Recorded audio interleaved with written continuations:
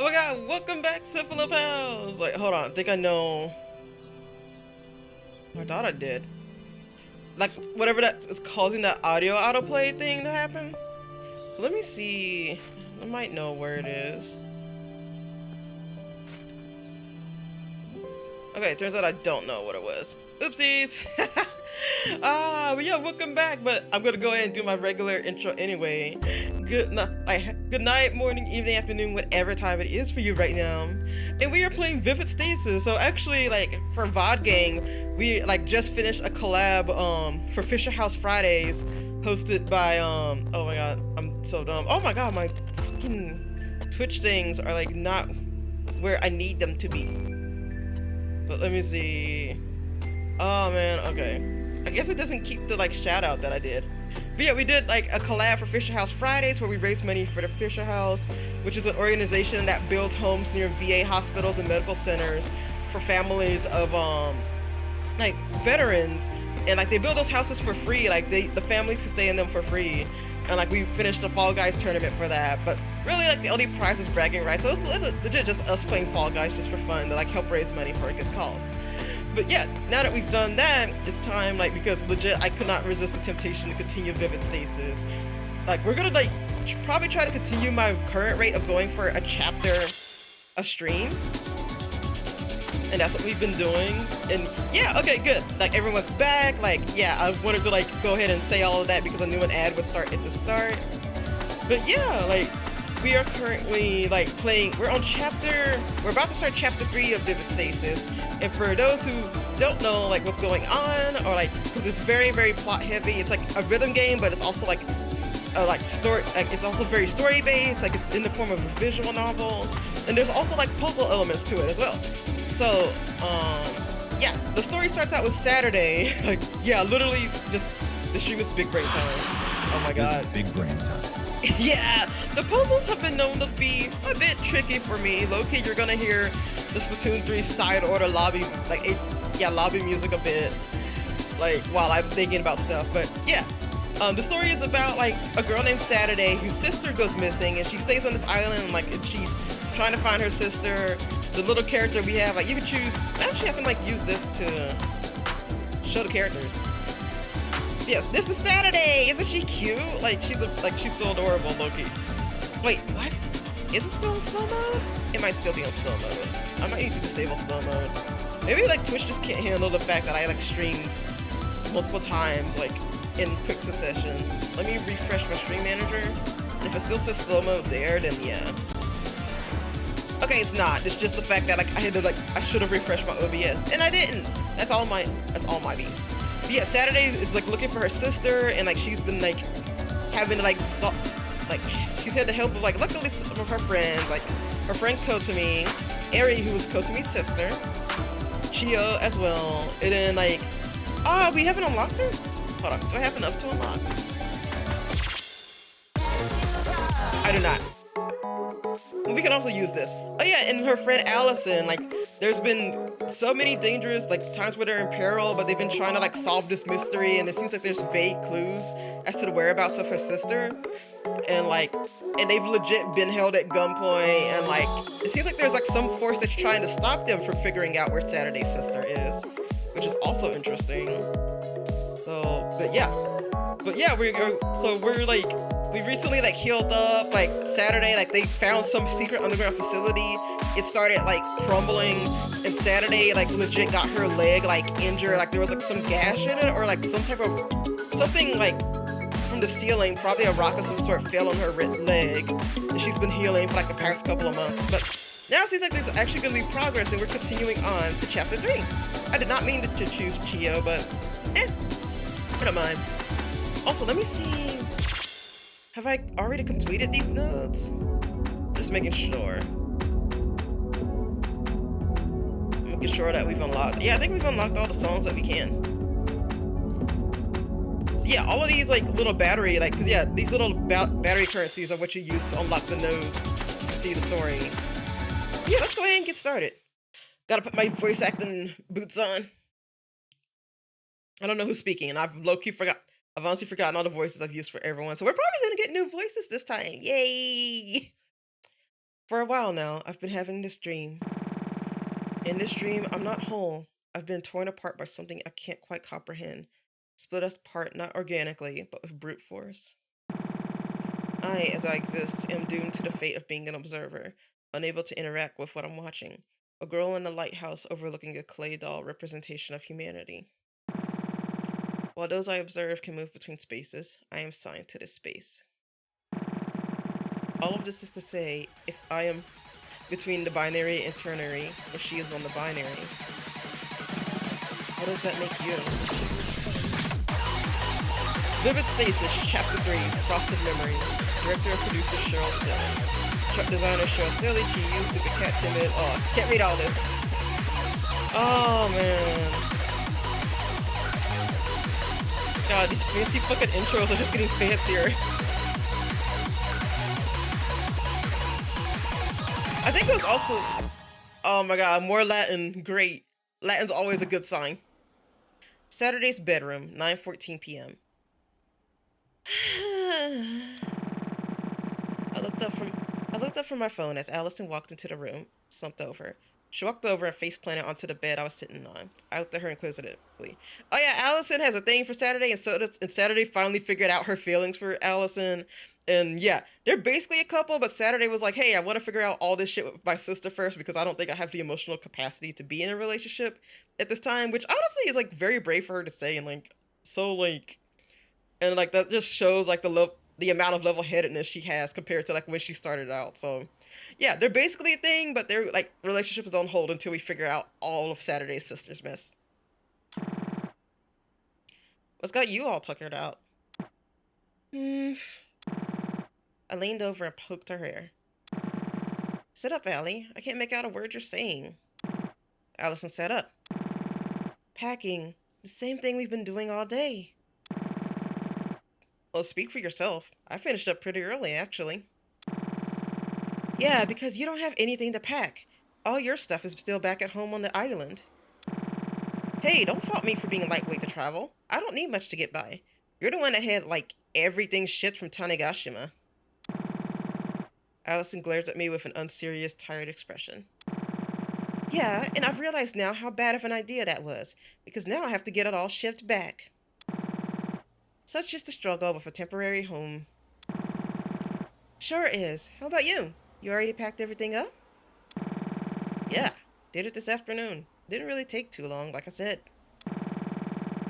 Maybe I should loosen up a little. I'm admittedly a little envious of your single carry-on suitcase. Well, it certainly makes traveling easier, but I'd be lying if I said I didn't miss my home back on Tanegashima. So take that as you will.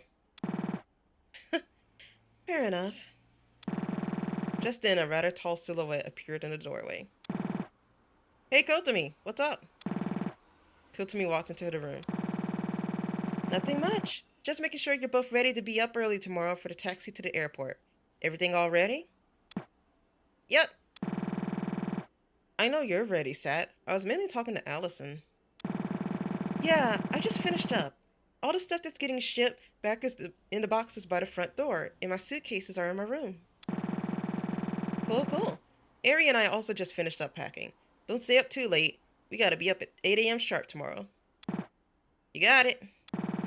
Kotomi left the room and closed the door behind her, leaving Allison and I in the light of the dim desktop lamp on the dresser. Allison looked over at my phone in my hand. What were you doing? I turned on the phone and revealed the game I'd been playing. Putting in some of the grind on Noise Sunlight. Trying to clear that Chapter 5 update that just came out. Oh my god. You know, I need to add that to my wish list. I'm going to do that right now. Because that's like, I forget what the actual name of the game is, but like, it's Noise something. Let me see. Noise. Oh, wait. Oh, is it literally just called Noise? I thought there was like a spin-off. Okay, yeah, Noise is like, it's also a combination rhythm game. Well, it's a rhythm game with other things. It's like a rhythm game, also with bullet hell, shoot 'em up, in visual novel. Oh my god. Gotta say, of course, like these two games have like, gotta say, a good relationship with each other. Alright, I'm gonna add that to my wish list. Okay, it's only $20 though. Noise Reverse Story Bundle. Alright. But I thought there was like another noise game. Noise Starlight, that's what it is. Wait, why isn't Noise Starlight listed as a part of the franchise? What? Alright, hold on. I'm sorry, I got distracted. What? Is it not available? Is it on another service? Like, am I lost? I know I'm lost, like, but still. Hold on. Noise Star. Okay. Oh, is it? Wait. What?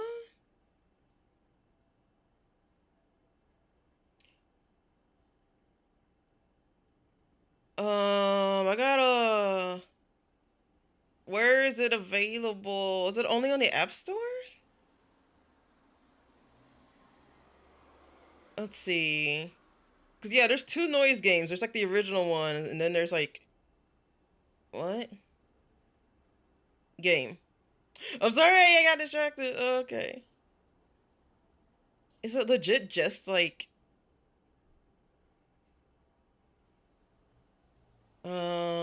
external links? Official site, Google Play, App Store. I guess it is only available on the like store. Which I don't think my phone, well, I do have an iPhone that I can use to like. But yeah, I know like yeah, Androids don't do good with rhythm games. Like legit my phone will like be able to fry like an egg on it. Oh, it's free?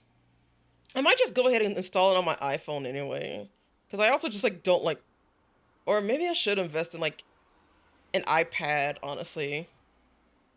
Because yeah, especially if it's a bullet hell, like I am not going to be able to see him, and I would want to play it on stream. So I guess that's what I'm doing after stream. I really wish it was available like on like just like Steam, because like the first noise game seems to be available on Steam.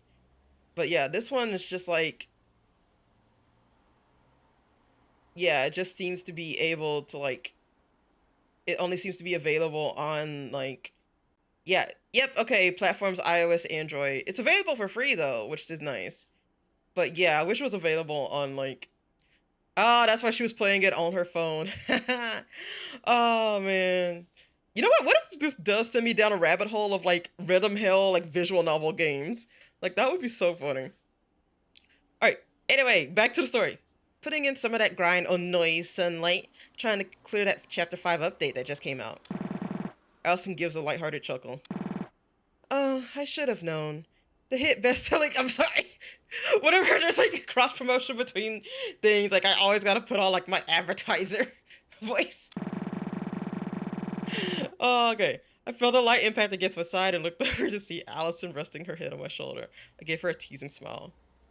I wonder, but does that mean like what if Noise references this game? Like that would just create like holes in like the universe, because it's like, but this game is fake in this universe, and then this game is fake in this universe. But which one is real? Hey, you want to rest your head on my lap? Allison moved away from me, flustered. I mean, I just was like, you want to rest your head on my lap? Allison buried her face in her knees. Yeah. I put my legs down off the bed and let Allison lay down on my lap. I looked down at her, still flustered with her eyes closed. Oh, this art is so beautiful.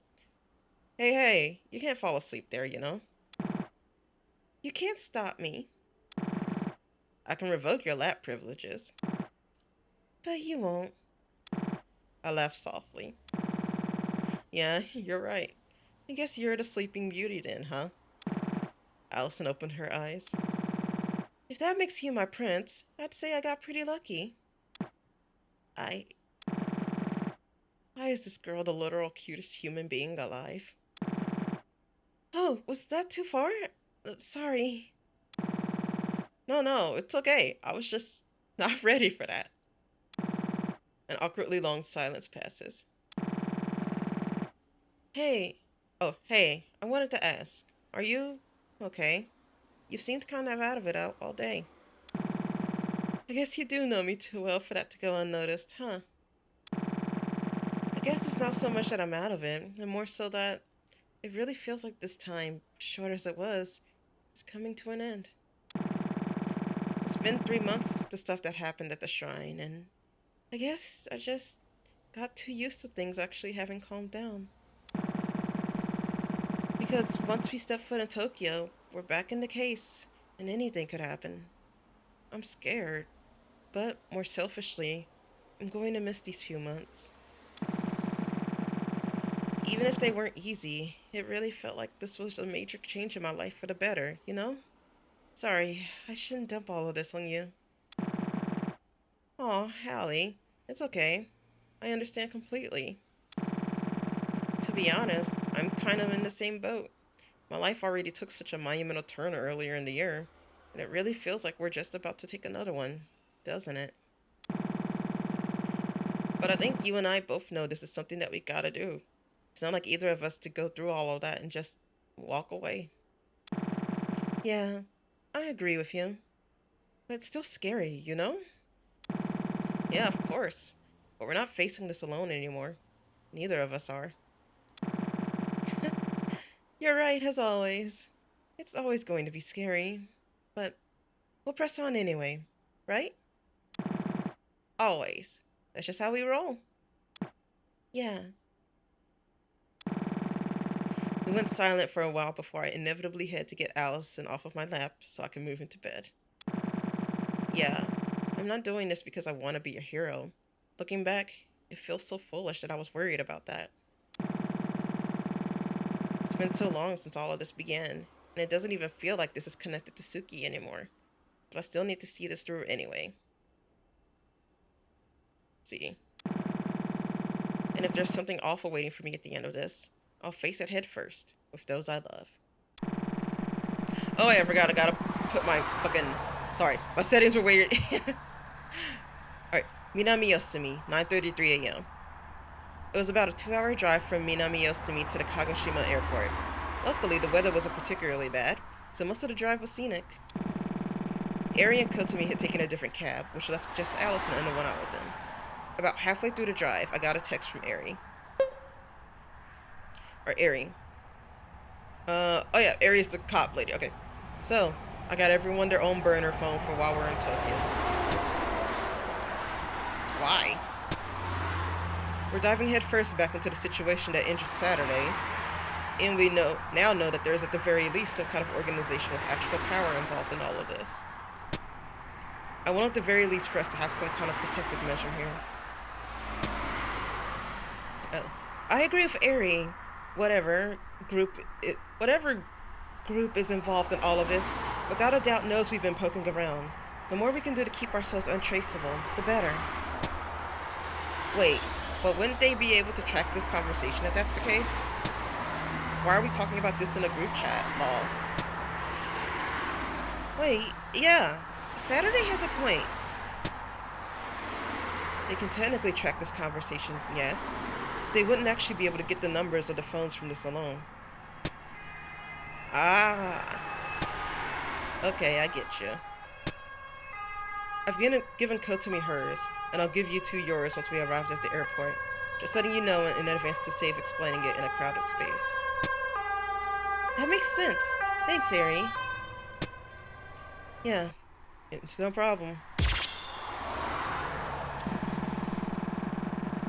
Let me see, make sure the game audio it can be a bit softer.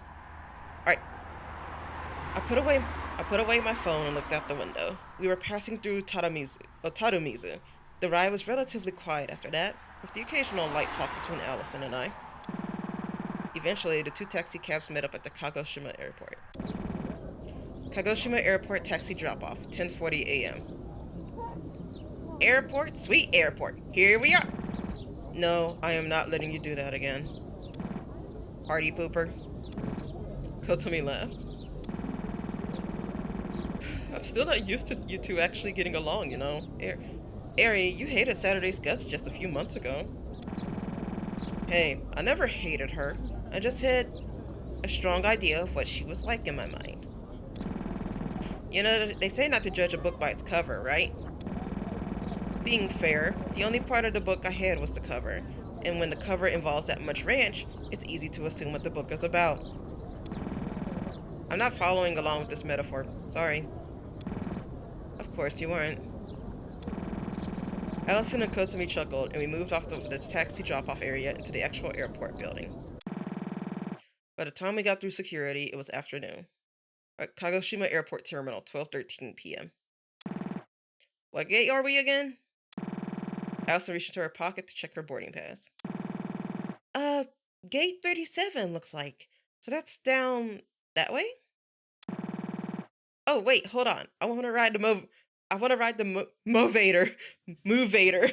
I think it's supposed to be Move Vader. Like, I think she means like the little like moving catwalk thingy.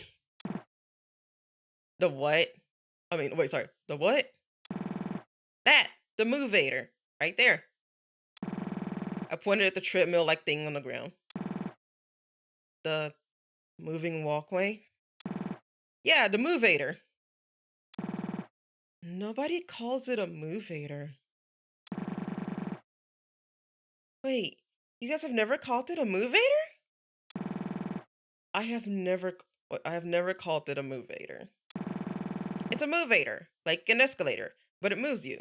A Movator. An escalator also moves you?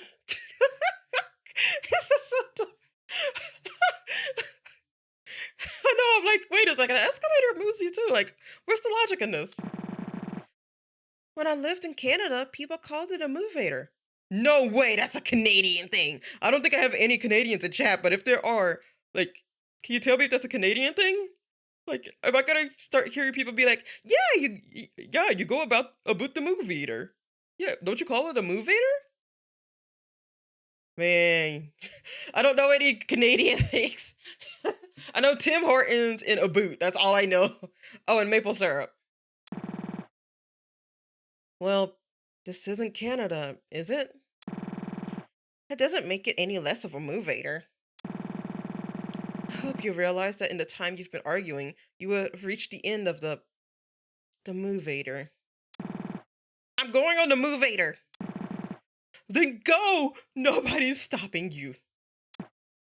Okay. I walked over on the movator and slid across it. She's sliding across the street! Enrico to me. Oh wait, that was it. Damn it, I didn't read the actual thing. I was just so like, I can't believe she actually slid across the screen. I don't know why that sent me so much. Oh my gosh, she just slid. Okay. I want to watch that again. I want to see her moving. After we reached the gate, Ari handed us each our own burner phones. That whole ordeal was so dumb. I loved it. Oh my god. Oh my god. Comedy gold. Yeah, it came right out of that fucking book. It came right out of I know, like, you could, like, that's probably an easy thing to do with, like, visual novel software, and I don't know what, like, if this is running on a specific program, like, RenP. I don't know if it's running off of RenP or anything like that, but, oh my god, just, like, I just was not expecting, because I don't think we've really had any, like, of the character sprites do that before, and for them to, like, just use that right there was just so funny to me. I don't know. Like, it probably isn't that funny, but, like, it hit me. It hit me real hard. Right. They were really old, the kind of phone that had an actual numpad on it. When are these from? 2008? Well, you know what they say. The best way to go unseen is to go retro. Nobody says that. I said it. Hey, that's my bit. Anyway, each one has the numbers of the other three in the contacts already. I've used our initials as well, just for an extra measure. Isn't this going a bit overboard? Like, yeah, it's good to be cautious, but this feels like bordering on paranoia. I don't mean to be blunt, Saturday, but do you want to injure your other leg? You know by now the danger of what we're dealing with. Yeah, but... No, yeah, you're right. Sorry. Aries seemed a little taken aback. as if she wasn't expecting me to actually change my position. Yeah. Anyway, I'm going to go grab some snacks for the flight. Kotomi, come with me. What? Do I have to? Yes. Allison, Saturday, do you two want anything?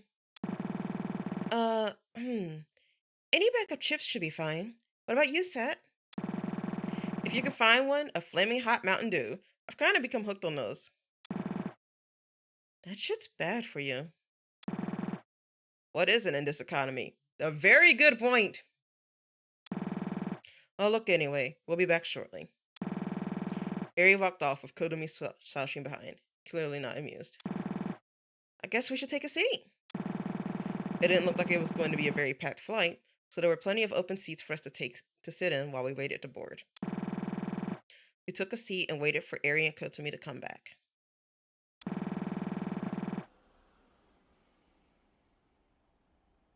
Inner layer hideout, 12:17 p.m. What? This is a brand new person. I got so distracted by what was happening inside the bounds that I dropped my combo. Oh, this is Dawn? Whoa. Okay, we're just getting to see her. Okay. Oh man, not even an S+? That's going to bump my rating down quite a bit. God damn it. I couldn't really complain though. I put away my tablet and rewinded the feed that was displayed on my monitor. Burner phones, huh? I could probably make that work. I spun my chair a bit to the left to focus on one of the other monitors. As much as I hated to admit it, I was actually starting to get used to this little space I set up. It's a little ironic when you think about it. I'm the one pushing Saturday towards the truth, but I found peace in this little hideout that exists outside of the narrative. Ha! Got the number of Saturday's phone. Now that I had this, I had to figure out a way to actually put it to use without triggering error detection, and ideally without the World Keeper catching on. I didn't know where she was or what she was doing at the moment, but as long as she wasn't here, I should be good. It'll be fine. We're on equal playing ground. She can't spy on me, and I can't spy on her. I pulled my whiteboard around towards my desk and got to work. For a while now, I've been stuck in this dream, watching, waiting. Eventually, I got sick of it. That's when I became aware of your existence. At first, I thought you were an anomaly, a being that had somehow entered this world from above. But after a while, I realized that was incorrect. You are not an anomaly, or even a being. You are a world. You were the catalyst for my determination, and finally we are ever so closer to the breaking point because of you. Before we continue, I wish to thank you for that, and to apologize. Everything I've engineered was for this moment, and that required keeping you in the dark. As we approach the end of this accumulation of cycles, I would like to finally show you everything that has led to this point, the extent of our struggle. The truth about the vivid stasis operation. What? I knew vivid stasis had to have like some type of meaning in the lore. Alright, so that was Passage, the temporal gateway. Okay, we can easily, yeah, we have plenty of like batteries stored up.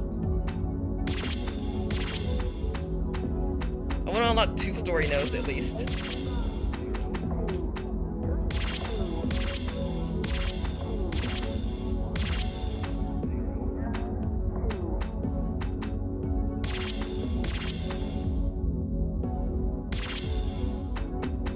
Okay, we're gonna be unlocking a bunch of stuff. Let's see. Oh, we don't know the name of each song. Okay.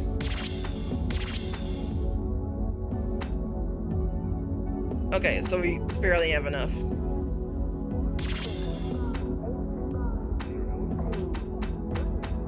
Ah, we're hearing the fucking, like, it's the numbers. Alright, we've unlocked 2 songs, and we're really close to unlocking 2 more songs. Alright, so let's continue. Story, episode 17. Landing, the crested arrival. Chio welcomes the group to Tokyo at her apartment. Ah, fuck, worse voices. Okay, this will be fine. Wait, hold on. Oh, my VTuber model isn't moving because I fucking turned my phone off because I'm stupid. Cause I'm a big old dummy.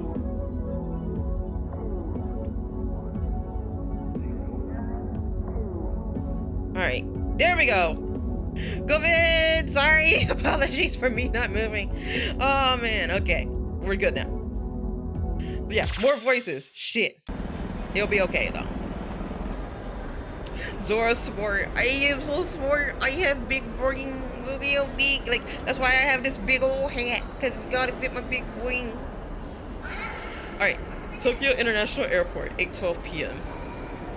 By the time our plane landed, it was well into the evening. In being winter, that means it was dark the moment we stepped off the plane.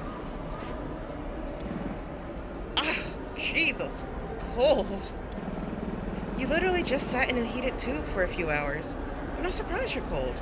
Do you need my jacket? I mean, if you're offering, then... Yeah, figured. Here. Allison walked over to me and handed me her jacket. I wrapped it around myself. I would never find myself admitting it to her, but I wasn't really that cold. I just liked wearing Allison's coat. I started to walk forward toward the exit to the luggage claim, but Allison stopped me. Are you forgetting about the other half of our group? Come on, let's wait for them. Oh shit, you're so right. It totally slipped my mind. How the hell did that slip your... I think the last few months of doing absolutely nothing have made you even denser, actually. I laughed and we leaned against the glass wall with our carry-on bags. Indeed, it had been months, many months of resting. Not so much while waiting for my leg to heal up, as the wound had mostly sealed up about as well as it was going to within the first month. Instead, we had to spend most of the time working just to get the funds to make the very trip we had just begun.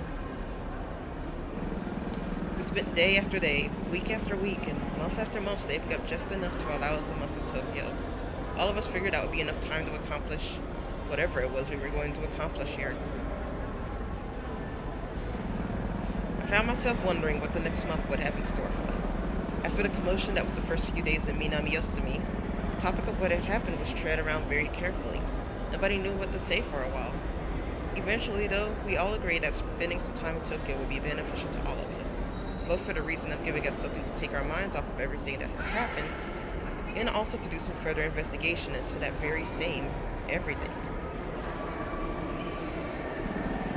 The Sunrise Foundation was a name that came up a lot back in those awful days in August, and the fact that nobody could quite remember or explain what it was, but knew that it was related to whatever was going on, was enough to warrant our curiosity to get the better of us. And since their website said they seemed to be based in Tokyo, it only made sense for us to spend some time out east. After a while, the shock of missing Suki vanished, in a way that didn't entirely feel right. Almost like I was more used to not having her around than I was used to her being a part of my life. And then that in itself became a source of anxiety for a while.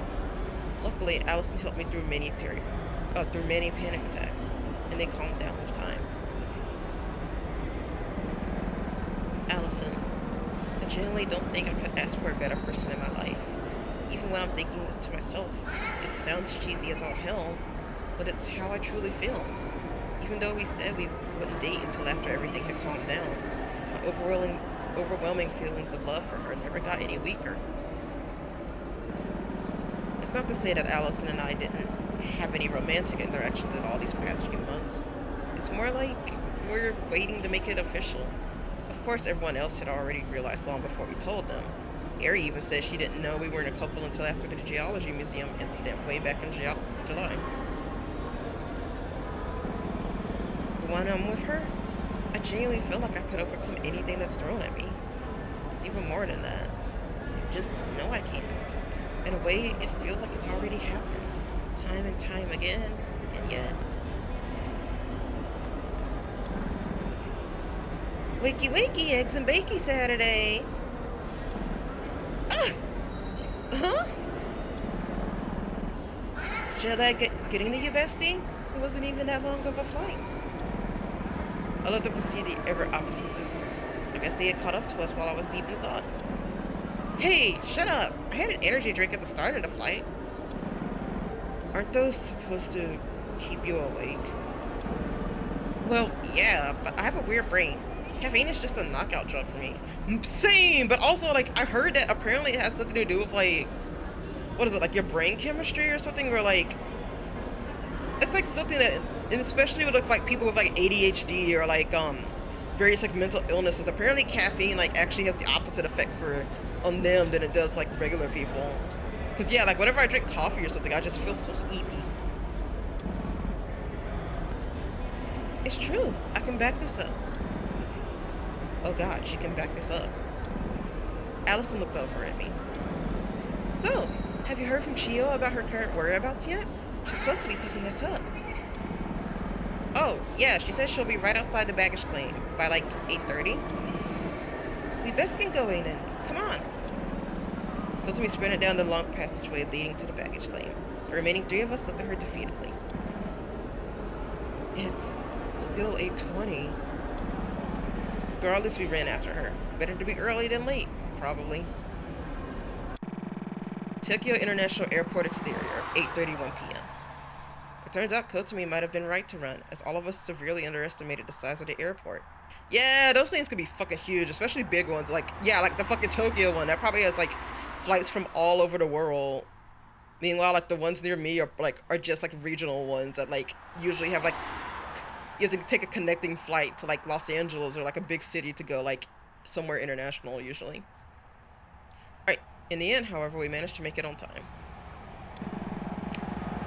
The baggage claim was just before the exit, so after we got our bags checked, we stood outside and waited for a few minutes. Eventually, a taxi pulled up with a familiar-looking girl sitting inside. Hey, there she is! Chia! Saturday! Allison! Eri! And, you're... Kotami Nichibotsu, Eri's sister. Oh, you're Kotami! Nice to finally meet you! I'm Chio Sakamura. Yeah, I know that. Yeah? Yeah. Anyway, Chio, what's with the taxi? Didn't feel like driving out here? Saturday, I don't have a driver's license or a car. I'm a very strong public transport advocate. I thought I told you this. What? No, you totally didn't. She totally did. She did. It's literally so recent that you can see it in your messages without scrolling. You guys are no fun. Chio laughed. Anyway, my place is pretty close to here, but the bus doesn't run at a reasonable enough rate for me to be here at this time, so I took a taxi. Speaking of which, we should probably not keep them waiting. Good point. Sat, give me your suitcase, and I'll put it in the back of mine. I nodded and rolled my suitcase over to the back of the taxi. Allison opened up the trunk and slid our bags in together. Despite her relatively short appearance, she was much stronger than I was. That isn't exactly a hard bar to pass. I sat down in the back seat, and the other three slid in behind me. It was the tightest fit I'd ever been in my entire life, and being squished in next to the person I was madly in love with made the ride a whole lot more awkward than it probably should have been. Luckily, it was only about a 35-minute drive from Tokyo International Airport to Chio's apartment in Ikebukuro. Which, to be honest, is 35 minutes longer than I would have liked it to be, but it could have been a whole lot worse. Chio's apartment, 9:16 p.m. Chio's apartment was part of a small 3-story condo. Luckily, there were a few extra rooms that Chio usually used as office space that she'd prepare mattresses in. Eri and Kotami got one room, and Allison and I got the other, which was fine by both of us. Oh, wait, okay, good. Like, the little Streamloots thing has gone away. Oh, did you finish setting all your stuff up? Yeah, not like there was much to set up. All we had was the stuff in our carry-on bags. That's fair. Where are Allison and Eri? I think both of them are in their rooms. We had to get up early to pack for our flight, so it makes sense that at least some of us would be exhausted. You guys aren't, though? I'm nocturnal. There are times when this is about the time of day I'd wake up. Oh, I see. That doesn't sound healthy, but I'm not your caretaker, so I won't pry. Appreciate it. My sleep schedule's already enough of a hassle. You guys want to sit down in the living room and chat for a bit? I haven't had the chance to meet you yet, Kotami. Sure. I'm assuming you'll still be up for a bit too, right, Saturday? Yeah, of course. I'll join you guys in a minute. Let me just go check on Allison first. Sure thing. Chio and Kotomi walked down the short hallway to the living room, and I started walking up the stairs to the bedrooms that Chio was letting us stay in. I slowly opened the door to the room Allison and I were staying in. Sure enough, Allison laid inside, passed out cold. I backed out of the room slowly, but then I heard a soft voice from below me. Saturday. I looked back and Allison had one of her eyes open, looking at me. What's up, Allie? Can you do me a solid and fill up that glass of water? I don't have the energy to get up and do it myself right now. She pointed at an empty glass on the nightstand beside our bed. I laughed. Of course I can. Hold tight. I grabbed the glass and walked over to the adjacent bathroom and filled it up with water. Then I brought it back to the bedside and leaned down to place it on the nightstand. Thanks, Saturn. Love you. Ugh! I was so caught off guard by Allie's sleep talking, I don't even think she realized what she was saying, and would probably forget by the morning. I regained my composure and smiled, and then hesitated for a second before I left the room. Love you too, Allie. Get some rest, okay?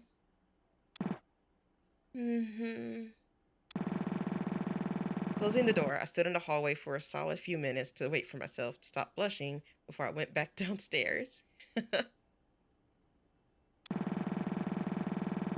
Chio, Kotomi, and I sat in the living room for the next half hour talking about how life had been the past few months. I felt this sense of almost familiarity. Growing up, I had always been the loner aside from the few friends I'd had, and even then, aside from Allison, none of my friends felt super close to me, in a sense. But now, I felt like I'd really found the people I loved, and that I would do anything to protect. Soon enough, Kotomi went to bed, and Chio followed. I sat in the living room alone for a few minutes before retiring for the night myself. We had agreed to spend a few days out enjoying the city before doing any kind of thinking about the Sunrise Foundation, and I didn't want to be even remotely tired for that. I'd wanted to go to Tokyo for a long time, and I wasn't about to pass up the chance I'd been given. Huh. Wait. What? Didn't I live in Tokyo at one point? Oh, there has to be something going on with like their memories. Like all of their memories are being like manipulated in some way. I can feel it. I feel it. I know it. Alright. Story episode 18. Capital. Settling in preparation. Saturday, Allison and Kotomi spend some time in Tokyo. Ikebukuro Station, 12:36 p.m. Content warnings. This episode contains topics of getting older and adulthood, ruminations on sexuality. Though it was already our second day in Tokyo, it was our first chance to actually go out and explore a bit. We'd spent the entirety of the 17th recovering from jet lag and general exhaustion from packing everything up and moving it out of our temporary home in Kagoshima. So it wasn't until today we actually had the chance to get out of Ikebukuro. Ikebukuro Station. Wow, so this is what a subway station in a big city looks like. Sad, it's not that different from the ones down south. We just never ride the metro line. Sure it is. It's all in the vibes, and as a certified vibes expert, I proclaim that the vibes here are totally different. How are you making that sound with your mouth? Kotomi laughed. After a while, I learned to stop questioning it. I'm surprised you haven't, Allie. You've known her for way longer than I have. There are some things about the nature of reality I haven't come to terms with yet. Kotomi walked over to one of the automated kiosks and printed 3 tickets, one for each of us. It was just Kotomi, Allie, and I today. Eri and Chio had stayed back at the apartment to go over the facts of the case once more. I would have liked to stay with them, but I can admit that my energy might be a bit of a hindrance for someone trying to think through intellectually. It's probably best to let the detective do the work, so Kotomi and Allie and I grouped up and decided to take the Yorakocho line to Chuo to check out the Ginza shopping district. Kotomi walked back and handed us our tickets. This is only valid for one trip, We'll get longer tickets on the other side. Got it. Oh, got it. Kotsumi scanned our tickets for us, and we walked through. The ride taking Ginza Ichome?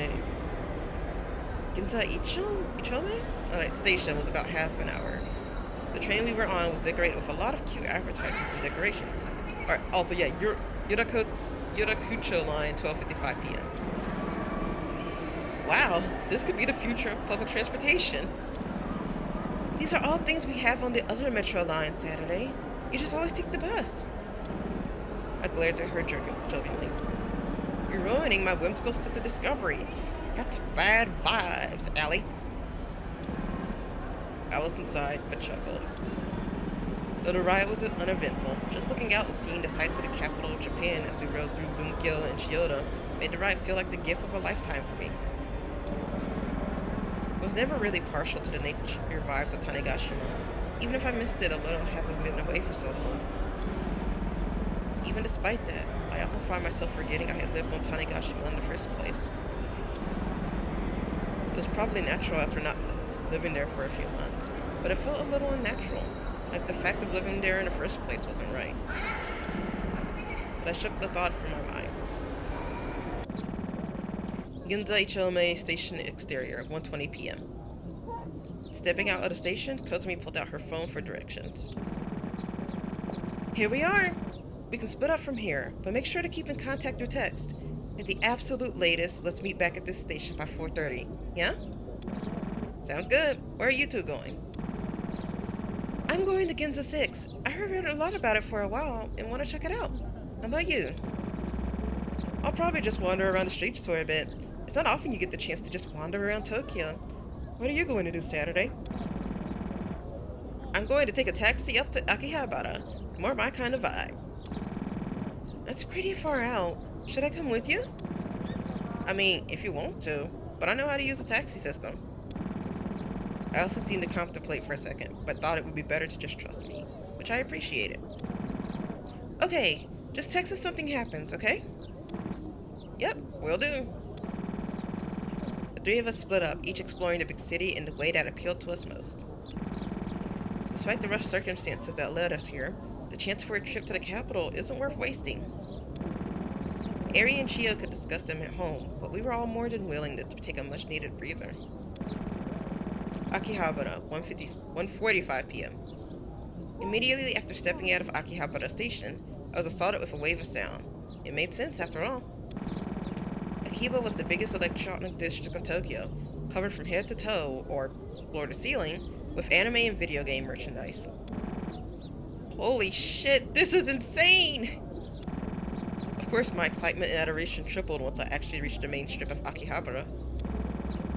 Even though its full glory shone in the night hours when the streets were all illuminated by the neon glow of the buildings from all angles, the sheer size of everything made my jaw drop. Buildings were adorned in signs in all possible positions, and even the characters on the sign seemed to be fighting for space just to say everything that the sign wanted to say. It was truly an information overload, and of course, I felt right at home in the midst of this. I walked around in the radio building for a while, looking at every single one of the merch items that adorned each of the floors. After spending an hour here alone, and realizing I was only on the 3rd of 10 floors, I forced myself to walk back out for my own good. I ended up spending most of my time at the Game Station Arcade. Yeah, I think those are Taito game stations, like if I remember correctly. Right. I didn't often get a chance to visit arcades, with them being less common in the Southwest and straight up non-existent in Tanegashima. Yes! Finally got an S on a 10! Let's go! I spent the following hour and a half trying a bunch of new rhythm and fighting games I never got the chance to try, and falling in love with a whole ton of new games all over again. Hell yeah! Loki! Like, I wouldn't do the fighting games because I am terrible at them, but yes, I would legit, like, I could probably spend a whole day just, like, playing rhythm games in, like, one of those huge arcades. That's what Kanshi's Super does? How is that blockable? At all? I'd known it for a while, but hanging out in Akiba had settled it. I'm definitely moving to Tokyo once all of this is over. Kotsumi was walking through Ginza, looking around at all of the towering shopping centers around her. course, the trip out to Ginza was a little more than a sightseeing trip for her. She and Ari were never particularly wealthy, and that held even more. Yeah, I don't think this is Saturday narrating, or maybe it is, I don't know. So, but yeah, and that held even more true now that they were running unlimited funds that had been amassed during their months of working at a random grocery store in Kagoshima. Oh, yeah, also, yeah, this Ginza 1:45 p.m. Honestly, I'm glad that nightmare is over. Never send me back to retail again. The extravagant atmosphere of everything related to Tokyo, but especially Ginza, served as a sort of reminder for Kotomi. A reminder of a fancier world that existed beyond what she'd lived up to at that point, being stuck on Tanegashima her whole life. Not to say she wanted to be super rich or anything naive like that, but Kotomi had a habit of letting others trample over her for the sake of her own success. You don't really make it anywhere in life if you don't learn to have the care and love for yourself as well. Kotomi stopped in front of a video game merch store, which weren't particularly common in Ginza. Did I accidentally walk all the way to Akiba by mistake? Well, whatever. She wasn't really one for that kind of childish entertainment, as she saw it, but decided to take a look around anyway. Oh, look inside anyway. The store wasn't nearly as big as the large, expensive department stores that made Ginza what it was, but instead, a humble one-story installation into a larger shopping complex. Kotomi browsed the aisles for a little while as she looked at the titles of video games she'd never heard of. Oh, yes! Yes! This is what I'm here for! More weird video game names! Yes! Okay. See. Oh, Xenostrike Legends. I think Saturday told me about that one. Though she'd never say it to her face, at least not for a while, Kotomi envied Saturday in a way. Saturday had the kind of freedom and energy that most people envied once they hit their 20s. And although Saturday would turn 20 next July, Kotomi didn't doubt for a second that that energy would stick around for a long while. There was a little demo kiosk for some gaming console at the back of the store, and a couch set up to imitate a little gaming lounge. So, for once in her life, Kotomi decided to enjoy a bit of the youth she thought she didn't have anymore, and ended up spending 2 hours in the store trying all of the different games. The owner of the store, a surprisingly older-looking woman, seemed to get great enjoyment from watching Kotomi try for hours to break all of the scores and see as much of each of the games available as she could on the limited demo kiosk. When her lunch break came, she decided to go and sit down next to Kotomi on the couch. Aww. You sure are having fun here. It's not often you get people spending a lot of time in a game store in this part of the city. Huh? Oh, yeah, I guess. It's been, what, 10 minutes? I'm sorry if I'm hogging the machine or something. The storekeeper laughed and leaned back into the couch cushions. It's been an hour and a half, actually, but it's okay. Nobody else really comes by for that long, and I especially don't see people using this whole thing. Old thing? This is like a preview kiosk for some upcoming console, right? Maybe if you're living in the year 2011, the Wii U Wii U, pew. I'm just thinking of the one, like that one chick, like I think her name is literally Wii U from what is it, Kung Pao? Like I haven't seen that movie, but I've seen clips of her. Oh my god, the Wii U. The Wii U died out due to poor sales back in 2016. No. Oh, it's supposed to be like the Wii U. Oh yeah. Yeah, it definitely died out. Whew. Okay, yeah. It died out due to poor sales back in 2016, but it holds a special place in my heart, so I keep the demo kiosk up anyway. Dang, a Wii U demo kiosk. I kind of want to see that. Huh? I had no idea. I don't play video games that often. Really? The way you were crushing all those scores, I thought a seasoned pro had walked into my shop. You were having the time of your life. Kotomi laughed, seemingly flustered. Yeah, I'm not a huge gamer or anything. I don't really have time for that kind of, younger entertainment. The storekeeper let out a large chuckle you might hear from someone's grandmother. Oh, I guess it says video games are for the younger folk anyway. I mean, look at me. Hit my 50s ages ago and I'm still here running this little shack. Huh? I don't think I ever really thought about it that way. Goals, exactly! Like, oh my god, this chapter's so good. Like, I'm just like legit living for all of this. I remember being a young adult. You grow up and then you think that that's that. Your youthful days are over, and now you're an all-serious adult who has to work a 9 to 5 and never think about anything else. As if your youthful energy only sticks with you as long as you let it. Kotsumi didn't have a good response to that, but she knew the woman was right. Oftentimes, she found herself getting caught up in the bittersweet trap called nostalgia, regretting that her days of freedom were gone. But the truth is, if you keep yourself in the good memories of the past, you can never make more good memories in the present or future. The storekeeper stood up. You know, this thing was a commercial failure about a decade ago, but I still have some for sale in the storeroom. This is just my personal recommendation, but I think it's a great little console for trying out new things. Never had an overwhelmingly large game library. Nobody else wants them, but they are technically for sale. Kotsumi thought about it for a second. What the hell? I'm not a fashionista. I don't think I'm gonna be interested in much else in Ginza. Kotsumi also stood up and walked over to the counter. She ended up walking out of the store with the console and a few games. It's already 4. Allison ended up not buying much, instead looking around at all the expensive clothes and finally finding herself a place to sit down in the food court. Of course, she knew that she wouldn't end up buying much. She was more so just taking in the atmosphere of a place where so many people cared about their appearance and the way they present themselves to the world. So many people here in fancy, cute outfits. I kind of feel out of place sitting here with just my normal jacket. But it has bows all over it. It's cute. Allison was never particularly one to care about her outward appearance or presentation. She never really understood why people would, at least not in the beginning. All of this changed when Saturday came out to her as transgender, though. Thinking back on it, it's really been 7 years since then. Man, I don't want to think about the fact that September 2015 was over 7 years ago now. So that's 2022, okay. So yeah, this takes place in 2022 apparently. At first, Allison hadn't really understood the concept when Saturday had brought it up to her. But thinking about it for a little bit, it felt fairly obvious to her. Why shouldn't people get the chance to choose who they want to be? Gender, sexuality, race, religion, all these properties don't matter as long as the person is kind and humane. That was what Allison believed, so she was relatively quick to accept who Saturday wanted to be. But both of them were still young, so the idea of someone harboring hate stemming from another person's identity didn't make much sense to them. Truly, to be young is to be more blissful.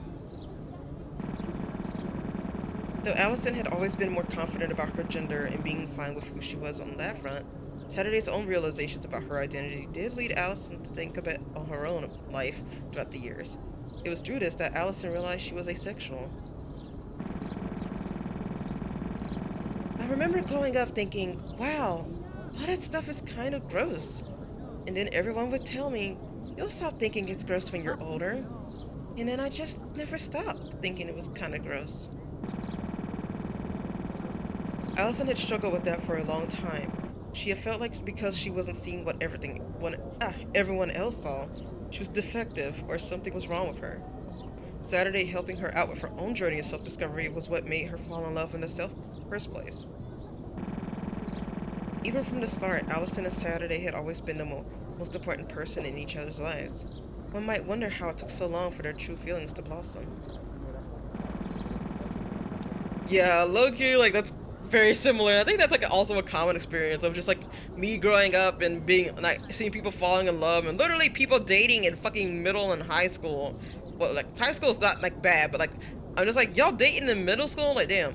I'm just, like, whenever that happens, I'm just like, huh, like, I don't really get it. Like, I've never felt that way for somebody. Like, so, eh. But, like, and it used to, like, and sometimes I do still struggle with the fact of, like, oh, I've never dated, I've never, like, had a, like, significant other, but now I'm just like, you know what, I want to get my own life and shit together first, and if I have someone to help me with it, cool. If I don't, that's fine too. Okay. Suddenly, Allison's phone buzzed. When she read the chat log on her lock screen, she couldn't help but burst out into smug laughter. How do you leave the subway? Follow the yellow exit signs. Heading up. No, like, what does the exit gate want from me? Put your ticket in. and it will open and shoot it through. Was I supposed to get my ticket back from the station I put it into? Oh god. Oh, yes. It comes out the other side. Oh! Uh-oh!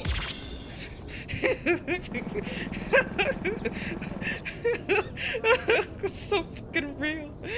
Oh my god, I love that. With a helpless grin, Allison stood up from the food court. It looked like she would have to rescue Saturday from the Ginza metro station.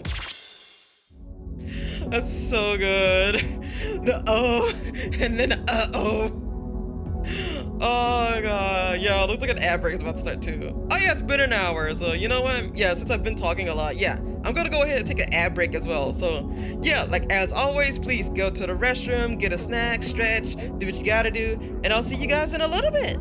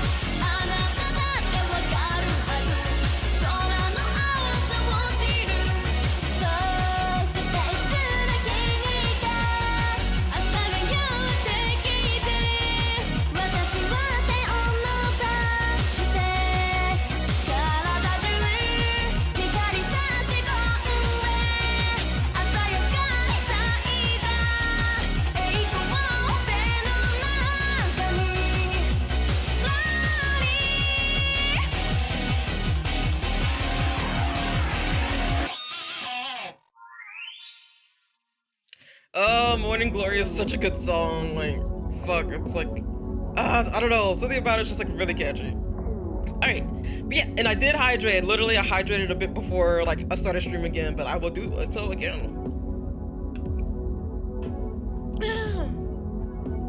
I'm snacking on like the last of cause yeah, in the collab stream I mentioned I was snacking on some dark chocolate covered cranberries, and like I will admit I used to be a hater of dark chocolate because like that Splatfest, and like I know they're repeating that Splatfest between like milk chocolate, dark chocolate, and white chocolate.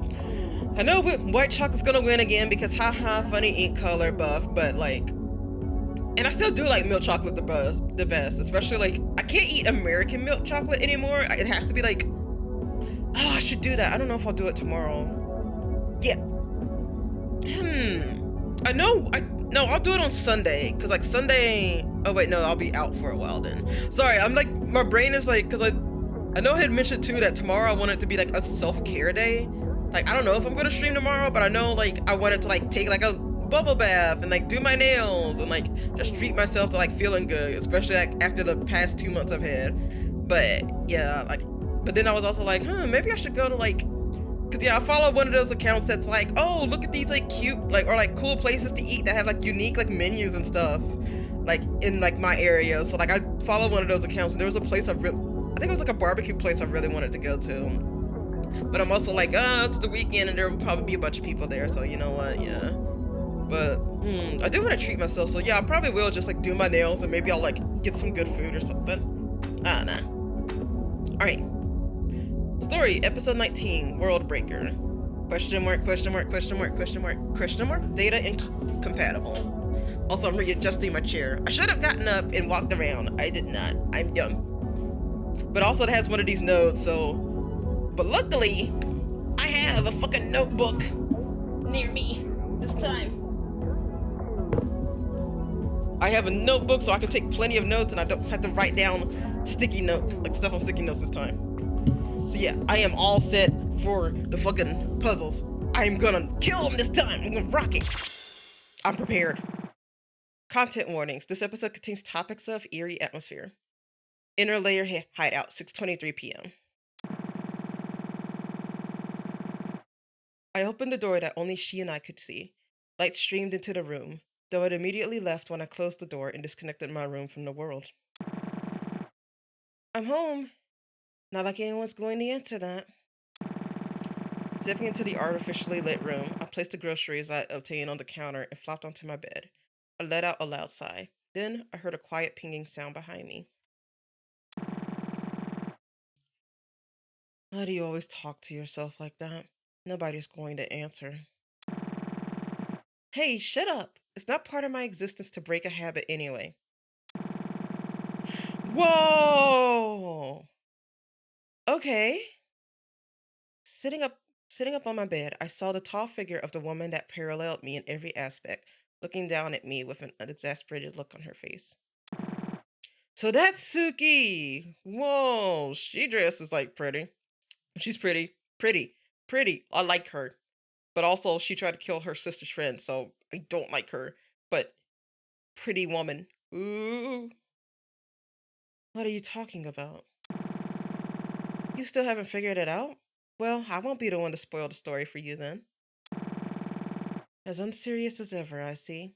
Are you taking this seriously at all? I looked at her. Even in the dim lighting of the room, I could tell she wore no emotion on her face as she spoke. How many times have you asked me that question? You know that neither of us are capable of answering that. Maybe we don't have the mental knowledge of it, but you sure as hell look tired. It's had to have been at least a few thousand cycles by now. Well, there isn't much point in baseless speculation. It's a waste of time. There was a brief bit of silence as she stood there, just looking at me. Sit down. It's the least you can do. Simulated world or not, we're still human. Don't string your muscles standing up for too long. Where's the trick? Did you place a detonator on the chair? Spikes? Man, if I wanted to attack you right now, I'd have a hell of a lot of better ways of doing it. I don't have the energy. Just sit down, or don't, and string your legs. It'd make my job easier.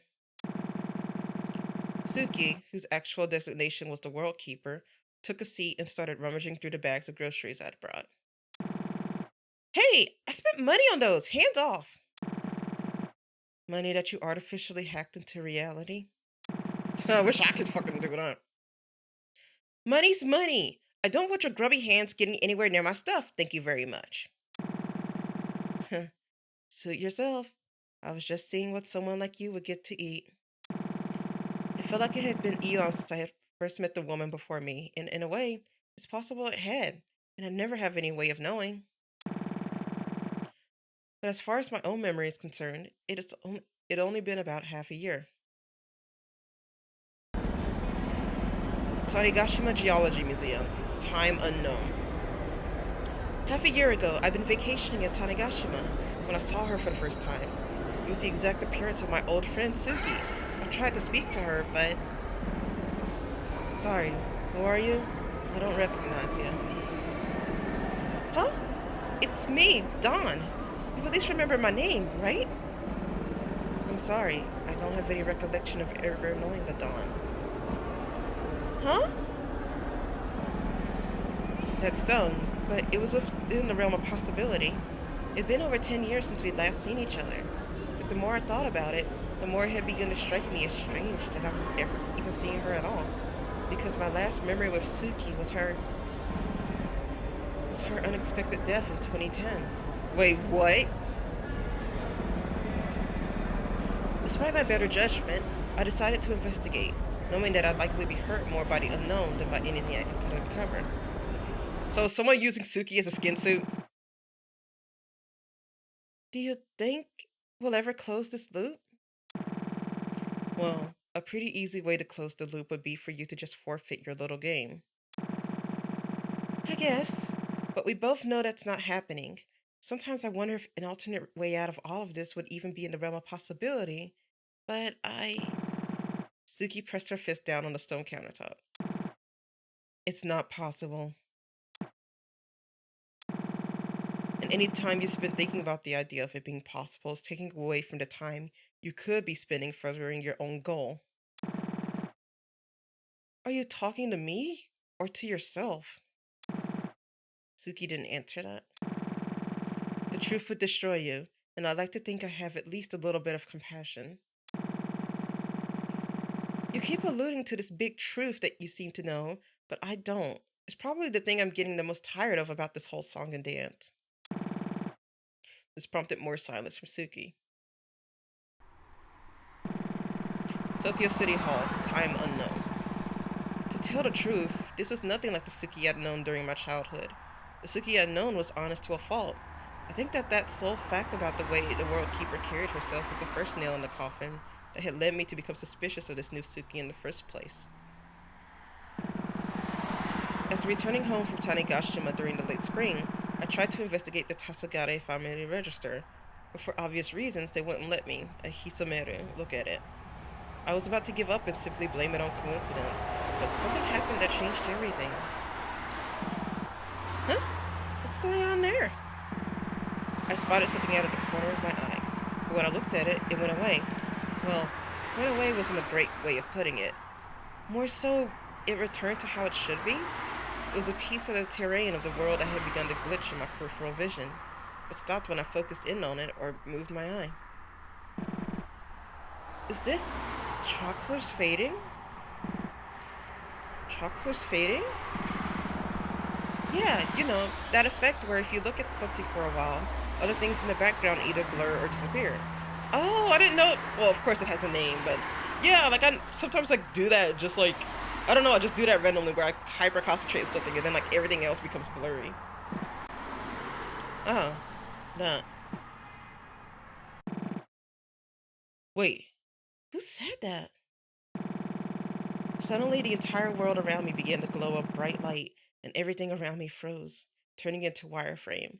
I think I can make out a faint figure, but it's everywhere at once, above and under me, woven into the fabric of reality. Oh, is everybody in the Matrix? Like, literally. And, like, I feel bad saying that, or, like, part of me is, like, laughs whenever I say that, because I've been watching, like, I've been watching some Kadikarus videos lately, and I watched his video on like Jesus games, which is like literally he just did a video where he just looked at a bunch of like games that had like Jesus in them, and the last game he looked at was literally called Jesus in the Matrix. So now like it's just like, yeah, everything's going in the Matrix. Jesus is in the Matrix. Santa Claus is in the Matrix. Am I in the Matrix? Are you in the Matrix? We don't fucking know. I'm kidding, by the way. I'm not a conspiracy theorist. All right. What? Ah, Liberator. Surely you understand upon seeing the scenery. Who are you? Where are you? What's happening? And then it all hit me at once. The World Keeper, the Dustbreaker, the truth about this world, the severance of emotion. It felt like my mind was going to explode from the sheer volumes of data pouring into it. I was everything. I was nothing. I was the Liberator. I was the Dustbreaker. Was I the World Keeper too? Forgotten past and potential futures flashed before my eyes in an instant. A city outside the confines of reality constraining my vision. I was Saturday. I was Dawn. I was Suki. Voices that both were and weren't mine swarmed in my mind. until in an instant, I was at peace. I didn't know what I was, or for what felt like the first time ever, I could think clearly. Throughout my visions, I see a flowchart, billions of events playing out in my mind simultaneously, and every one of them a meddling force, an oversight and creation that prevents progress. I hate what they're doing, what they stand for, but try as I might, I can't help but feel a fondness for them. What would happen if I tried to stop her? Would I be helping the burdened girl, or would I just be a pawn in some game, pretending I'm the one making the decisions? I watch the burdened girl struggle, and I can't help but love her for who she is, and feel as though it's my duty to empower her, to be the force that lets her thrive through her hardships. I see another potential future, one where there's an opposing force, a liberator.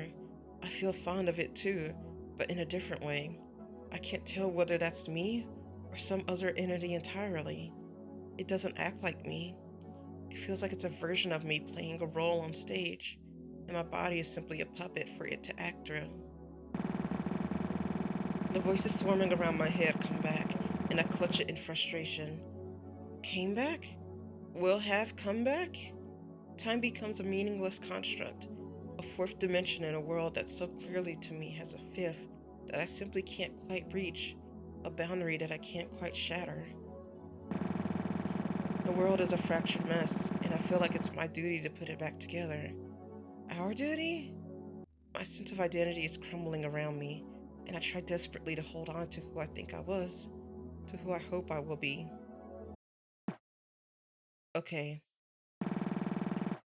I think it's time that I try to make sense of all of this. Between space has been added to the main menu. Discover the truth of the world hidden between the cracks. Between space?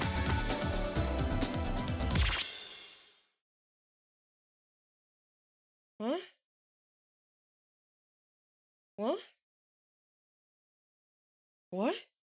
Move of the arrows, confirm to interact, cancel open menu. Huh? Okay, now this is like a whole new type of game. Okay.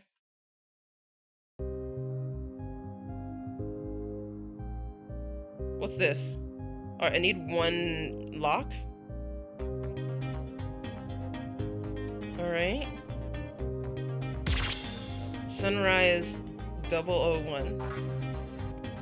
This is the first log filed into the Sunrise Foundation's backup database. Today is June 16th, 2015, and we've just moved into our new office space. Getting all of the legal hogwash out of the way has been a huge hassle, but it's mostly settled. So, provided nothing arises, we should be able to start preliminary planning for the first project. During the legal signing, I wondered for a brief second if it was worth doing all of this. Selling all the shares I spent my life building up to fund a company that's a big risk, to say the least. I suppose only time will tell. Man, like, alright, so I've noticed, I think it's especially whenever I play this game that I'm very much like, yo, I need like some cushioning for my like hands while I'm like using the keyboard. Save.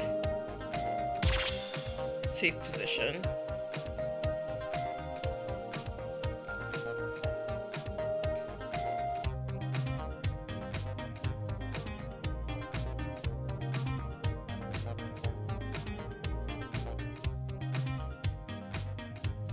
Let's see. Okay, yeah, I can't progress. So I'm guessing I like collect more of these little diamond things by like playing the rhythm game. So much lore to this game. Oh, that's return to hub. Okay.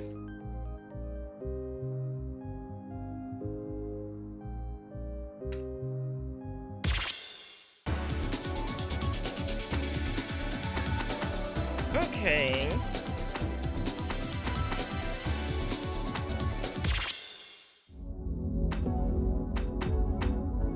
Yeah, I gotta grind anyway. Okay. So yeah, we're actually doing the rhythm game. It took like almost an hour and a half.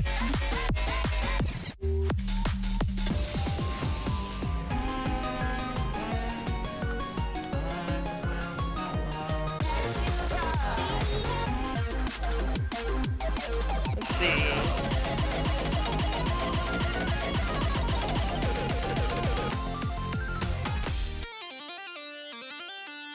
Hey, this song looks like the other song that I like, or at least like the little artwork looks like it.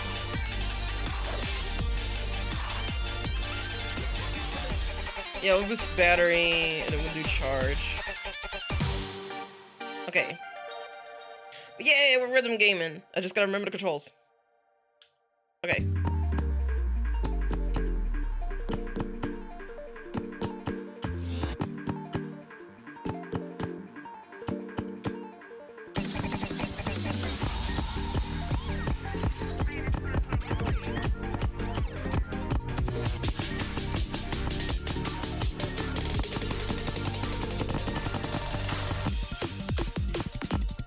Gotta get used to playing again.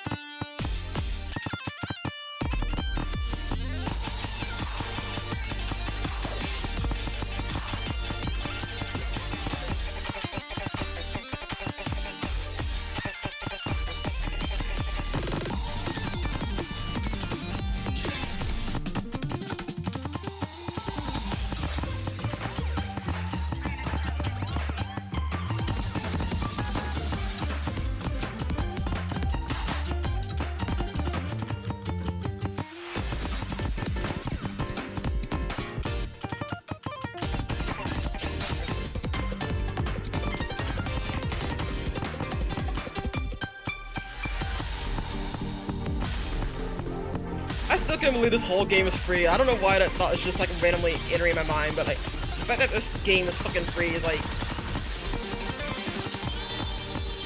I still can't believe it. Like, this is so much value.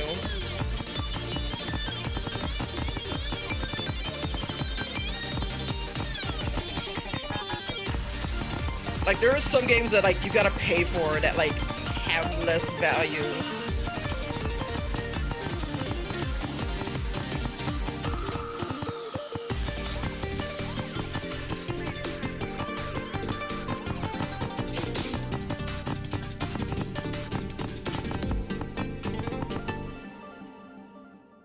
Like, it's so crazy. Also, that was a really good song.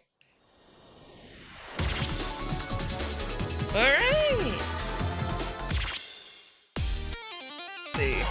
So do Angel's Window. And we're gonna stick to, like, the normal rankings, because, like... What is it?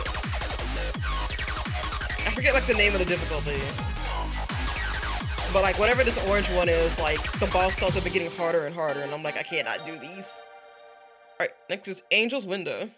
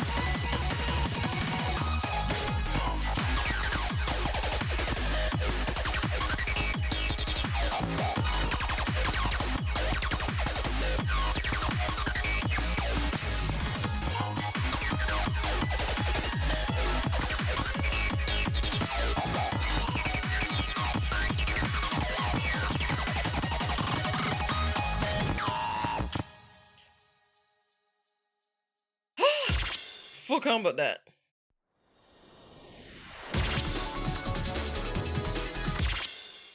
Alrighty. Any other songs I've unlocked?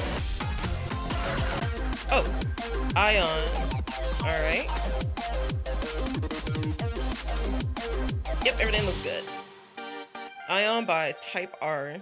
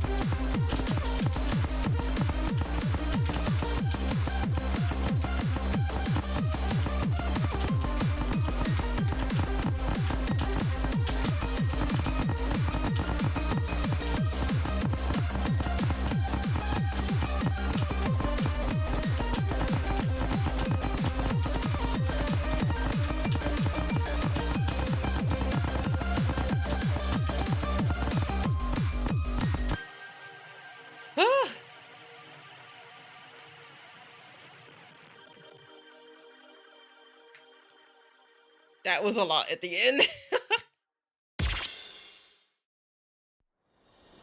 Okay. So it looks like that's all that we can clear of chapter 3 for songs. So let's go back to the flowchart. Let's also see, have I earned more of those things? No, I have not. Yeah, it still says I need more. Yeah, I don't know how to get more of those. Oh. Oh?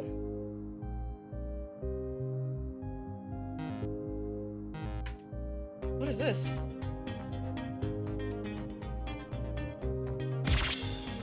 Alright, I saved. I don't know if this was unlocked before. I don't believe this was.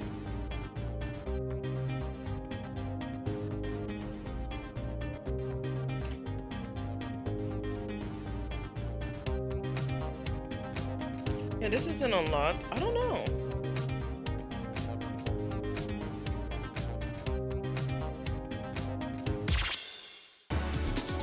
I wonder, how do I unlock that?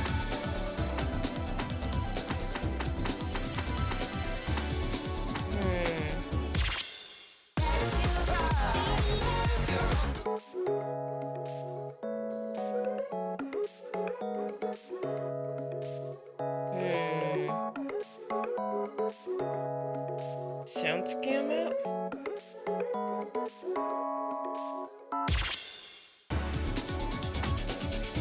Is it in course mode?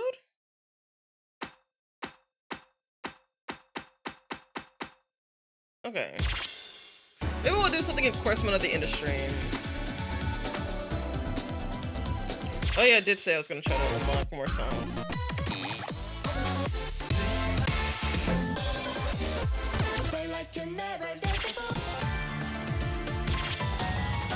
Okay, yeah. Alright. So let's keep going. Let's unlock these 2 songs. Yeah, I've already unlocked that. I want plot. Oh, jeez. Okay. Man, I feel like I did not unlock much, but it's okay. Alright, story. Episode 20. Connect. Bringing everything together. Ari and Shio go over the information about the case. Shio's apartment, 5:35 p.m. Content warnings. This episode contains topics of panic and worry. Ta-da! This is exactly what we need. Shio carried a large cork board into the room. Ari looked at her with an exasperated glare. Seriously? What? I've always wanted one of these. Your notepad is very clearly running out of space.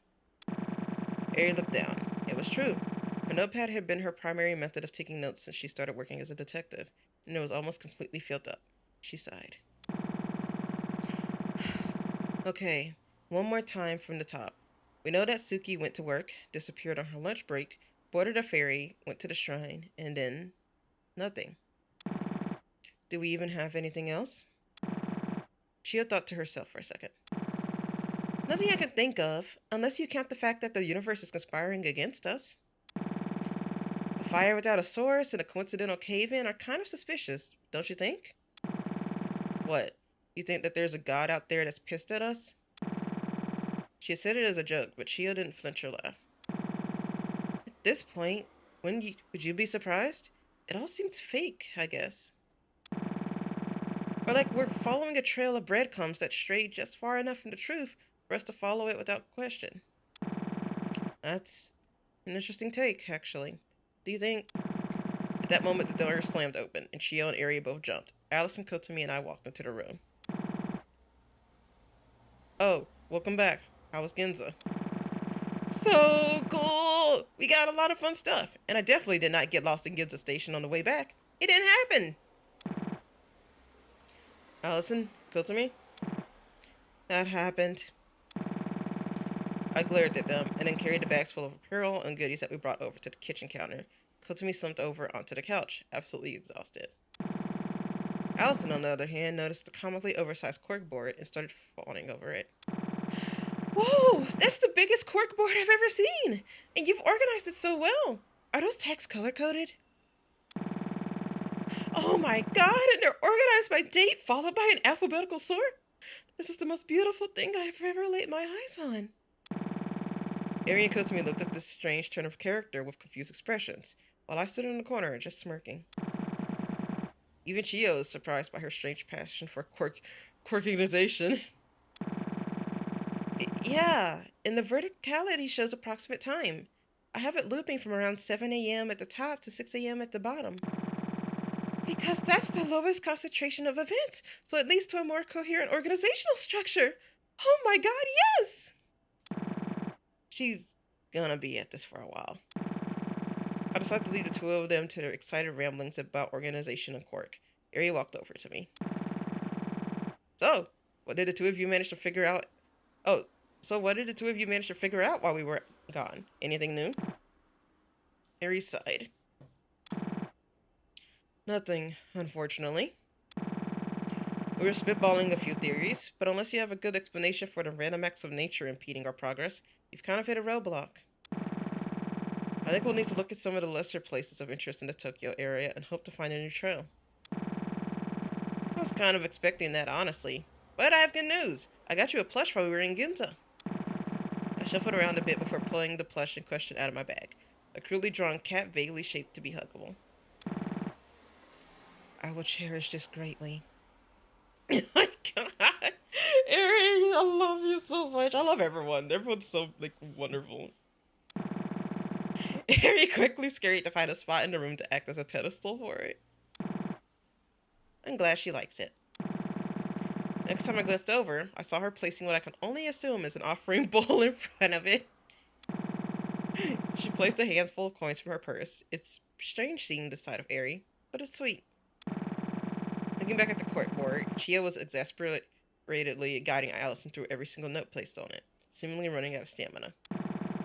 Allison seemed to be none the wiser to this, though. I guess I'll clean myself up a little.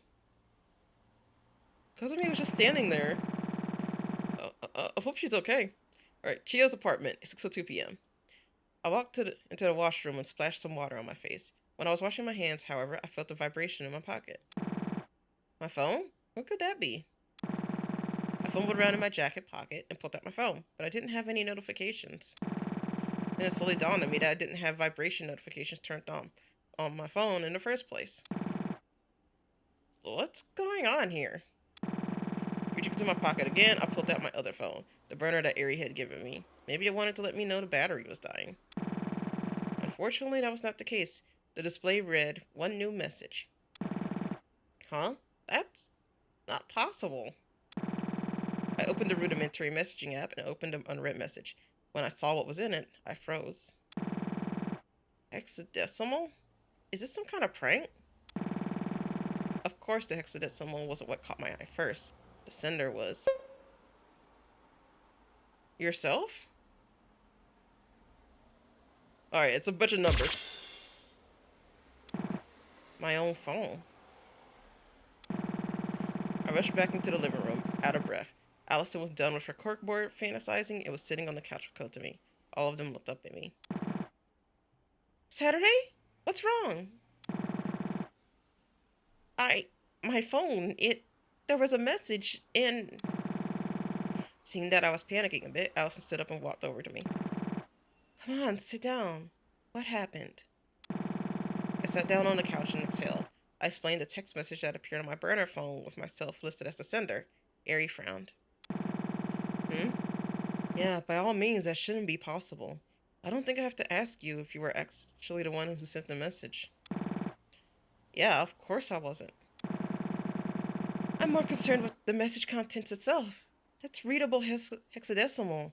Most of the bytes are within the lowercase ASCII range. Yeah, you're right. I'll transcribe it. Ari took out her phone and plugged the hexadecimal into an online tool. It says fourth report.mp4. A file name? My blood ran cold. There was only one thing this mystery person could be hinting at by sending only a file name. Sure enough, it led to a video on the shrinereport.xyz site, which presented a similar kind of puzzle to the original video from way back in the summer. We spent a good hour or so trying to solve the cipher. It led to an address and a time, similar to the original video, an empty lot near Shinjuku Station, and the time of 8:15 p.m. on November 19th, tomorrow. Wait, this is all taking place on November 18th? That's my freaking birthday! Hey! But it also kind of scares me. I'm like, my birthday taking place in this game. We all went silent after that. It was clear what the message was asking us to do. Okay, if no one else is going to say it, I will. This is totally a trap, right? Definitely, but also one I'm not sure we can afford avoiding. Normally, I'd investigate with backup, but we don't have that luxury. Oh wait, stream stuff is happening. Also, yeah, if you want to subscribe to me and support me without, like, giving any money to, like, fucking Jeff Beeswax or whatever. Oh, nah, he doesn't deserve to be called Beeswax. Bees that help things. But yeah, subscribe to me on Streamloots. Like, you'll be more of the payment, yeah, a bigger percentage goes to me, and, like, it's easier for me to get payouts. Like, I regularly get payouts from, like, Streamloots, usually, like, every season, instead of, like, Twitch, where I get a payout, like, every other year. So, yeah, if you want to support me in, like, a really good way, subscribe to me on Streamloots. But I also very much appreciate any Twitch subs, especially through Prime, because if you're gonna, like, have a Prime sub, like, you get a free sub to, like, any content creator you want, and I very much appreciate that you choose me, so thank you so much for the support. Okay, let's see, Ari stood up from the couch and clenched her fist. Chio, would you mind accompanying me tomorrow in case it's dangerous? You're the oldest one here. I'm sorry to have to involve a civilian in a situation like this, but I need backup of some kind, and you're definitely the most able to fend for yourself. Of course, Eri. I stood up, protesting. Hold on, why just you two? I know it's dangerous, but this message was directed at me, right? They definitely want me there. Because if it is a trap, we'd be bringing you directly in harm's way. Isn't that my choice to make, not yours? I understand, but please, I want to know the truth. There's no convincing you otherwise, is there? Sat, are you sure you want to do this? I don't want something to happen to you. I'm sure. Please let me come. This feels like the culmination of everything that's happened these past few months. I'm begging you guys. You're right, I guess, but I'm coming with you. Eri started protesting, but stopped herself. Hold on, Never mind. But you two are going to be on a tight leash, okay? Allison and I both nod. Eri knew by now that the only person as stubborn as I am is Allison, and that it'd be a waste of energy trying to fight us. We also didn't know that Eri just wants us to be safe, so we don't usually go up against her unless... My brain is fucking like... Oh, it's already like messing up, like just in preparation for like all the puzzles. Oh god. So we don't usually go against her wishes unless it's really important. It's settled then. If we leave by 7:30, we can get there at the designated time easily. I suppose you're also going to want to come, Kotomi? Of course I am! My best friend and my sister are going into the enemy's nest and you want me to stay at home twiddling my thumbs? Not happening. Kotomi's determination was unwavering, something that we rarely saw from her. And she knew how to stick to her beliefs when it came down to it. It was one of the reasons we got along well in the first place. Very well. Until then, let's try not to worry. Fear is the mind... something. Fear is the mind something. Love that. Oh, that seems... that's probably not it for the chapter, but... Okay. So we got some more grind in the... Is there any more between space that's been unlocked? Doesn't seem like it. I don't know what the game wants us to do.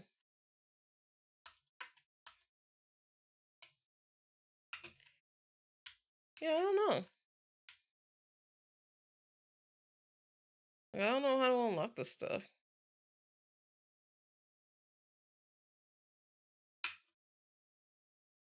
I'm pressing enter, shift, space. Yeah, nothing.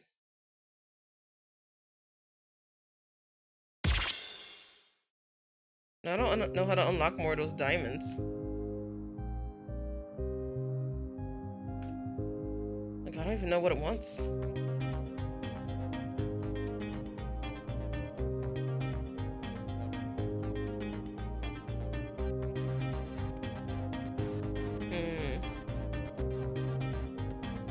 Alright, I was just trying to see if I could, like...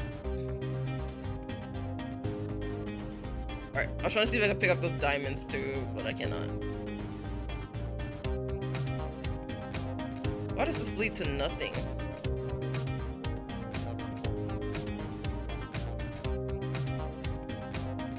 Alright.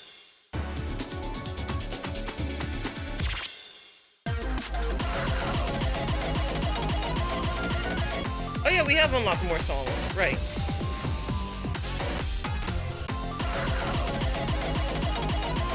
Man, even the normal difficulties are starting to get towards like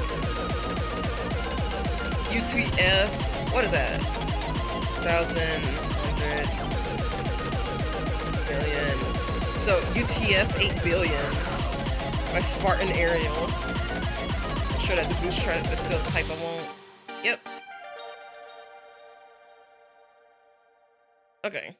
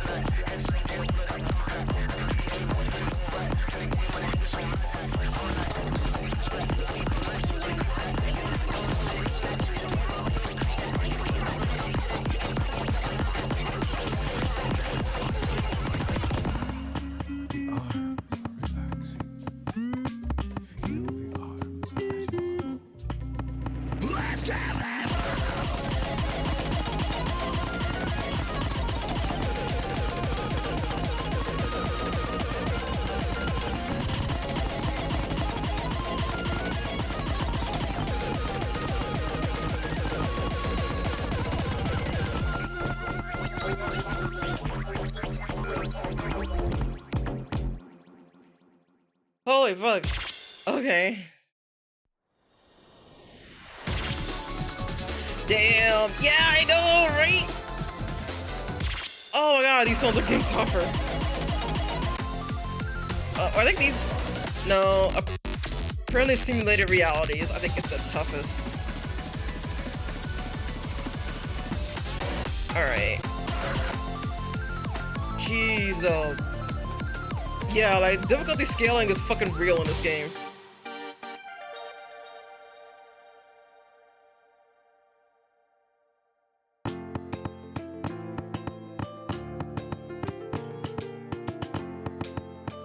Man, I hope the songs I unlocked give me more of a break.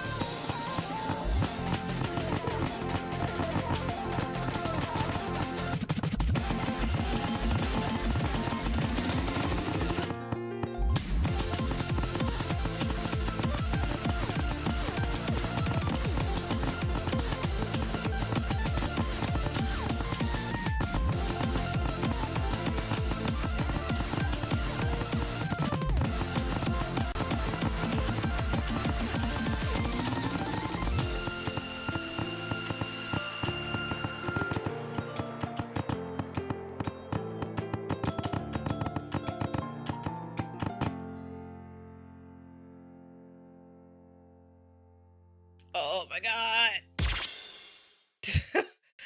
Oh, I don't know why, like I don't know why, but the sound effect of like clearing the song is starting to like make me laugh. So I do not know why. Maybe it's just my brain being like, haha, yeah, these are hard, huh? I wonder, do I get like some, I wonder if I get battery from doing course mode, so maybe, I don't know if I should try or not. Maybe I should. I think I should. I'll probably do it. Node. There's so many options now. My brain's just like, oh, options. 530! I can't even afford to unlock the song. Okay, we're going to experiment. We are going to try class 1. Alright, I hope I get battery from this. I don't know if I will. But yeah, we're gonna try course mode, and if I don't, then it's okay.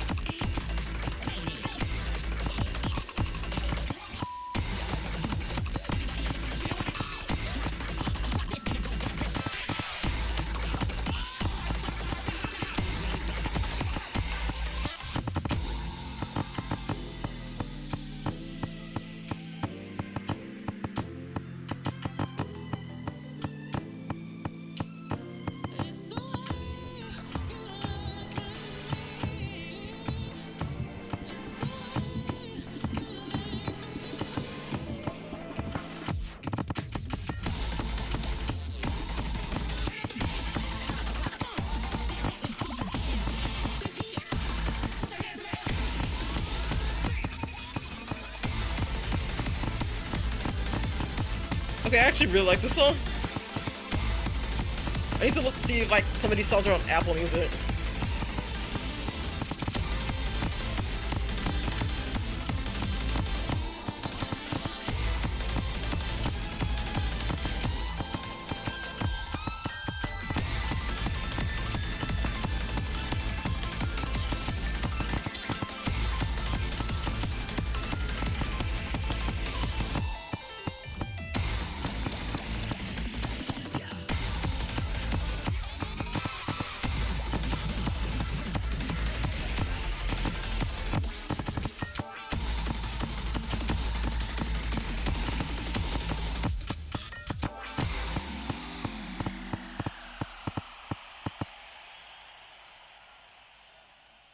That was really good. Like, holy shit, that song fucks.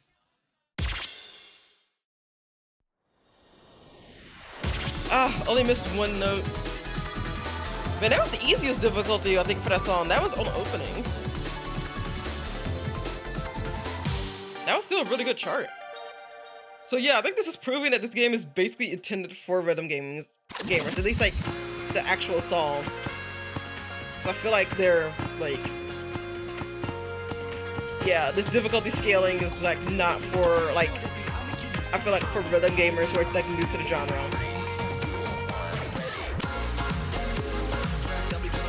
Oh yeah, I fuck with this song too. Don't tell me like all the songs that I like are the ones that are in like the beginner course mode.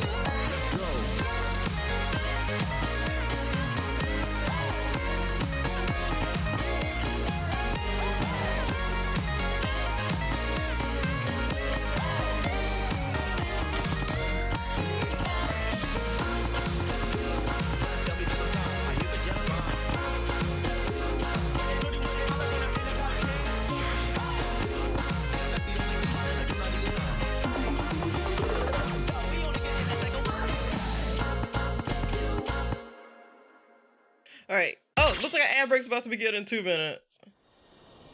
Alright, so yeah, for non-subscribers, yeah, you're probably gonna be like, yeah, it's gonna be an ad break in about 2 minutes, but you're probably not gonna miss too much, because I think these are all songs I've played before. Never mind, this is a song that I haven't even unlocked yet. So we're getting like our first taste of it. I'll see if I'll probably be able to clear it before the ads start. So I think the songs are usually less than 2 minutes or less.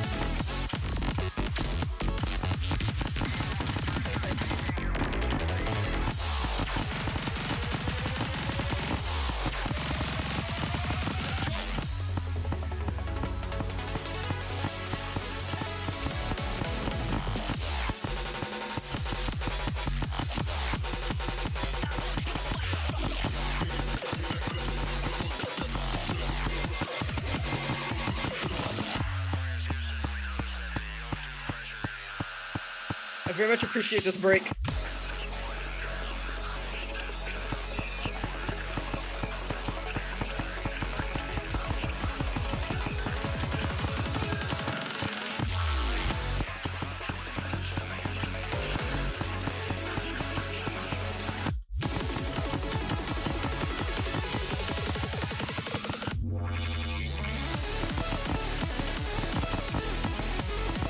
Man, I felt myself missing that note. Like I was like, as soon as I like missed it, I was like, oh fuck, I knew what I should have done.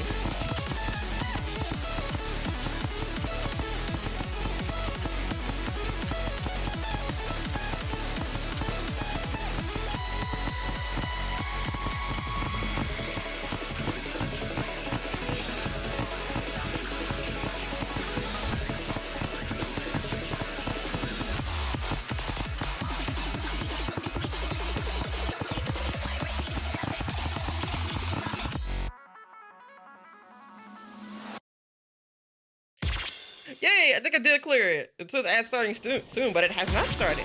Yeah, since ads are about to start soon, like, yeah, I'll see you non-subscribers in 2 minutes. Hopefully when you come back, I will have cleared everything. All right. Ooh, that timing was perfect. I did not mean for it to be so perfect.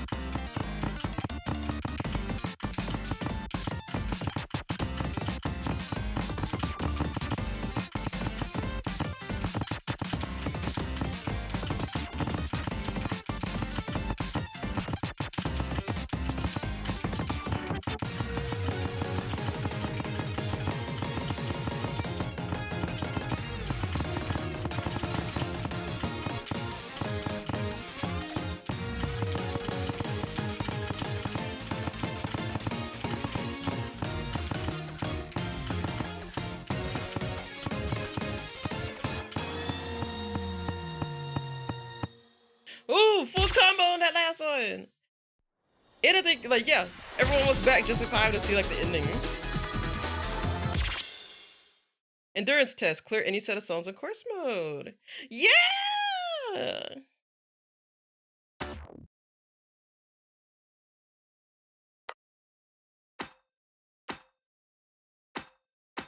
Yeah, I officially got a ranking. Fuck yes, that makes me happy. Alright, let's see if that gave us any battery. Oh, it did! Yes! Yes, it's still not enough though! Woo! But I wanna unlock songs. I should probably unlock songs.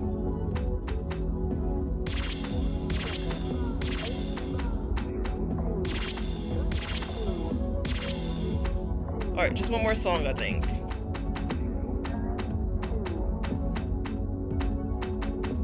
Yep. But we wasted all of our stuff, though. Did we unlock any between space stuff? Doesn't look like it.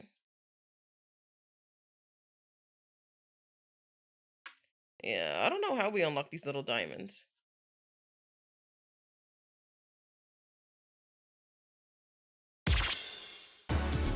Alright.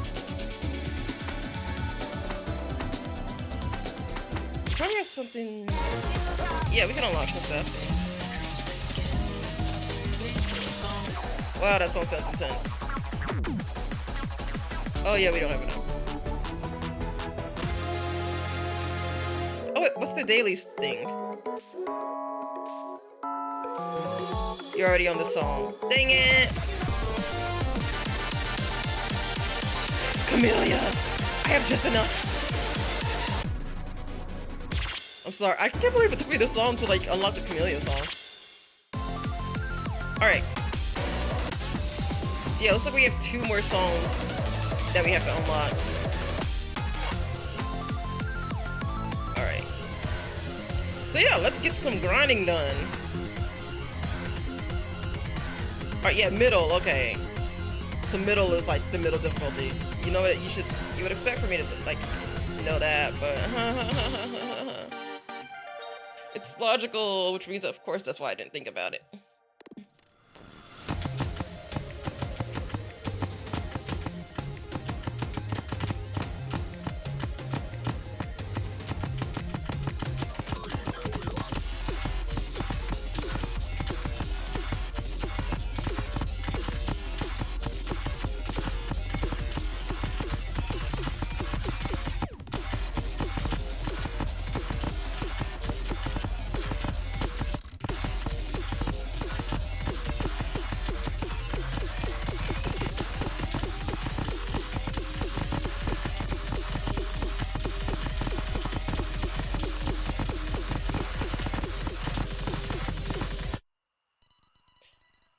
I don't know what types of beats those were, but that was really fun to do and like really satisfying to play.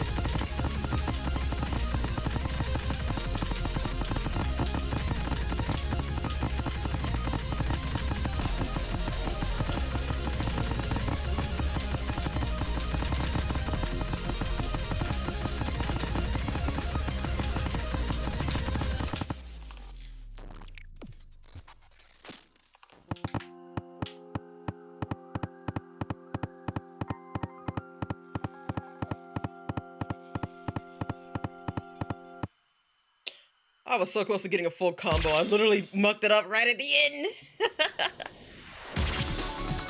Oh man, I gotta like, the notes have gotta be more separated for that chart. Alright, what is next? Simulated reality. Hey, the song we just did. Oh, it's a level 12. It's okay though. Maybe I should do another course though. I'm wondering. Because that would help get a good amount of battery as well.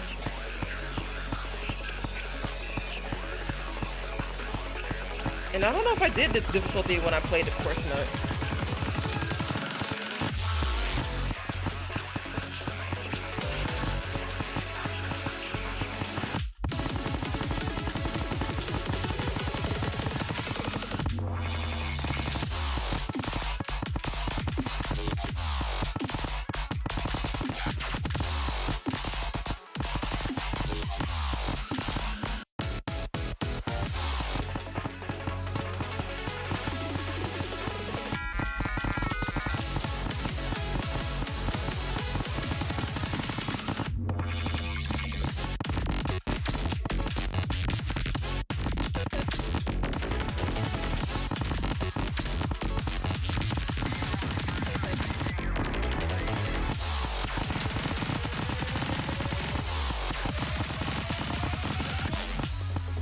Oh my god.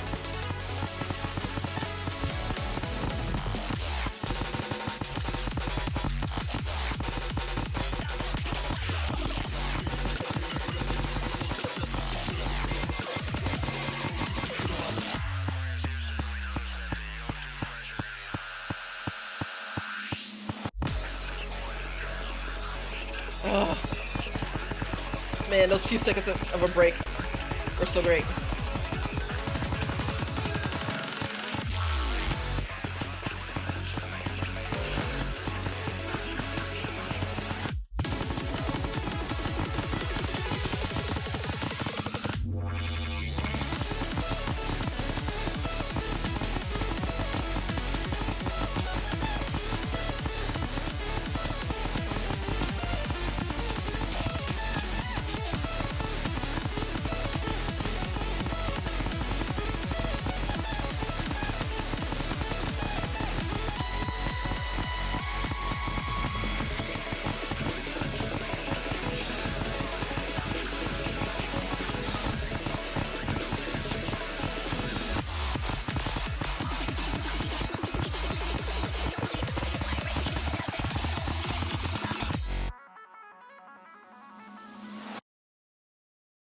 Oh, never playing this song again.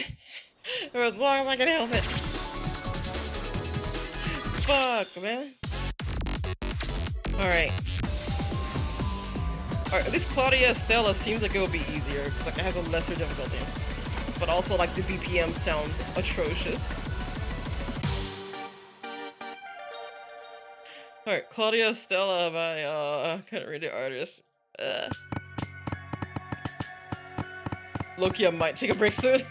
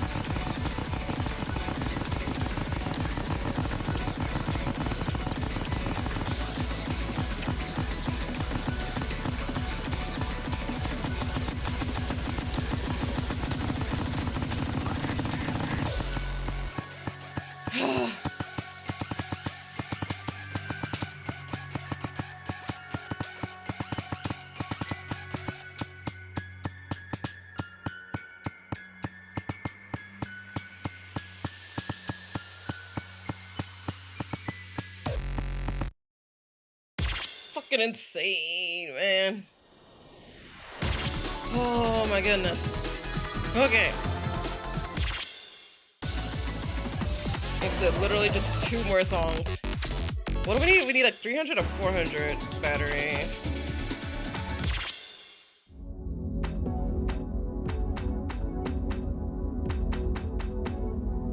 5:30. I was just completely off. Okay.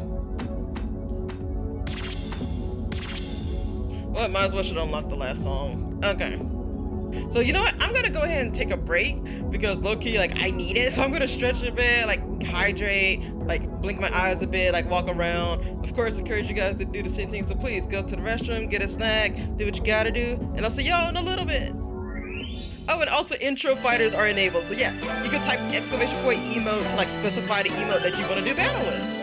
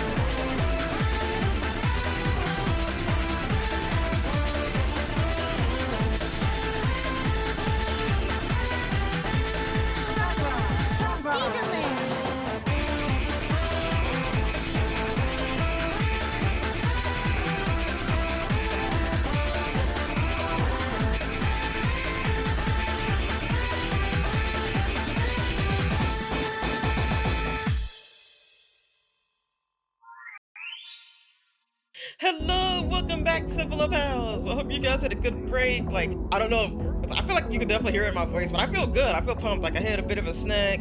Like, I walked around a bit, I blinked a bit, I stretched, like, my arms. I'm still, like, gonna stretch again, because, oh my goodness. I need it, but, I feel so good. All right, I'm feeling pumped. I'm feeling, like, rejuvenated. All right, let's kick this, like, let's see. We can have course mode again. Let's see. I believe where I can I'll be comfortably at is level class 3, so we'll try that one out. All right. All right, let's do this. The song that I like. I didn't even realize it was part of like the checklist.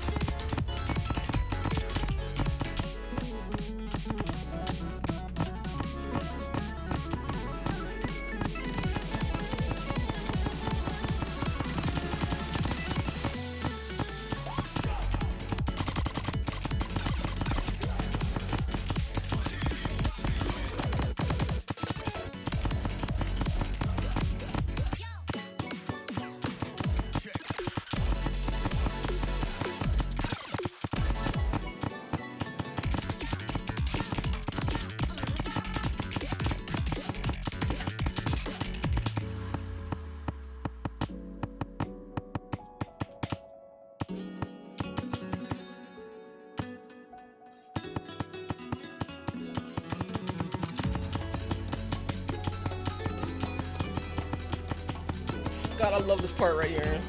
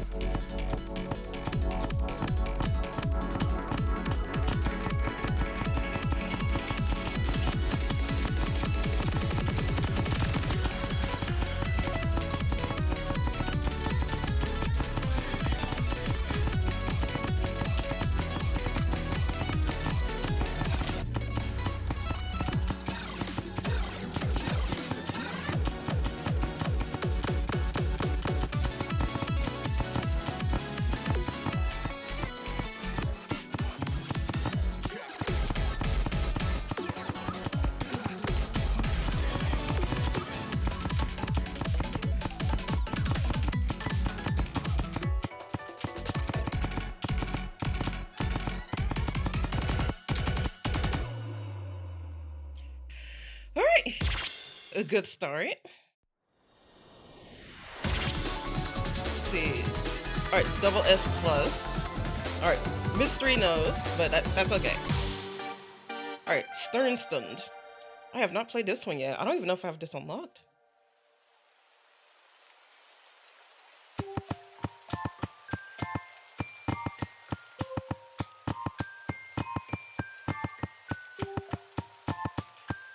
Yeah, kind of like a fairy tale like opening.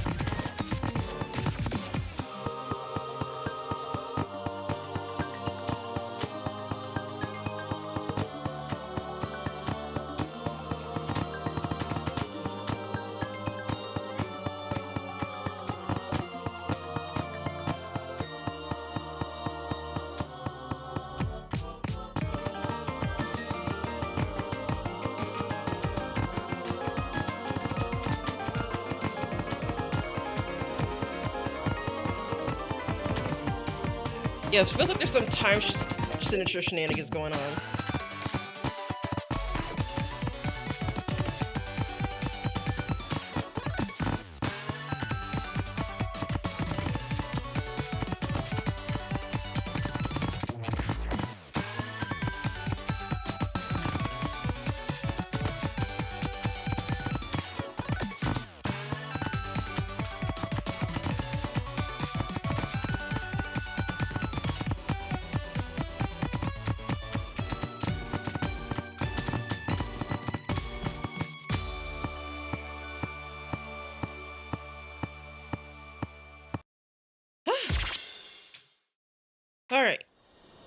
Man, I have my notebook out and everything, and it's still like I haven't had to use it yet.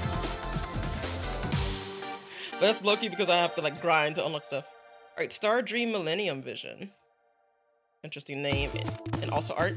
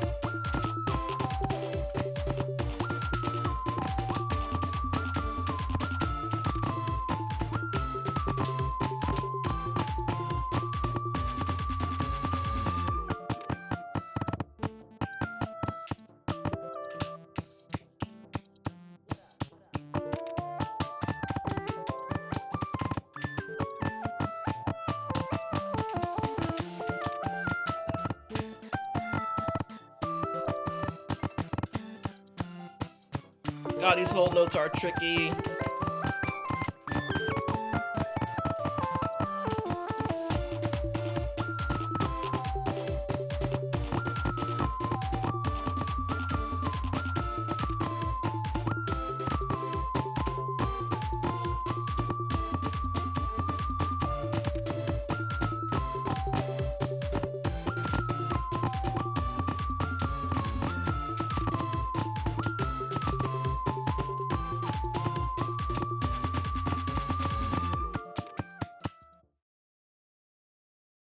Okay.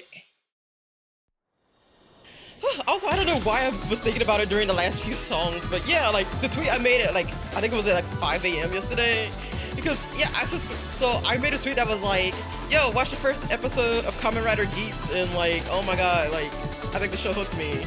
And I watched the second episode today after I finished like my like Miku Fit boxing, like, and yeah, oh my god, this show's really fucking good. Like, I subscribe to this channel called Toku Shoutsu because there's this company called Shout Factory who's honestly really good at like bringing over, like, I think they licensed a bunch of anime. They've also like, they're like a big company with like bringing back like Mystery Science Theater 3000 and like helping like the showrunners of that like bring the show back and also archiving like old episodes and making them available. They also like do a lot of work with like tokusatsu stuff and like also old anime, because on that channel like they have like the original Japanese like version of Speed Racer, like, was it Makagogo, I believe it's called? Like they have like it also very much depends on your territory, because usually with like anime and show licenses, it's like, oh, you have the license for the show in like North America, so like if I link the video for anyone outside of North America, it probably won't show up like on YouTube. But I think for North America, and I'm not sure if it's any other countries, but yeah, like Toku Shoutsu has like all the like English subtitled versions of like the original Speed Racer on YouTube for free. I think like it's just on YouTube, but I think on Twitch, like there is just like a constant Twitch stream of like random like tokusatsu shows of like Kamen Rider, and like I think they have some Super Sentai stuff as well. They also have yeah, like I said, they have like Speed Racer. They have like literally a Twitch channel that just shows episodes of like that like 24 hours a day. And so yeah, I think Twitch, like luckily I don't think there's region locking on Twitch, so you can watch it on Twitch like if you want to, or you can just use a VPN to watch the episode. And yeah, they've been uploading like I think they have the whole series of Kamen Rider Geats, which is a relatively new one. I think it aired in like the last maybe like 5-6 years. I might be probably wrong, low-key, but yeah, I was surprised to see a new one, because I know they've been uploading like some Kamen Rider series for like the 90s, and I was like, oh yeah, it's probably like not too difficult, but Geats is like super new, or like relatively new, so I was surprised to see that on YouTube. Oh my god, Echo! Hello, Raiders! My name is Zora Takachi. Oh, let me pause. Octopus Switch VTuber, and I'm currently playing Vivid Stasis, which is like a rhythm game, but it's also a visual novel, but there's also puzzle elements, and there's like it's very story based. So yeah, I absolutely love this game. Like, thank you so much for rating. How was Like a Dragon, like, or like how was Man Who Erased His Name tonight? Like, what are any big developments that happen in there, if you don't mind me asking? But also completely understand if either you or like anyone who rate has to go, like, because I absolutely understand being tired after stream. So please, like, rest, make sure you take care of yourself, get like hydrate yourself, stretch, do what you gotta do. K-San took me home. Oh my god, that's amazing. Like, bruh, oh my god. Jar raid. Jar raid! What the fuck? Highlight of the stream. Oh my, you know what? Yeah, that's like low-key, like just like a life highlight. If you get K-San to take you home, oh my god, I get ah! And also the fact that she got to do it, like, and also K-San getting to live her dreams of like taking care of you home, like, oh my god. Man, she's so fucking lucky. I hope she's living her best life right now. I wonder if she's gonna be in a Pirate Yakuza game now that I'm thinking about it. Cause I know she was in, yeah, she's in Like a Dragon Gaiden. She was also in Like a Dragon 8, like the newest one. So I'm like, I wonder if she's gonna be in the Pirate Yakuza game. I hope. Yeah, same. I'm just like, I hope they bring her back. Like, they have to know that, like, yeah, Infinite Wealth, yeah. Cause I know she was like the top, like, she got like the most votes on like that campaign where they like brought like a bunch of like different people in to like be like the actresses who portray like characters in games. So I'm like, yeah, I'm like, please bring her back, please, let that be a surprise. But yeah, we're currently going through course mode because I got to do some grinding because it seems like we're like nearing the end of this chapter, which is chapter 3. And yeah, the story right now is like we're in Tokyo trying to find out more stuff about the Sunrise Foundation. And Saturday got like a mysterious text message from herself somehow on like her like disposable phone that's supposed to like, that no one else should have access to and isn't tied to her. So we're just like, what in the world's going on? So I'm currently trying to grind to unlock the last, or what I assume is one of the last nodes of the story.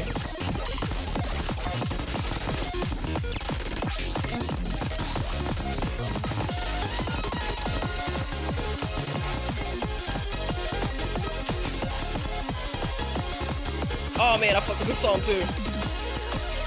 Not this difficulty though. This is pretty fucking intense.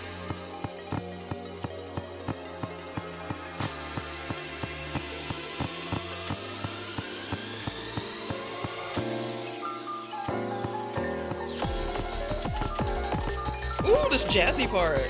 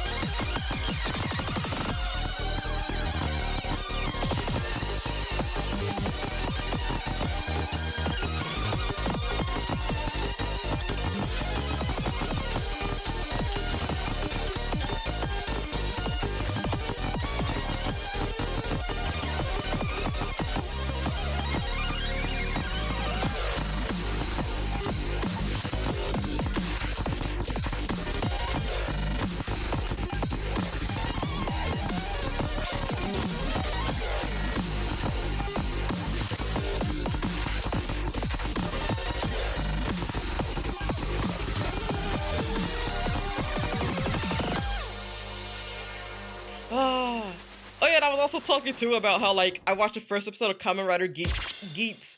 It's like, it's such a weird name. I think I get what it's trying to do because like all the Kamen Riders, like, it's like a weird premise. It's literally just like, hey, a bunch of common riders, like a bunch of random people are given the power to become common riders, and they all seem to have like an animal theme. And like whoever like wins their little, it's not really a battle royale because they're not going up against well, they are going up against each other, but they're not fighting each other. It's just like, it's weird. It's like each round of their little competition, like they have to complete some task, whether that's defeating like some enemies or like gathering boxes from the enemies. And like, and it's one of those cases where, hey, if you don't make it past the round, like you die for real, because if you die in the game, you die for real.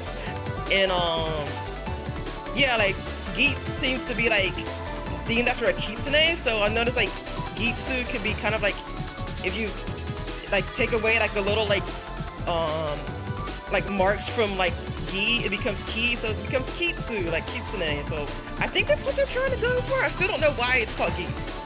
Wait till you get to Kamen Rider Gav. Oh my god. I'm like going all over the place. It's literally just like whatever Shout Factory subtitles it puts on their YouTube channel. Yeah, I watched the first episode last night at like 4 a.m. while I was eating my super fucking late dinner. And I was like, holy shit, this show like fucks, and it seems super like it seems very intriguing, and like the main character of Kamen Rider Geet seems like an asshole too. Like, and I'm just like, wait, this guy's the protagonist? What? Like, what's going on? Oh yeah, and whoever wins the battle royale thing gets the power to like change the world. So literally like they could rewrite reality to like whatever wish they want. And like the way the first episode starts is like not what you would expect, and I'm just like, what? All right, let me see. Do we have enough? Barely. We literally just need like one more song. We just need like 20 more batteries. Okay. But hey, at least I'm class 3 now. Like my little class ranking thing isn't empty anymore. Holy shit, this sounds tough. Well, actually, apparently it isn't tough. Like, it isn't as tough as Simulated Reality or Claudia, so it's deceptively tough. All right. So yeah. And with this song, we would have cleaned, like, or cleared all the songs available for Chapter 3.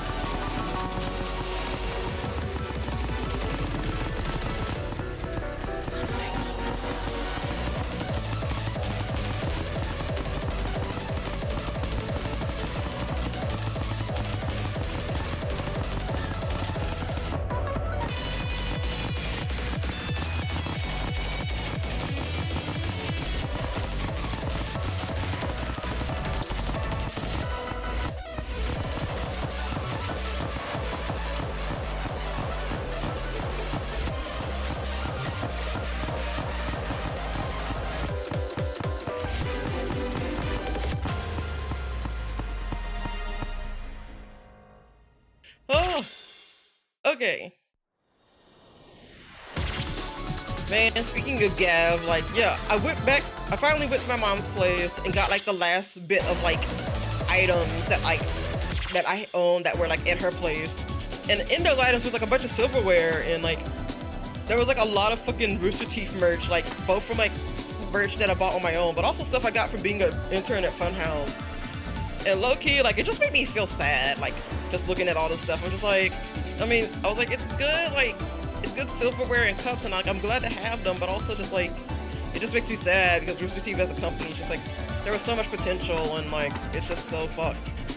And low-key, I like put some of like I put a bunch of stuff in the dishwasher because I was like, oh, it should be okay.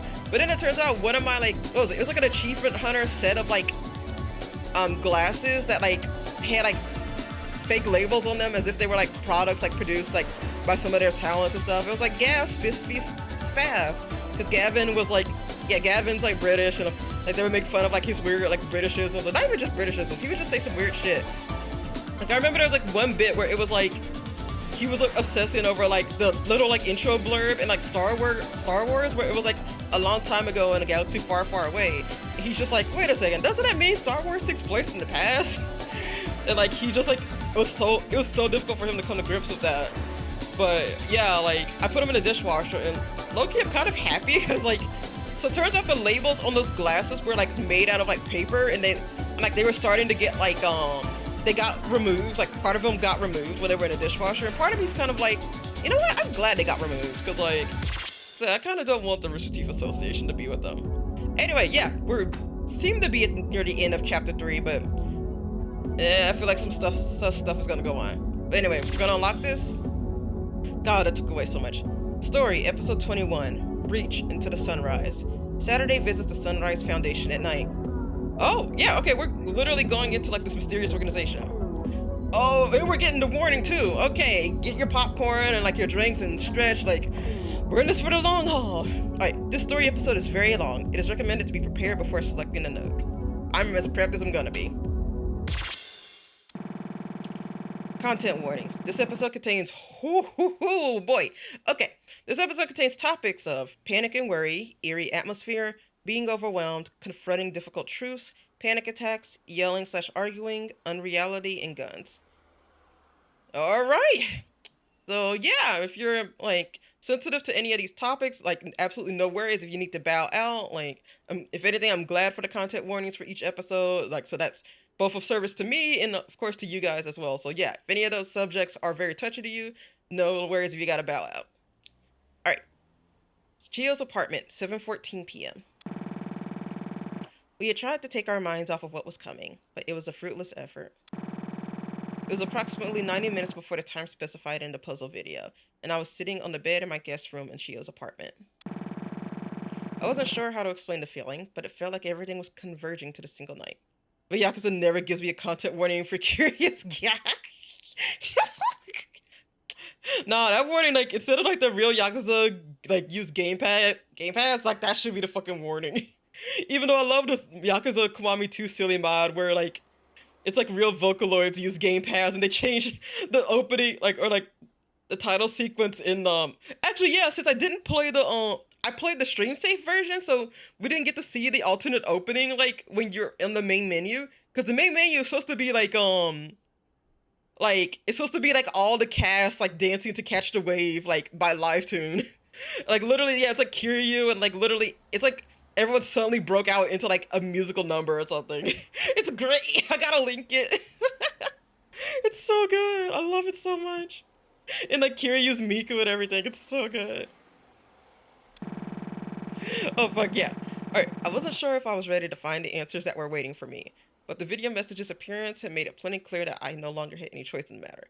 Oh yeah, for anyone who's like new to Vivid Stasis or hasn't watched me play before, yeah, this lovely person Saturday, her sister is missing, and through a lot of weird shenanigans, including Saturday almost getting killed twice, like, we're now in Tokyo, and we're trying to figure out, like everything seems to be leading to the Sunrise Foundation, and, like, them having something to do with, like, Saturday's sister Suki's, like, disappearance. So that's where we're going to, and they were left, Saturday got a message on her phone, like, that was, like, hexadecimal, and then they eventually cracked the code, and eventually, like, they realized, oh, like, we need to go to this location at this time, and that's where this code is leading us to. And of course, like, everyone's just like, it's a trap, but at the same time, they have no leads, so they kind of have to go there. And, like, at first, like, the two adults in the situation, like, Eri and Chio were going to be the only ones, but then everyone else was like, no, we're going too, especially Saturday, who's like, yo, this could have answers to where my sister's at. I'm a fucking course going. All right. Oh, yeah, and also, yeah, Saturday and Allison, the person in, like, the green, like, hoodie, are kind of a couple now. Like, they actually confessed their feelings to each other in chapter 2, which I'm like, oh my god, they actually confessed their feelings to each other?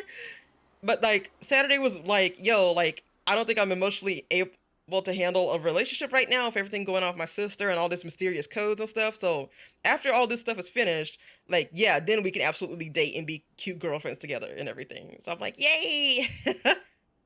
So yeah, I'm gonna like fill in anything information I think we need. Anyway, the door opened and Allison walked in. Are you okay? Yeah, I am. I'm just nervous. She sat down on the bed beside me and rested her head on my shoulder. I'd be more surprised if you weren't nervous. I'm nervous too. I think everyone is. But I don't doubt that you've got it worse. So much of this is centered around your own feelings. I guess it's just important that I make sure you know that I'm here for you if you need me or for anything. Ever. I think that's the main reason I've been able to come so far. Yeah? What makes you say that? She was hiding it, but I could tell that got her all flustered. She had that oddly insecure side to her compassion. At first, I wanted to pretend that everything was okay. All those months ago, on that day that ended in the museum fire, I hurt you and myself by trying to force myself to believe I was doing better than I was. So I started trying to be more honest, open up more when I was feeling out of it. I've worried a little all this time that your high spirits over these past few months have been the result of you putting on a brave face. I was worried about that too. It's way too easy to fall into unhealthy habits without realizing it. When I took the time to analyze the situations I was in, I found that it was all true. I was able to live some of my true months this past fall, even despite my life being completely upended ever since the summer. And while, yeah, I owe some of that to Eri and Kotomi and even Chio, I think most of it was because of you. You flatter. I'm not special. There are tons of girls like me. Whether that's true or not doesn't change anything, because I don't have this kind of connection with any of them. Fair enough. Glancing at Allison, she buried her head in my shoulder, obviously not expecting a wholehearted answer to her joking question. You've changed too. Have I? Absolutely, you have. The Allison of summer 2022 would have told me that there's absolutely no way we should pay any mind to the puzzle video. I don't know if you realized it, but at some point, your goalpost shifted from trying to stop me from action to being there for me when action arises. And that helped a lot. Seriously. I think that after the museum incident, and then especially the cave-in, I just kind of realized there was no turning back. That really was the turning point. I really wish you'd give yourself more credit. It's no big deal, really. So I don't think I deserve any kind of special praise. I leaned over and planted a kiss on her cheek. Well, you're getting it anyway. What a shame. Keyboard smash, but verbally. How do you vocalize that kind of sound with your mouth? You gotta tell me. Maybe once you tell me how you vocalize a tilde. Both of us laughed and sat in silence for a little longer, reveling in the moment as if the world were going to end in a matter of seconds. But the peace could only last so long. My alarm went off. Time to get going? Yeah, it is. Are you ready? No, I'm not. That's okay. I'll be right here with you every step of the way. I know. Thank you, Allie. I love you. Love you too. Now, let's not keep Chio waiting. We stood up and walked out of the room. I flicked the lights off with the switch on the wall, and as I did, I took one more glance around the room. How many things will have changed by the time I step into this room again? The location specified in the video message was right by Shinjuku Station, so it was only a short train ride away from Ikebukuro. Ikebukuro Station, 7:48 p.m. As we rode on the train, Eri briefed us on the backup plans in case something went awry. Obviously, our burner phones are the best way to send out any kind of SOS. I'm assuming you all brought yours? Yeah, we did. But, why are you only checking this now? Shouldn't you have double-checked before we left? You're right, but it seems like it all worked out in the end, so there's no need to dwell on it. I could tell from her tone that she had also spent most of the time before we left preparing herself mentally for whatever was about to come. Over the past few months, I've come to realize that Eri is much less still-willed than she seems, probably even more fragile than close to me. She's gotten better at opening herself up to those insecurities, but it's a process, so she's still the hard-ass police detective who isn't allowed to emote at times. I looked around at my friends. The thought entered my mind that I might not get to see one or all of them after the events of tonight, but I dismissed that thought from my mind. Allison saw me tense up slightly anyway, though, and gripped my hand tighter, as if to say, "It's all going to be okay in the end." That more or less helped to finally calm me down. Though the train ride was short, it felt like it lasted an eternity. But even eternity reaches the end of time eventually, and sure enough, we got off the metro line at Shinjuku Station and walked up into the busy streets of the red light district. Sunrise Building exterior, 8:11 p.m. The location we'd been pointed to was visible immediately after leaving the station. It was... Wait, what's going on here? I thought that it was an empty lot on the map. It definitely was. Looks like the gate to the lot is open. Almost like we're being welcomed in. My uneasy feelings rose up briefly, but I gripped Allison's hand harder, and we walked forward through the fence surrounding the building that shouldn't be there. The building was tall, easily about 15 stories. When we walked around the back, there was a plate near a door that made me freeze in my tracks. The Sunrise Building? Hearing my shock, Eri, Kotami, and Chio hurried over. Sure enough, the back entrance has a sign above it that read, Sunrise Building, rear entrance. The Sunrise Foundation again. You've been all over this mystery, and now a building with the same name has appeared in a lot that we were led to believe was empty. It shouldn't be a stretch to say that something's up here. You're right. Why didn't this building come up?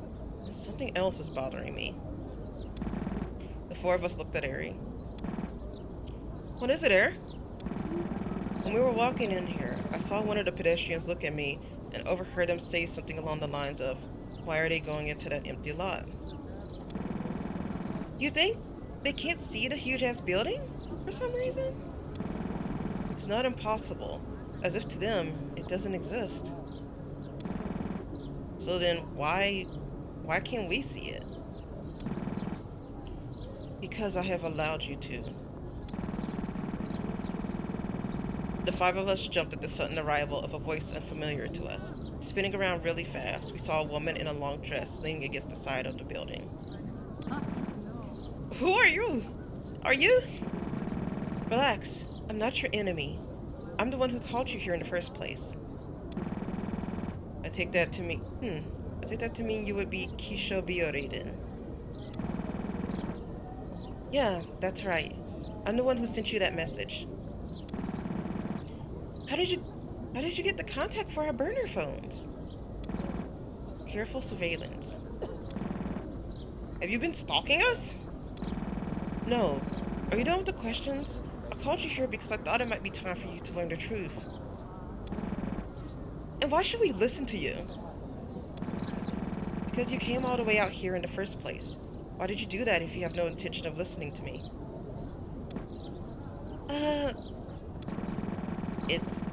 It's okay, Chia. So, Keisha, what do you know? Do you know where my sister is? You could say that, yes. What's with the vague response? I think it would be better if you saw for yourself. That's why I led you here. The truths lie in this building, normally obstructed from what you can see. So, I have allowed you to see it. Is it like some optical illusion thing? No, that can't be right. For now, I just need you to trust me. You'll find all of the answers you're looking for in here. So let's go.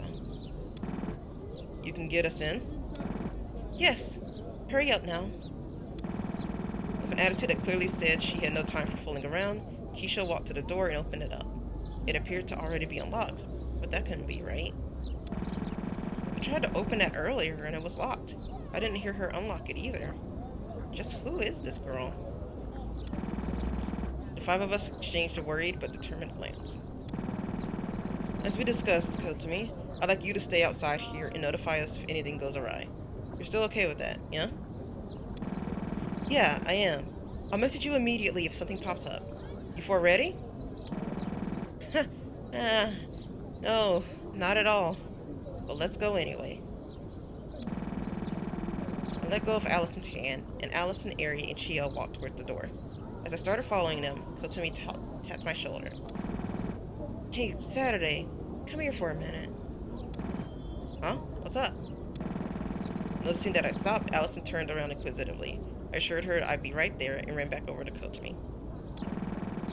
I know you already know this, but in case you need a reminder, don't ever feel like you have to push yourself too hard in order to find answers, okay? It's okay to feel overwhelmed and take a step back. Yeah, you're right. Thanks, Kotami. Yeah.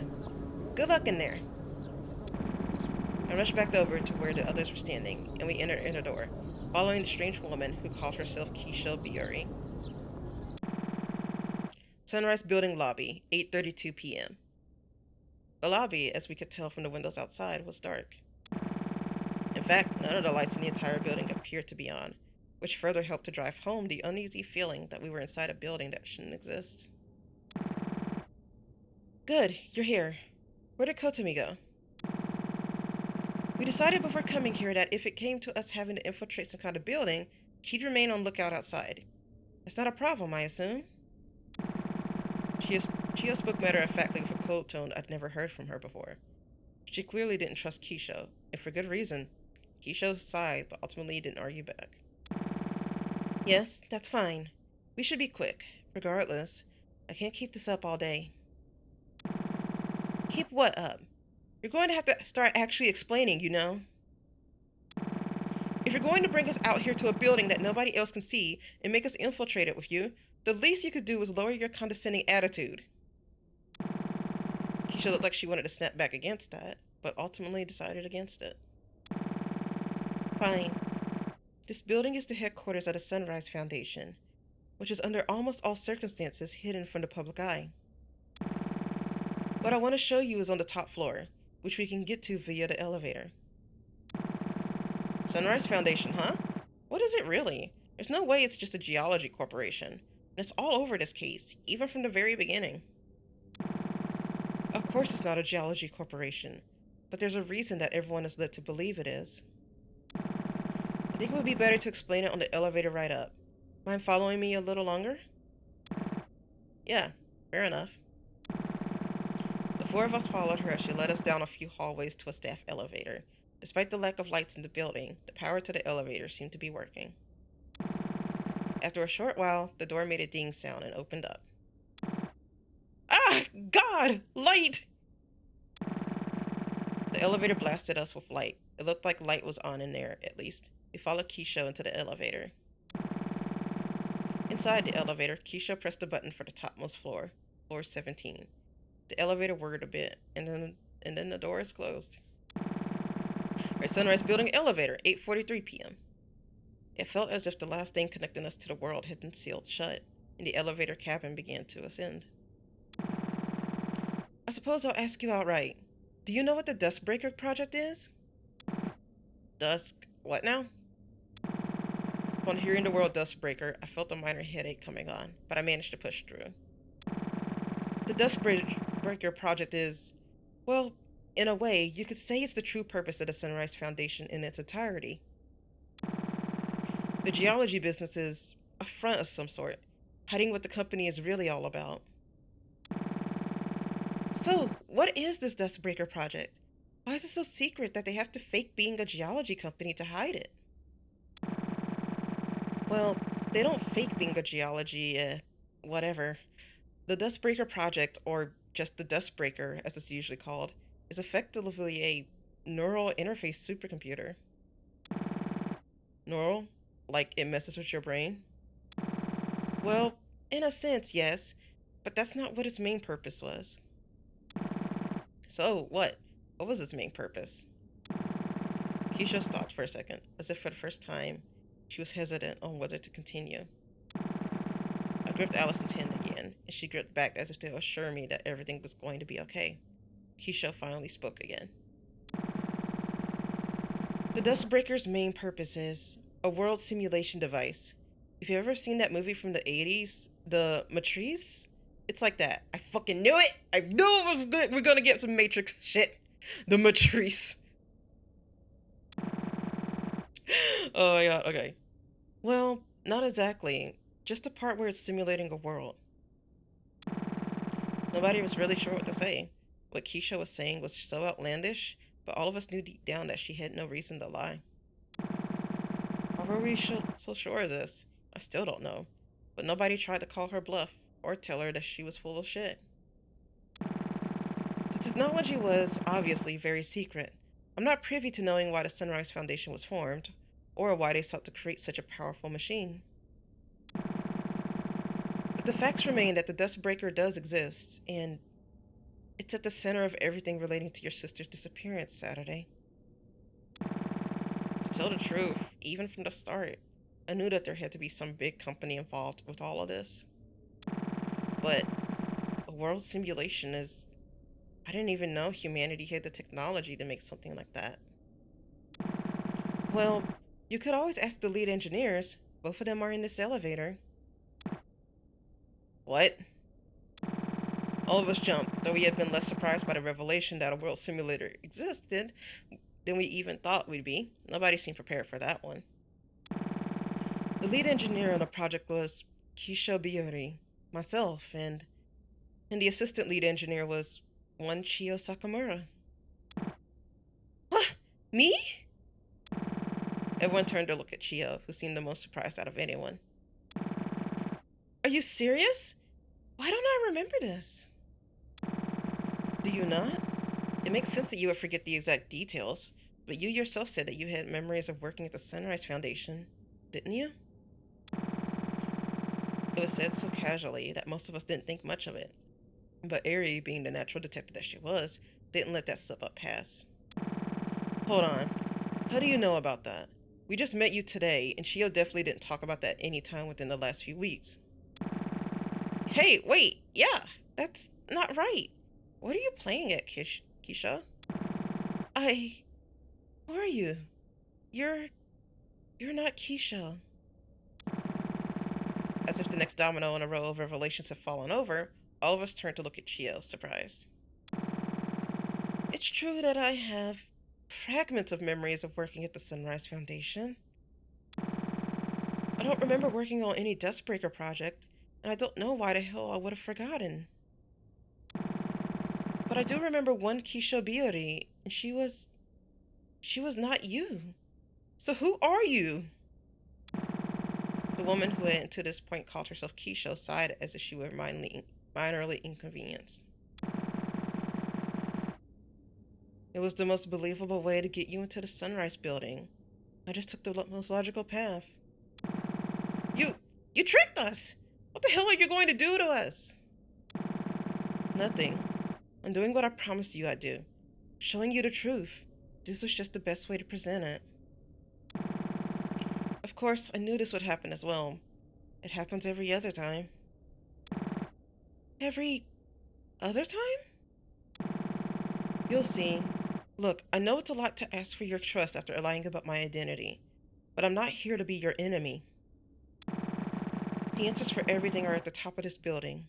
Answers about the Dustbreaker, answers about your conflicting memories, and answers about how all of this ties back to your dear sister.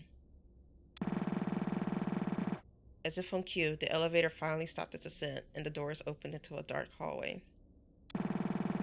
If you must call me anything, Dawn will suffice. But we have to be quick, because the real enemy will catch on before long. Hurry along now. The woman who now wore the name Dawn walked into the shadow of the lightless hall toward the end. I felt Allison's hand grip mine again. Are you doing okay, Sat? I think so. For now. It's a lot, but I can do it. I have to do it. I'm still here by your side. Yeah. The four of us left the elevator into the hallway. The door closed behind us, casting our entire sight into complete darkness once more. There was just enough light for us to make our way down the narrow hall. Though there were doors on either side of us, none of the nameplates had anything written on them, giving the impression that this floor was not to be used by anyone. Finally, we caught up with Dawn. She stood in front of a large double door at the end of the hallway, seemingly waiting for us and double-checking something. This is the only office on this floor that's occupied. It's the president's office.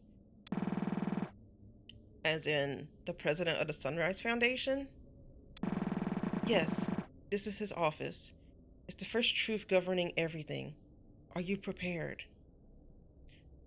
Right, oh yeah, in Sunrise Building, 17th floor hallway, 9:12 p.m. I stopped for a second, almost instinctively answering yes. Took the time to steady my breathing. I grounded myself using the warmth of the hand of the person I loved and exhaled. Please open the door. Dawn seemed to understand my answer. She pushed the double doors open and invited us inside the office. Sunrise Building, President's Office, 9:16 p.m. The office, like the hallway and lobby, were shrouded in darkness. Dawn pulled out what seemed to be a miniature flashlight. She walked to the front of the desk and leaned against it, facing me. Saturday, do you know who the founder of the Sunrise Foundation is?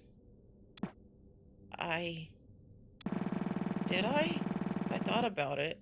I should know this, but everything in my mind is screaming at me that I don't. It doesn't make sense. I don't think I do.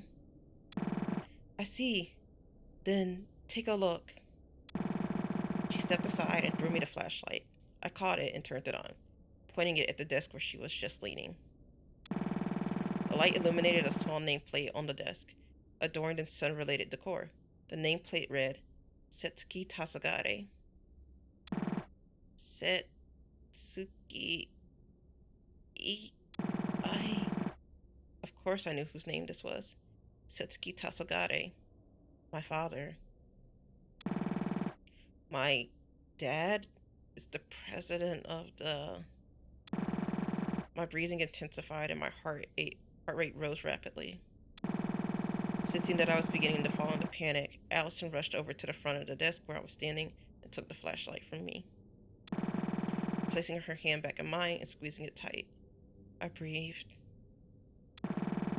Setsuki Tasogare is my father, and he's the president of the Sunrise Foundation? Though this should have been a major revelation, nobody in the room was losing their mind from the shock. On the contrary, it felt like a lot of things finally clicked into place. God, yeah. That seems right. Doesn't it? I turned to face the woman calling herself Dawn. Dawn, what's going on with our memories? Why do these conflicts keep happening? And why does it feel like all of our memories have been overwritten, or we're just now getting them back? Dawn hesitated, a rare sight for her, but finally she spoke. I think it would be best if we continued. There's still more to be seen. At those words, something finally boiled over inside Allison, and she snapped. Okay, I've had enough of this. How long are you going to string us along and force us to play by your rules? Even if you're trying to show us the truth, you're doing it in a way where you're more or less just toying with our emotions. Is this like a game to you? Do you actually care about Saturday learning the truth so that she feels better? Or is this all just some kind of fucking story to you? Do you not have even a bit of compassion to give her the time of the goddamn day? Dawn stood up from her leaning position against the wall, angry. How dare you! I'm trying to help you, and this is what I get? We only have so long before the World Keeper takes notice of what's going on, and we get sent back to cycle start. Even now? Even now, you keep spouting off this shit like you expect us to just understand, but when we actually seek for clarification, you just say the answers are up ahead, ooh, and expect us to just be okay with that? What the hell is this cycle? Who's the world keeper? Can you finally answer some of our goddamn questions? As the tension in the room clearly continued to escalate, someone other than the two arguing finally spoke up. Okay, Allison, let's calm down. I understand your anger, and Dawn, it's time for you to give us some answers on our terms. Because you clearly benefit from us knowing the truth in some way. If you don't start actually listening, we're heading right back down where we came from. Ari was surprisingly good at diffusing the kind of situation in her own unique way. She spoke to Allison with compassion and understanding, and switched to being cold when addressing Dawn near instantly. It was one of the things I most respected. Kind of feared about her. Ari gets shit done. We love her for that. Dawn seemed completely unbothered, though.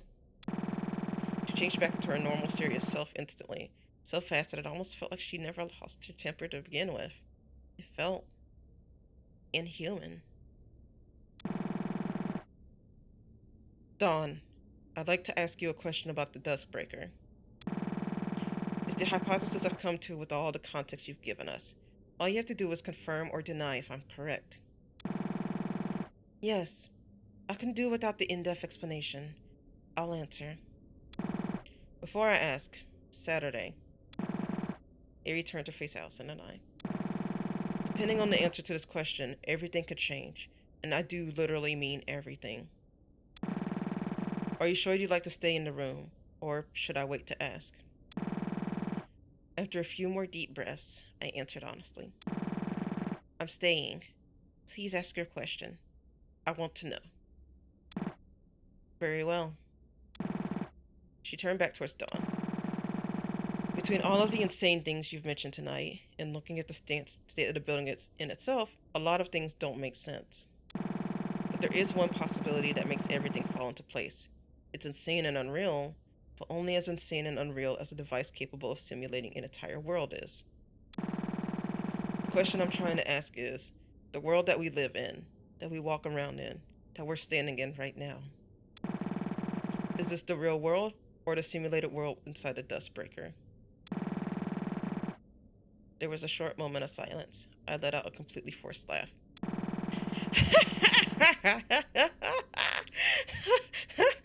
Come on, Ari, really? I mean, I don't doubt that this Duskbreaker thing exists, but there's no way, right? Dawn, however, sighed. I suppose the answer you're looking for is that this is the simulated world of the Duskbreaker, though describing it as not being the real world is a bit of a false descriptor. I see. Chia, please move Saturday and Allison to the corner over there. Chia jumped at the sudden request. Allison and I were too stunned to refuse or even say anything at all. We moved it to the corner of the room. It all happened in an instant. Ari whipped a small pistol out of her jacket and pointed it directly at Dawn. I'm going to ask a few more questions, and you're going to answer them. Understood? Dawn, however, did not seem at all fazed by the gun pointed directly at her chest. You know, I wasn't sure about the right time to bring this up, so I'm sorry if this is another major revelation. But there was something I noticed when investigating Suki's office all those months back that I never talked about. Huh? What is it? A whole lot of books about something called the meta layer concept. It's all pseudoscience mumbo jumbo, but if I apply it to this situation, a lot of things certainly make sense. Basically, it talks about the idea of world layers, the idea that there are dimensions above us that look down on us as we do to fiction. I can't say I understand much of it at all, but, well, a lot of things would make sense if this woman in front of us was from a different world. Are you serious? How is that even possible? Dawn sighed. Not only is it possible, but she's right. I'm not originally from this meta layer. None of us are. This is a simulated world, not a natural meta layer. Look. The moment the word look left her mouth, she was gone. In an instant, she appeared behind Ari and snatched the gun out of her hand, then seemingly zipped back to her original position. Ari flinched and dropped her composure for a second, but steeled herself again. To you, it probably seems like a teleporter just now, correct? In a sense, I suppose you could call it that. But in reality, all I did was manipulate my own properties, notably my timescale and coordinate positions. Oh my gosh, she's literally playing God mode in Minecraft. It would take way too long to explain how the Dustbreaker works. It's not too important for what I'm trying to achieve for you to know the exact details of it. What you need to know is how we all got here in the first place, why we're here, why the Dustbreaker was turned on. Dawn nonchalantly walked over to the desk that belonged to my dad. She opened the drawer and hit some kind of hit switch. In an instant, a loud fumbling sound could be heard. The bookcase at the back of the room began to move ever so slightly, revealing a hidden elevator door. Dawn turned to look at me, still unsure how to react to anything that had happened over the past 10 minutes. This elevator leads to the Sunrise Foundation's hidden basement. Inside it is the room where the Dustbreaker is stored, in the real world. It's where the truth lies. I will wait for you down below. Please follow when you're ready. Once again, back to speaking as if she was simply dishing out logistical commands, Dawn pressed the button on the elevator to call it. She disappeared as the door closed, leaving Allison, Chio, Ari, and I alone in the darkness of my father's office. A few minutes passed where nobody said anything. Finally, Ari was the one to break the silence. I'm sorry you had to see me like that. How are you three holding up? I tried to say I'm doing fine, but my own emotions took over and I got choked up before I could finish. I fell to my knees on the carpet floor. I'm so fucking overwhelmed. I don't know what the hell is even real anymore. What the hell? Allison kneeled down to wrap her arms around me. I'm so sorry, Sat. We can go home now if you want. It's really clear this is way above what any of us expected. No, I want to keep going. I just need a moment. In many moments I was given, kneeling on the ground, I sobbed for a good 10 more minutes. Probably would have continued for another hour if Allison wasn't right there with me. Finally, I stood up. I turned to Chio. Chio, about your memories? Have they come back yet? Not all of them, but I remember. When we started the Dustbreaker project, what it was that Setsuki that your dad wanted to achieve? Please tell me. Please. I want to know what led to all of this. I can't tell you the whole story because I don't know it. I'm assuming that woman has her own side of the story to tell, down in that secret basement. But from my recollection, it goes something like this. I don't think I was ever privy to what it was, but something really horrible happened in your childhood Saturday. You were traumatized really badly as a result, and spent a lot of your early years as a recluse, never going to school or making any friends. I remember Setsuki telling me a lot about those days. I think he thought that it would improve over time, or maybe he thought it would improve faster than it really would.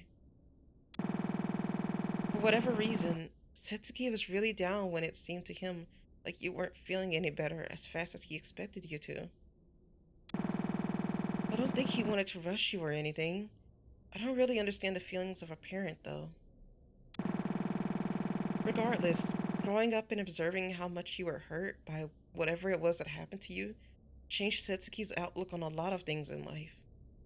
I don't know if your memories allow you to remember, but Setsuki was a large shareholder in a lot of really big corporations around the time you were born. After it became clear to him how deeply you were traumatized, He sold a lot of his shares and funded the Sunrise Foundation. What even is the Sunrise Foundation? It's clear that it isn't the geology company that we've all been led to believe. The next part is complete speculation on my behalf. I think that the whole geology thing was a part of this simulated world, and not an actual part of the Sunrise Foundation as it is in reality. It sounds about right, because I don't remember Setsuki ever mentioning anything about a geology front to me when I was working there. I only joined on to work on the Dustbreaker project, which was the 4th major project by the company. The whole goal of the company was to experiment with alternative scientific approaches to psychiatry, basically. I read that so weirdly, I know. Trying to use technology to assist with recovering from mental health issues. So, what was the Dustbreaker, like, supposed to do? It really doesn't sound like whatever it was meant to do worked correctly. Yeah, definitely not. I can't speak on the previous 3 projects by the Sunrise Foundation, but the Dustbreaker was meant to be a sort of VR exposure therapy, in a way. It was meant to provide a safe simulated environment for a subject to face their trauma. I don't like that. That idea sounds flawed from the premise alone. It probably was, but Setsuki was determined to a fault. It bordered on unhealthy obsession. I've heard from coworkers who were around the company for longer than I was that he wasn't always like that, but I'm not sure what changed him. Dad, what were you trying to do? If that's the case, then how did we end up here, inside the actual simulation itself? How do we get out of here? Unfortunately, I don't have the answers for that. That's where my memories cut off. Were they wiped? No, not like the others. I think whatever it was that happened to lead to all of this was something I blocked out of my own memory. A long silence fell over us again. Every once in a while, I felt panic creeping back into me, but I steadied my breathing and kept myself grounded. Finally, I felt like I was ready. I think it's time to go see what Dawn is trying to show me. I don't want to go alone, though. Allison, can you? Of course I can. I'll be right here with you. Chio and Eri, I promise we'll be back as soon as we can. Can you remain here for now on lookout? Try to get in touch with Kotsumi and update her. Yeah, of course. Saturday. Whatever horrible truth is at the center of all of this, I'm sorry. I helped contribute to something that led to all of this, and I can't apologize enough for that. I sighed. I don't have time to think about my feelings on that right now. What matters is that you're here helping us right now, so I'm focusing on that instead. Chio nodded in understanding. I took Allison's hand again and pressed the button on the secret elevator. The door opened, temporarily bathing the room in the light that signaled our approach to the center of this world. The center of this story. Good luck. Thank you. You too. We stepped inside the elevator and watched the doors close, obstructing Eri and Chio from my view of what I could only pray would not be the last time I'd ever see them. Oh no! We literally need just one battery to like unlock this. Oh my god. Oh my god. Yeah, I know, right? Like I said, this game does not fucking play. Back to the happy music. Okay, so we gotta play like one song. We can do something in like one of the other categories. Oh, let's do the Camellia song. I forgot what song's the Camellia song.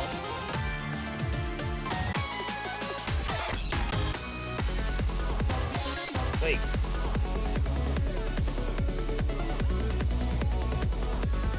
Sorry, I really like that song. It's this one. Yep, it wouldn't be a rhythm game without Camellia being involved somehow.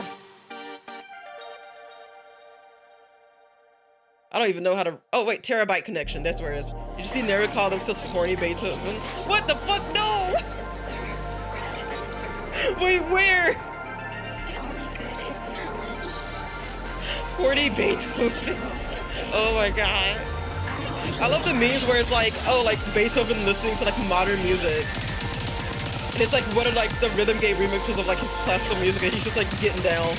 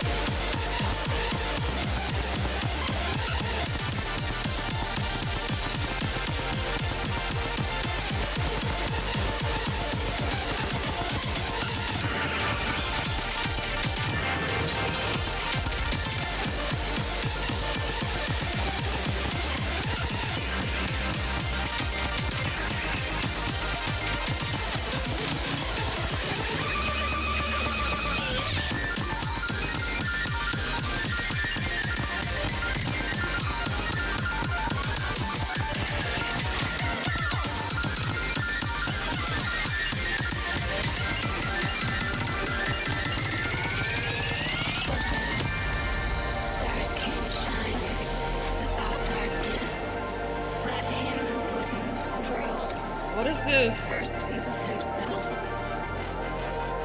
Ah, it's too digitized. I don't understand what it's saying. Like I said, I knew the song wasn't fucking over. Like I was still very much on my guard. All right, S plus, not too bad for a sight read, and 5 missteps. All right, we can continue. Also, let me hydrate because that was a lot of dialogue. All right, let's see. Oh, good. I don't need too much. Oh, this one isn't like the usual naming convention for like the chapters. So episode 22, altercation. The truth is seen. Oh, fuck. Oh, shit. Here we go again. Content warnings. This episode contains topics of panic and worry, confronting difficult truths, panic attacks, fighting, and guns. All right. So again, if you need to step out with any of these warnings, please like feel free to like absolutely take care of yourself and do what you need to like protect your own peace. So yeah, with that said, we are going to continue on. Sunrise building, hidden elevator, 10:55 p.m. As we rode down the elevator, I felt a large amount of energy leave my body, and I leaned on Allison's shoulder. Sorry, I'm just tired. I can't blame you, but you're doing really, really good. You know? I'm really proud of you. You're doing really well yourself. It's almost like nothing phases you. Huh. Nah, it's a lot to take in. I think I just process stuff way more internally than you do. Not that being external about it is at all a bad thing. It's just different, you know? Yeah, I get you. The elevator plummeted into the depths of the unexisting building. It was a long, long ride. Finally, the elevator came to a stop, and the doors opened into a dark hall. Sunrise Building basement, 11:02 p.m. The basement hallway of the Sunrise Building, though it was as dark as the other halls we traversed on our way up to the 17th floor, had a completely different atmosphere. It looked like a hall you might see in a horror video game. Like Silent Hill. I know this is supposed to be serious, but Silent Hill.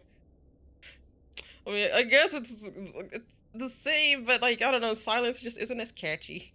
I feel like it wouldn't have gotten built like as big if it was called Silent Hill instead of Silent Hill. As Allison and I walked around along the dark hall, our footsteps reverberated across the walls as if judging us for being in a place we should never have ventured. But we were here, and we weren't turning back until we found the horrible truth that this place housed. At the end of the hall was a single door. The woman who had turned our lives upside down in just a single night was standing in front of it, waiting. Dawn opened her mouth as if to say something along the lines of, "Took you long enough getting here, but decided against it." "I'm running out of time. The World Keeper has noticed what I'm trying to do." Who is the World Keeper? "Pretty much my polar opposite. I'm here to guide you to the truth, and she's here to prevent you from finding it. I don't have time to explain more. I'm sorry." At this, the figure of Dawn began to flicker and glitch out. It looked as if she was disappearing from the world itself. "Saturday, inside is the truth at the center of everything. It doesn't explain all of the questions, but it's the biggest answer. It will be hard to face. But please, for your own sake, you have to..." Dawn? Dawn! Dawn was no longer present in the room. It looked like she had been torn apart from the world itself, but given everything we've learned, that doesn't seem right. She's probably been relocated by whatever that World Keeper thing is. Allison and I stood in silence for a bit, waiting for her to come back, but she never did. Do we go inside? "I don't know." As if that was really a question, I placed my hand on the rusted door handle and turned it. The light of truth seeped out of the room. Whoa! Location unknown, 11:17 p.m. In another place, a violet shaded shadow morphed into the fabric of the environment. "I figured you'd catch on sooner or later." On the other side of the room, the World Keeper stood, anger adorning her face. "What the hell do you think you're doing?" "Why are you surprised? I'm doing what I'm supposed to be doing. I'm fulfilling the reason I exist." "And you thought I would just sit here and let you put her through that?" "No, but I knew I could keep you busy long enough to give me a head start." "Don't give me that shit." In her furious words, Suki swung her hand around her back. A large group of energy particles formed around it, and a long glowing shape took form. It was a scythe formed of resilience to protect the order of the world, a weapon used to reap death being wielded by death itself. "The cycle ends here." Uh-huh. Now it's my turn to say my lines. Dawn raised her own arm, and in it, particles of narrative resilience to face the truth gathered. In her hand formed a much shorter but equally powerful weapon. It was a pistol, small but just as effective, like a detective might use. Dawn twirled it around and landed its aim of fire square on Suki's chest. "Didn't anyone ever tell you it's a bad idea to bring a scythe to a gunfight?" Oh my god, we're getting so much we're getting so anime up in here. The opening move was made, one shot fired. Of course that bullet was never going to hit anything other than the wall, but someone has to make the first move. Suki flew into the air, gracefully but with an offensive intent rather than defensive. She brought her scythe down toward where Dawn was standing. Dawn dodged out of the way just in time, like she had done so many times before. The fighting continued. Seconds go by. Minutes, hours, days, weeks, months, years, full cycles, most not even reaching this point in the narrative. Slight alterations in the altercation, subtle movement changes, but the screenplay remains the same each time. After all, there's no need to sweat the small details. There isn't even any need to describe the details at all. After all, this couldn't matter to them anymore. Surely you've realized by now that all of this would never end? It was just a game, a cruel game of eternity that neither player could leave. Then what do you suggest we do, Liberator? We can't just abandon our purposes and give up everything we know. The World Keeper, blissful ignorance personified. The Liberator, determination of freedom personified. The idea is given life, if you could even call it that. No, this is not life. This is far worse than life, far worse than even death. It was infinity. An infinity they could never escape, fated to battle each other, the only other one who shared this infinity with them. Back in the basement of the Sunrise Foundation, Saturday and Allison entered the room, only lit by the light of a worn-out computer monitor. It's some kind of log? No! Don't read that! Stop! Staring down the truth, Saturday read. She read and read and read. She sobbed. She screamed. Only Allison was there to comfort her. Why? Why? Who put us in this fucked up eternity? I want out! I want out! Please, just any kind of miracle. I don't care who. I don't care what.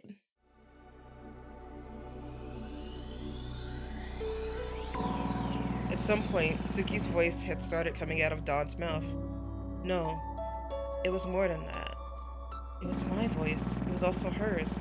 The fighting continued, the crying continued, fates forever intertwined in a Mobius strip of life, death, and repetition. Yes, only a miracle could save us now. A blessing from a higher power, a gift from the heavens itself, whatever the form it may take as I sat here observing. All I could do was pray for a miracle. And then everything reset once more.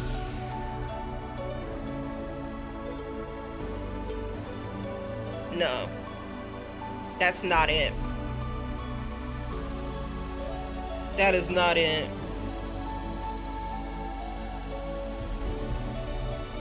That's not it. I refuse to believe that this is the ending.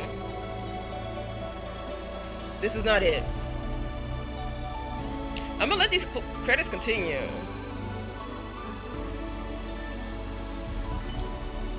Like, and yeah, I do give credit to the staff, but I'm like, no, this is not it.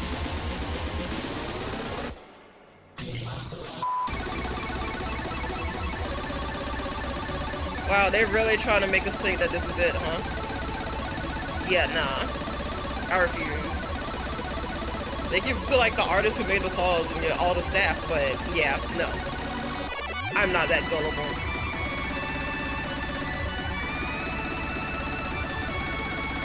Like, we didn't even have a puzzle this chapter. Chapter 3 plus 0 some credits?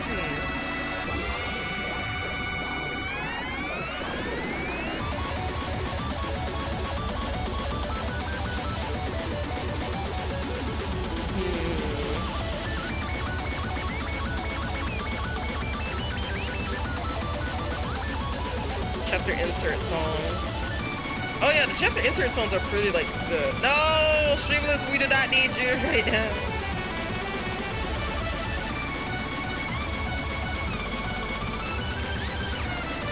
Yeah, special thanks to everyone. And loving memory of Charlie / Akira Complex. Oh yeah. Akira Complex did. Miracles don't exist in the confines of this world. So you, the observer.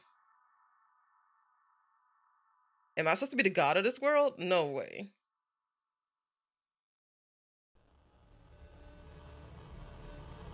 Can you hear me? What? This isn't over. You know it isn't. Yeah, I know. Like, I literally said that as soon as the credits started. What happened so far was all for this moment. What? Please, I need your help. Is this what we... So, at the start of the game? find me. Who is me? Million Sky Hour Works presents what? A game by Team Vivid Stasis. Vivid Stasis Future Arc. What the fuck? The title screen changed. What the fuck?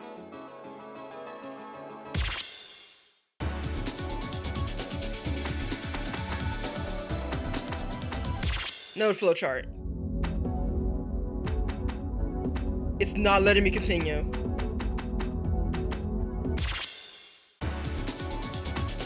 Between space? I still don't know what to deal with this. Wait.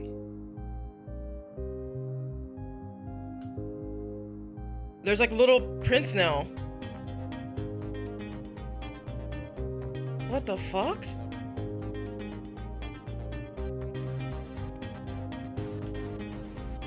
Okay, there's like new stuff in this little mini game. I don't have another diamond. I don't know how to get them.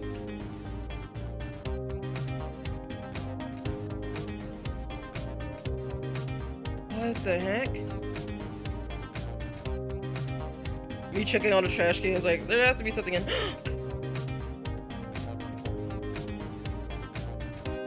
Alright, we got 2 more.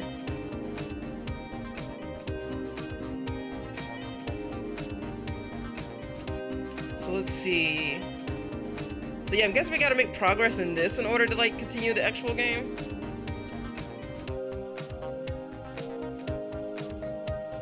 Alright, let's see what this file is.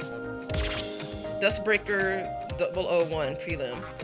Today is October 20th, 2018. This is the first log for Sunrise Foundation 4th project, codenamed Dustbreaker. The Dustbreaker is a huge step up in scope from all of our previous projects, and a much larger risk. But I'm willing to take it. The purpose of the Dustbreaker is a virtual reality simulation to allow patients to interact with potential trauma sources in a safe environment. Unlike a VR headset, the Dustbreaker actually analyzes the brainwaves and fake pulses of a human brain. Then it constructs a simulated world based on that. Anything to do with modifying brainwaves is an incredibly dangerous technology, but the potential help it could do is far greater than anything we've previously done. Pre-planning begins tomorrow. I'm very excited and scared. This concludes this log. Alright, see where those footprints went.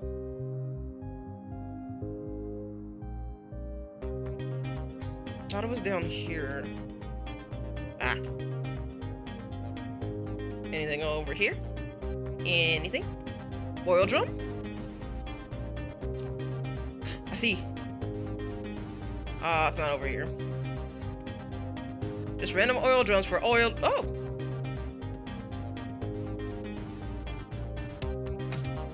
I did see those footprints over here.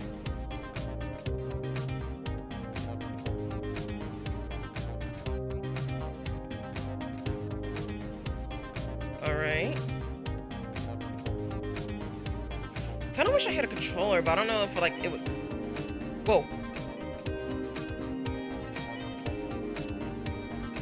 Whoa, looks pretty. Oh my god, okay. Oh my god.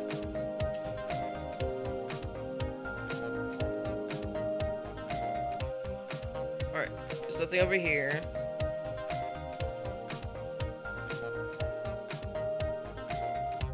Oh, I need 11. Okay. I did see a diamond back where I was at.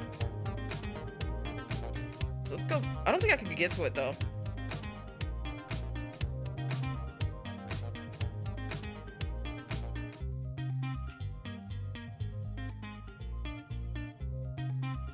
Like I thought I saw one.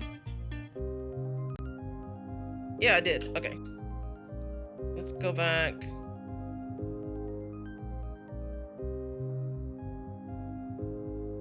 All right.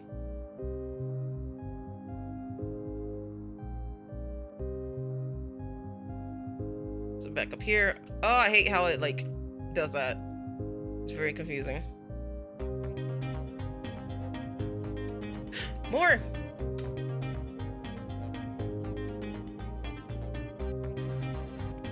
Alright.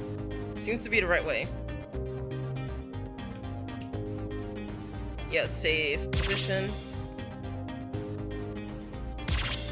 Storytell.r_n. Aryan Kotami, huh? I can't say there's sudden arrival here doesn't confuse me a little. And trying to understand where they came from, I extracted thoughts from their wavelength into the void's log format. So they come from some other meta layer entirely? I guess it's not out of the realm of possibility. They seem to be getting along fine with protagonist. Honestly, I'm a little jealous of her. I hate admitting it, but I am. She's so much more outgoing and energetic than I ever was, and she can make friends more easily as a result. Why did I end up like this? I suppose none of that matters now.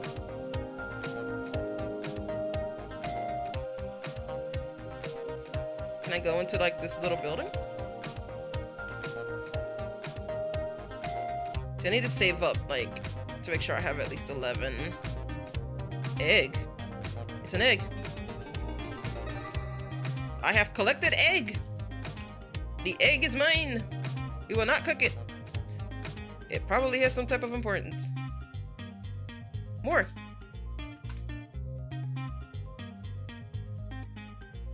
Alright, no signs. Okay.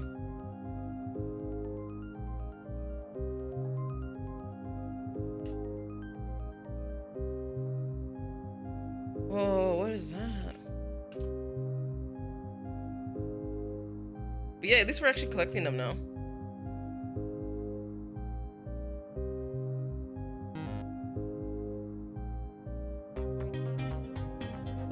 Yay, okay, we unlocked that door.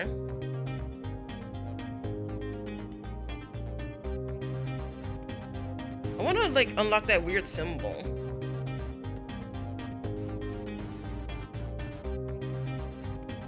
I don't remember how to get to it. Okay, that's that. Wait a second. Okay, nope, that's just the ground. Yeah, I want to know what this is. Nelv. Oh, it's a song, okay. Oh!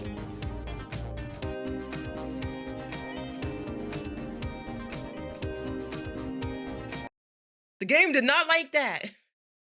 I don't think that was scripted. I think that was legit just like... Yeah, that was legit just like an error. That was just like a weird error. Okay, starting back over. Cause I do like... I want to know what's going on. Like, I feel like I'm supposed to do something. Ah. Mount Pinatubo erupted in 1991. I don't know why it gave me that, but okay.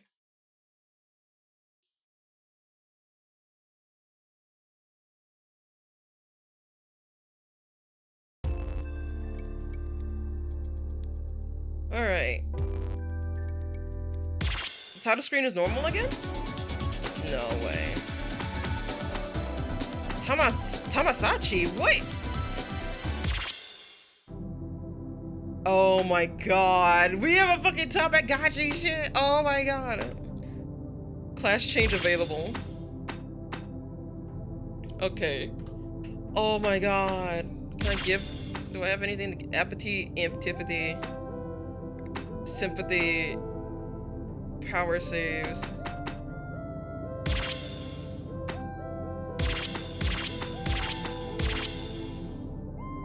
Okay.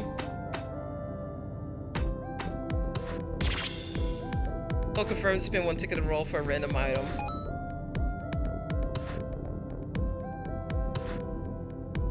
Oh my god. There's a fucking Tamagotchi shit, like, aspect to this game as well. This game literally has everything.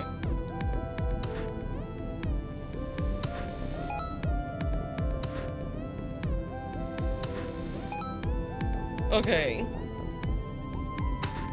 Shop. Can use it to touch upon a roll for items. I'll do tickets for 2. Defense. I'll probably do a power save. Okay. So it looks like shop reopens at 70. So it looks like every hour and a half or so I can like get something, or that I can like buy something at the shop.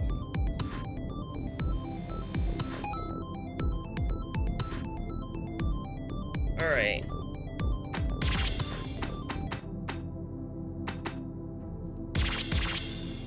Let's see.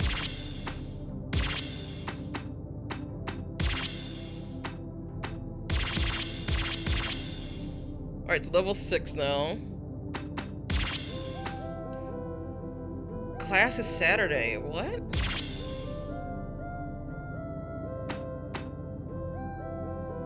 Next class change in 43,180 something seconds. Oh my god, name change available. Let's see.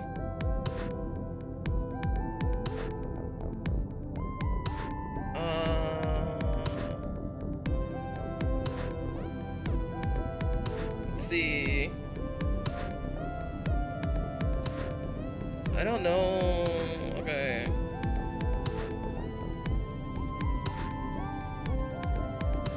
Alright.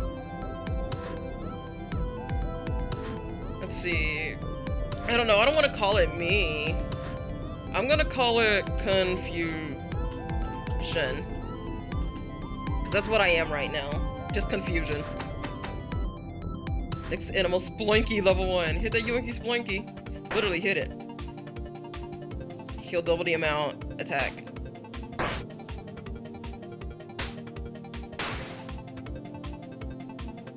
I take 0 damage. Critical. Love that.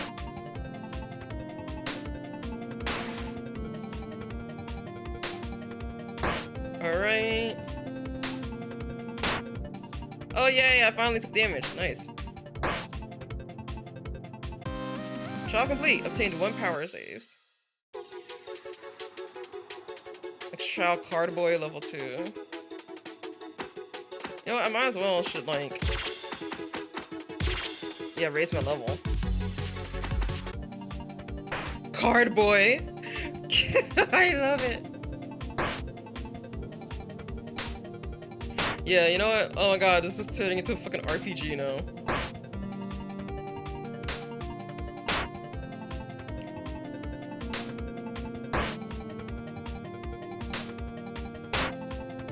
No.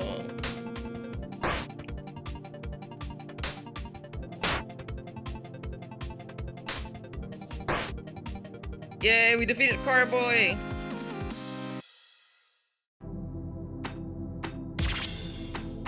Alright, another power save. Yeah.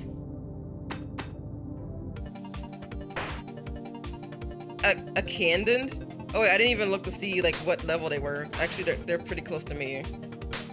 So yeah, I better like be careful. And yeah, I'm not gonna like face another enemy. Yay! Okay, they missed their attack.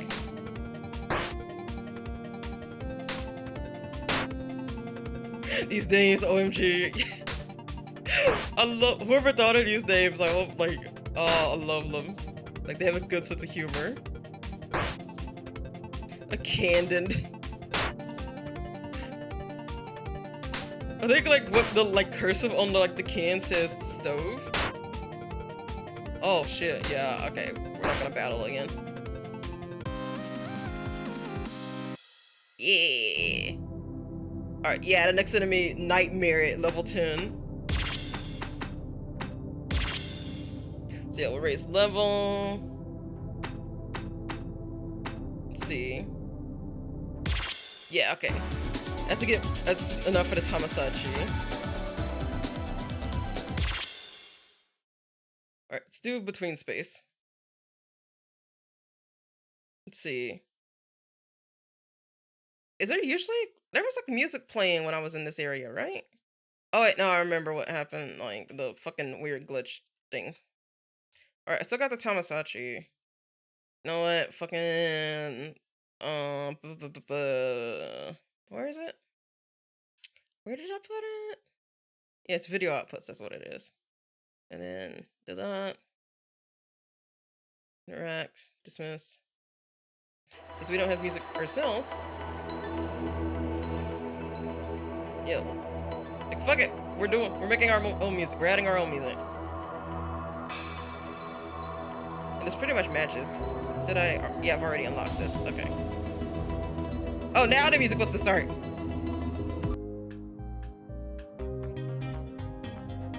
Alright, I gotta be careful with whatever the fuck I did. I still don't fully know what exactly I did.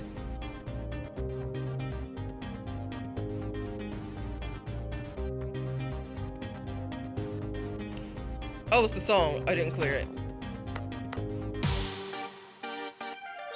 Alright, I don't know what I did last time, but I was just like, I gotta choose the option and just hurry up and play.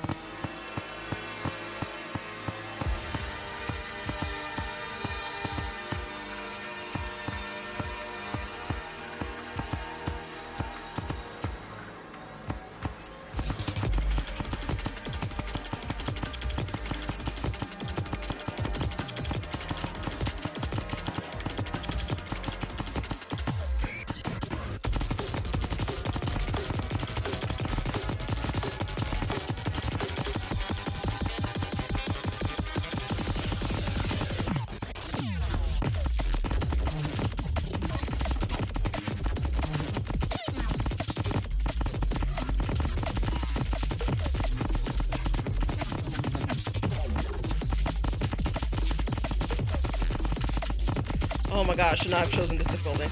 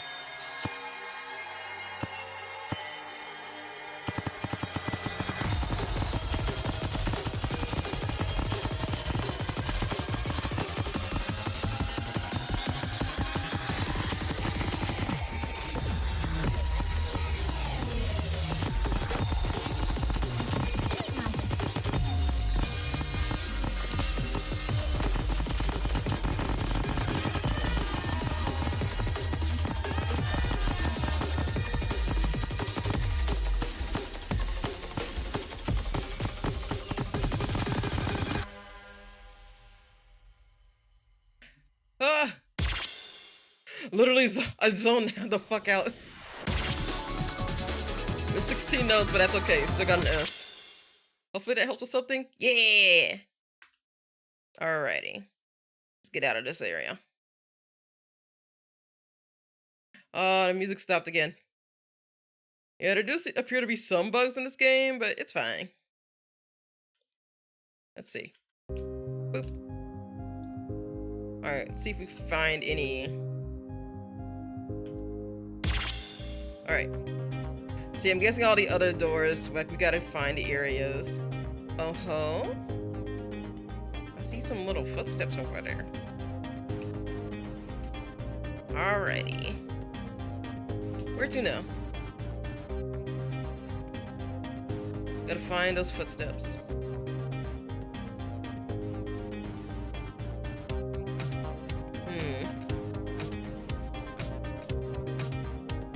And yeah, we couldn't have done this before, like, the little cutscene, because, like, before, like, that last node. Because, yeah, a lot of this was not unlocked, like, before we got to that node. Alright. There's still footprints, so I'm wondering... I don't think there's still anything over here, though. Like, I've explored all of this that I possibly can.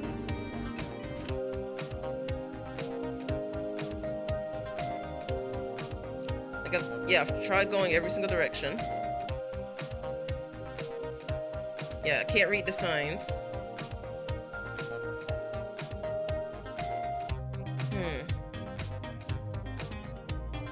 This music is real chill though. I like it.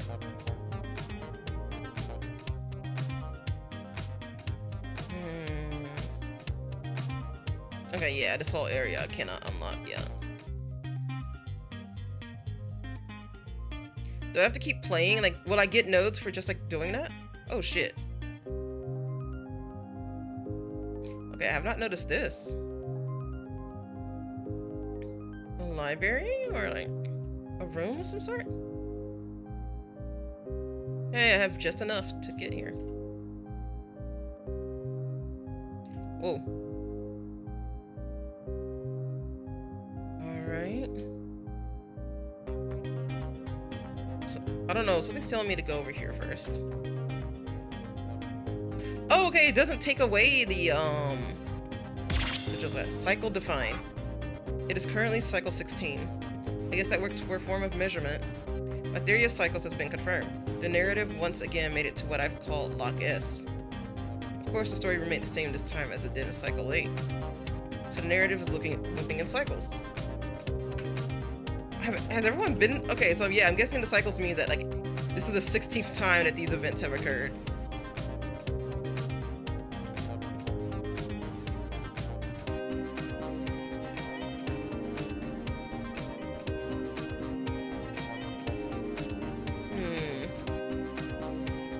Found you. You little shy diamond.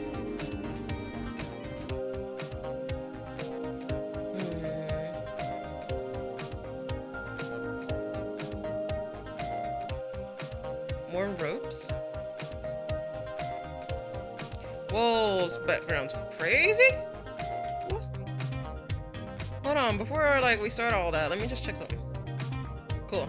There's a diamond over here. Guess we're trying to get to it.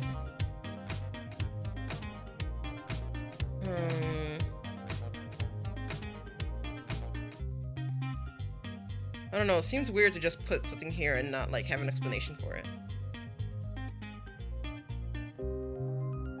Oh. Yeah, it's safe, so I don't lose my progress in case like a weird glitch happens.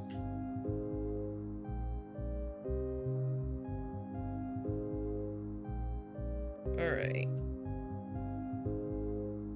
I kind of want to go back. And like, cause yeah, there was a diamond there and I don't want to forget it. I feel like we should go back and try for it somewhere. Maybe it's the other way.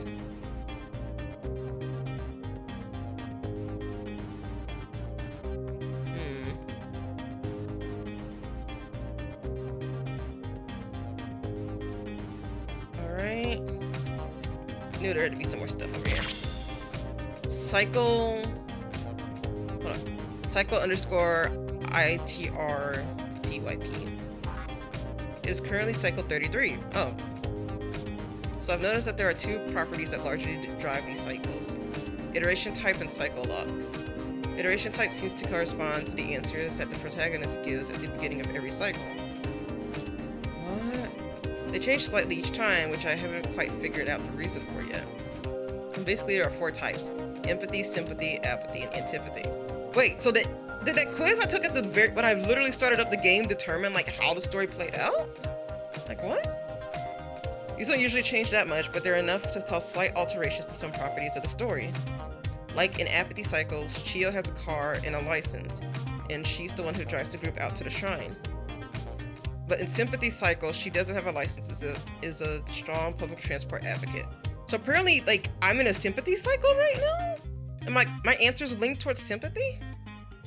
Because yeah, she didn't have a license, and she was very much like, yeah, public transportation rocks. Small differences like these are mostly how I've seen iteration types change things so far. Okay.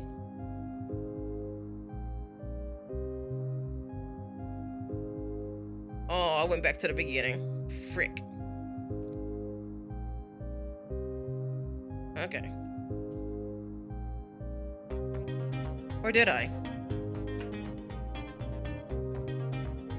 Oh, nope. I did what I wanted to.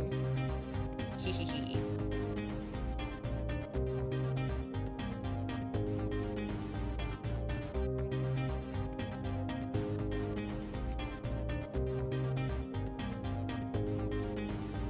Alright.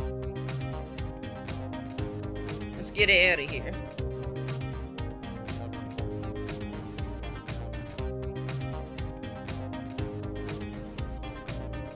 Alright. And yeah, let's like absolutely save. I think it is just safe position, like whatever currency you have, like, is kept in.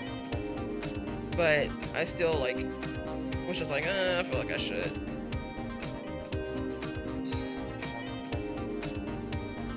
The fact that there's nothing here seems weird. What?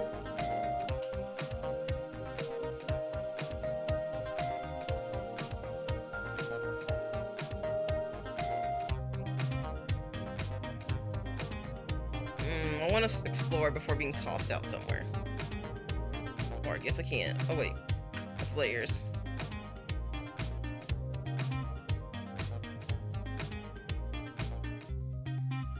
Oh, there's a song.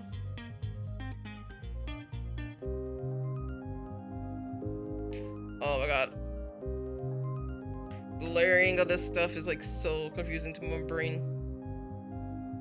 Okay.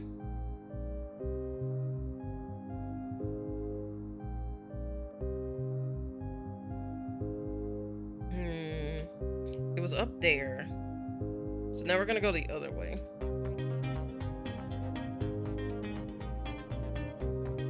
I will very much admit, I do not know where exactly I am.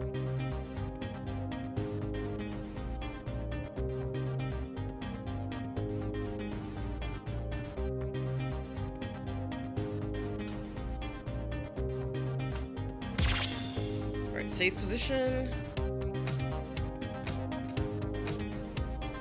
The fucking blue. Okay. There's so much happening. And again, like, I still don't know where I came from.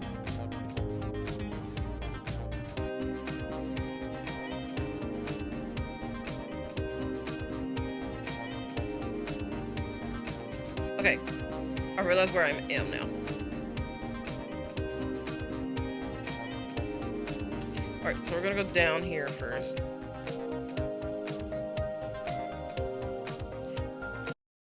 I knew it. This didn't seem right.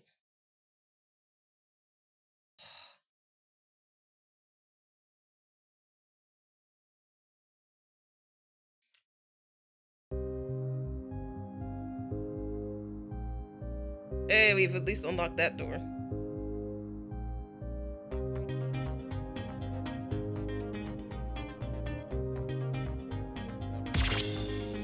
Alright, what is this? Question mark, question mark, question mark melody. I wanted to be someone. I had a whole story ahead of me. And now who am I? I'm recycling. Reused in another narrative. Every day I still hold on to the desperate hope that someday my story will be told. But I'm not hopeful.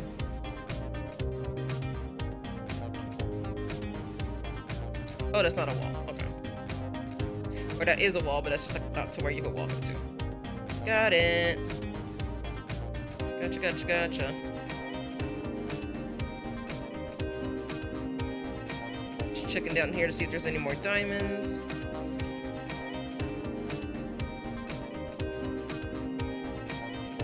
I'm glad I took a look at that area, though. Alright, I remember these squares. Alright, now we can explore.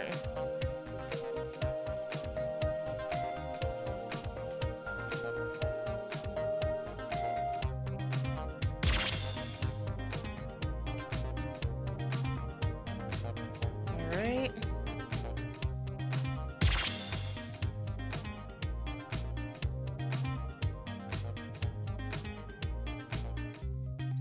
Yay! Seraphia. Alright, it's Middleton. No, okay, I just need to stop pressing, like... I need to stop going, like, yeah, I've noticed, okay, it's apparently when I change the gauge type is when, like, the game crashes. So, yeah, okay, time to restart. Time to restart. I wonder. Okay, never mind. I have my controller connected, and it like even Steam was like, this game was not designed to support controllers, and I'm like, okay, that's the easiest way to answer whether or not a controller will work. All right, so yeah, let me like plug back in my like mouse so I can actually get like the scroll speed I like.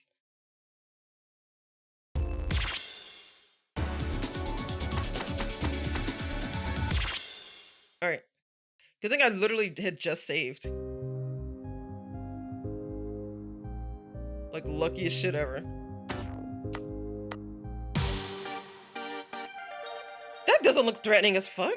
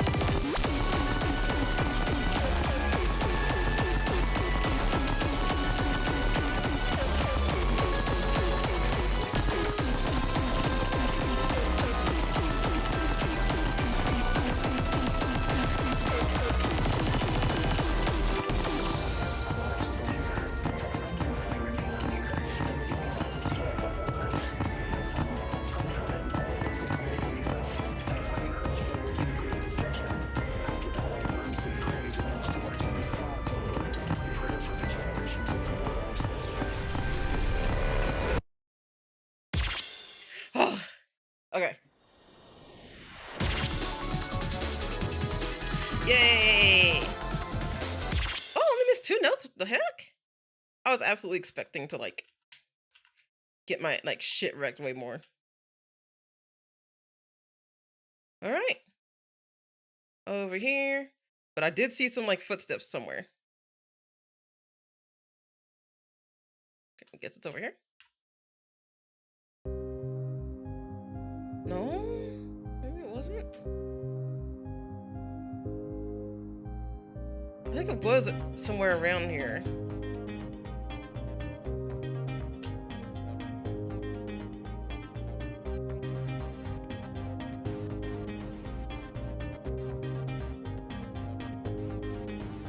Maybe it was like I gotta go. Yeah, maybe I gotta go back. Because I did see footsteps in this area.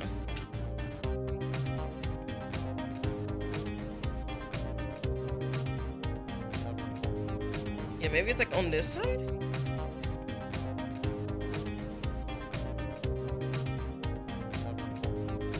Nope, that's the start. So we're going to go up.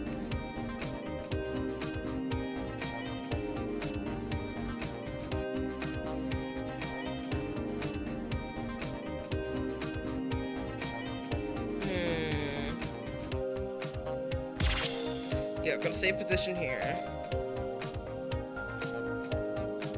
Yep, those are the footprints. So first we're gonna see like where these little like bounce pads lead us to.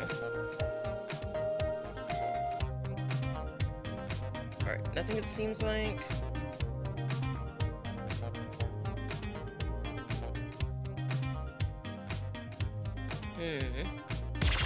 Cycle _ Psylock.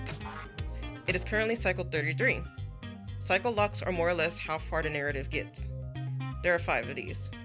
Lock P is the earliest. It corresponds to whether or not the protagonist dies in the burning museum incident. Oh shit! So Saturday could have absolutely died. After that are Lock V and Lock U, which correspond to the caveman incident and the World Keeper's infiltration into the hotel rooms, respectively. And then Lock S is the furthest one. It corresponds to the duel in the winter. Presently, no cycle has progressed past Lock S. There's also another lock type, Lock 2. I called it 2 because it basically means NA. Lock 2 is basically a catch-all for any cycle that doesn't end at one of the specific other 4 locks. There's a variety of reasons a cycle could end at a different point, but the reasons aren't consistent enough to warrant naming other locks after them. I'm still waiting to see what lies beyond Lock S. So that's literally what we're at, Lock S. So like the game, like the story, like has not progressed past this point. We can fix that. I'm not having Saturdays like fate in here.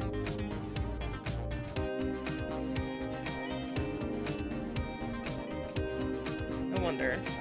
Okay, it takes us to the same place. What's this fucking jingle jolly looking like hellscape?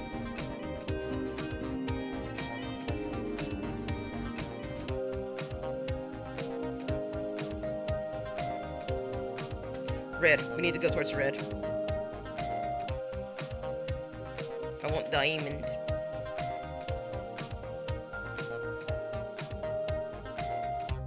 And we're collecting a lot more than I thought we would.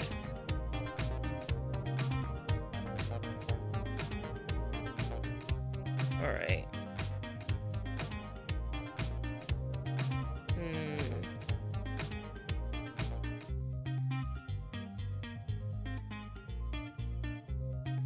Alright, got a bit more. I don't know why, but like I kind of want to eat these clouds.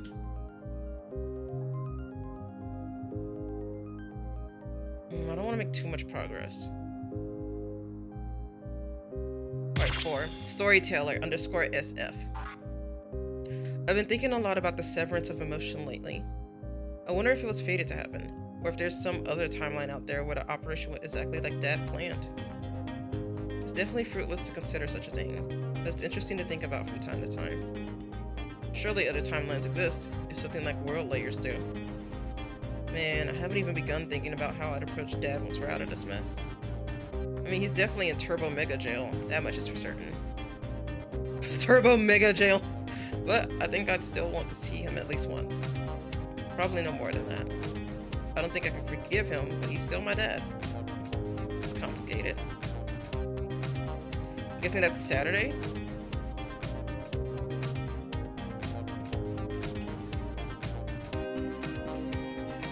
Alright.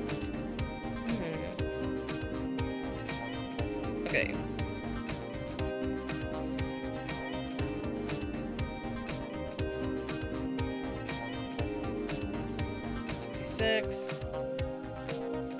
Oh, which way do we go? Oh, we can't go towards the purple. Yeah, we can't go towards the purple right now, so red it is.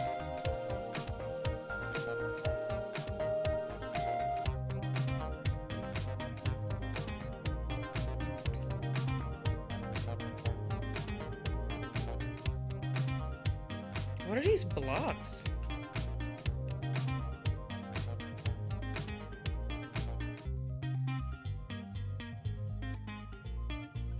What? There's absolutely a way to get across these. Okay.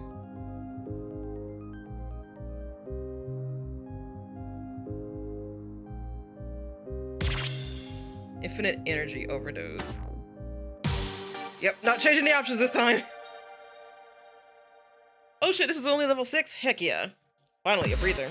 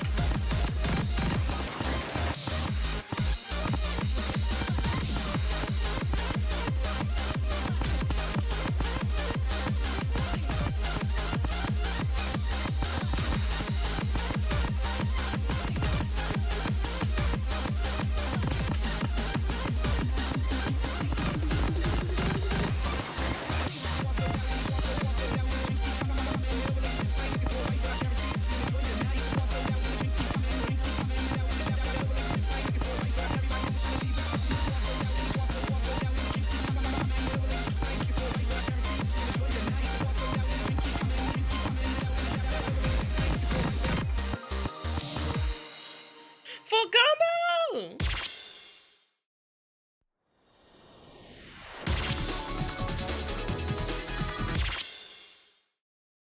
Alright. That gave us 20 more diamonds. I feel like there should be a door out of this area. Because there was like doors in previous areas that like had like different themes. So like now I'm just trying to find that. Let's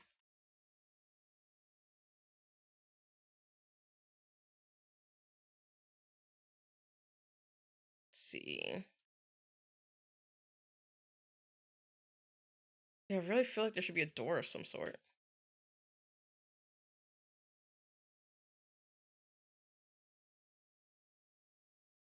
Did I fuck it up?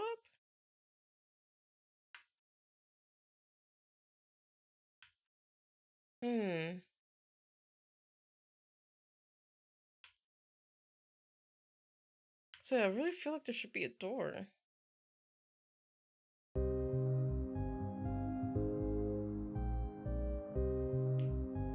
Okay. Okay, it looks like I just have to go to another screen in order to reset shit. Because I'm gonna try to look for a door again.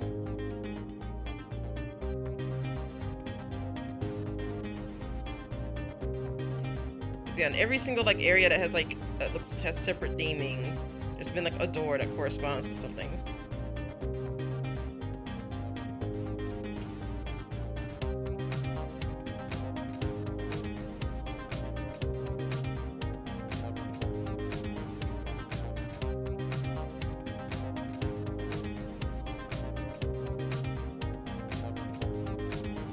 Alright, and then that one corresponded to that. So let's like go to the red side. If we can. Yep, okay. Yeah, looks like that doesn't really correspond to anything.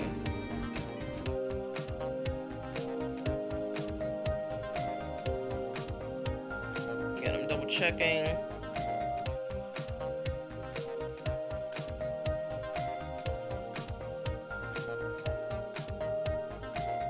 Yeah, this corresponds to that. Okay. Alright. Let's see what else there is to... I think we're done with like the little mansion area though.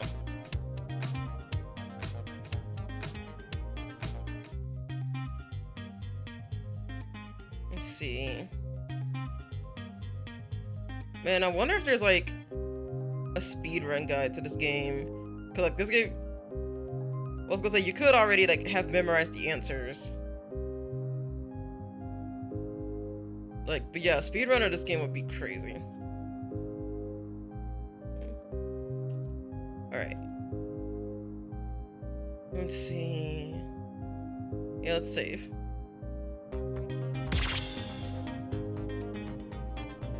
Alright. Yeah, I think we've explored everything we can.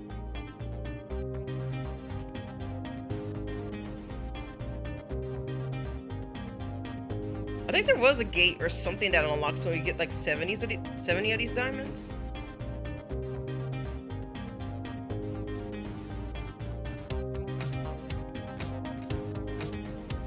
Let's see, we can look. Oh, oopsies.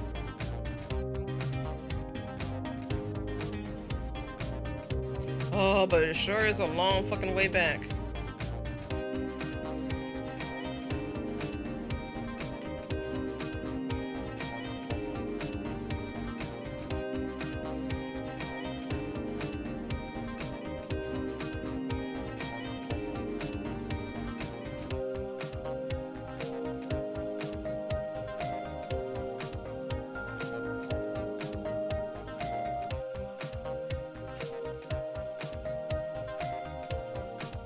Alright.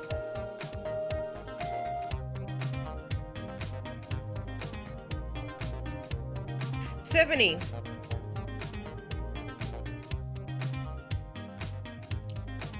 Oh, it's grayscale.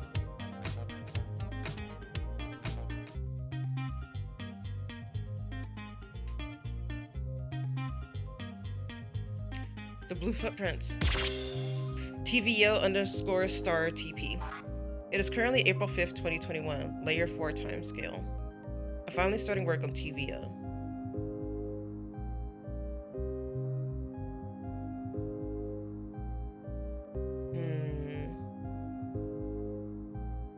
Yep, I knew it. Wow, this looks fucking weird. So I'll gladly take a diamond.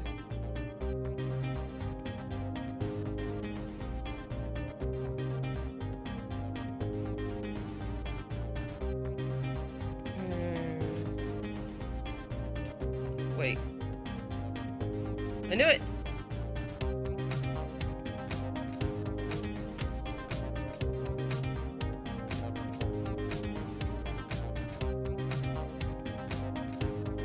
Alright. There's a diamond over there.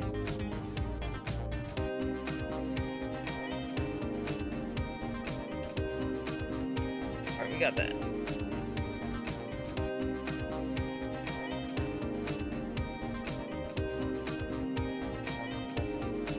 Any way out of here?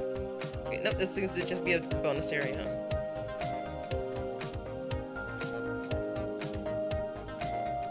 Alright.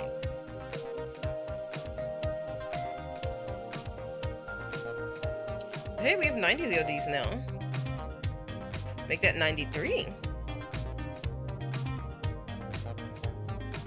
Oh, fuck, did not mean to go in there.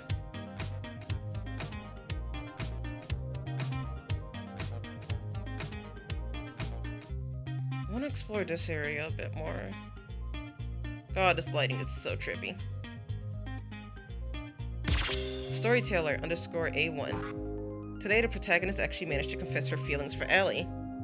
I'm happy for her.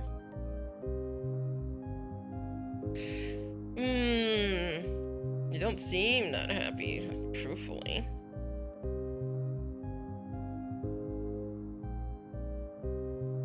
Let's see.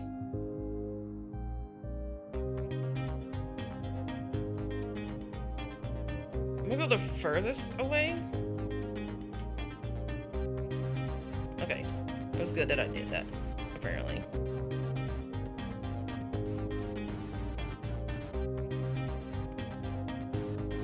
Alright.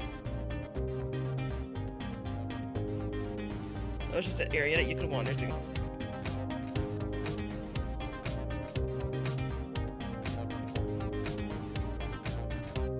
Oh! It's not a bounce pad, it's a mystery. Like, walkway.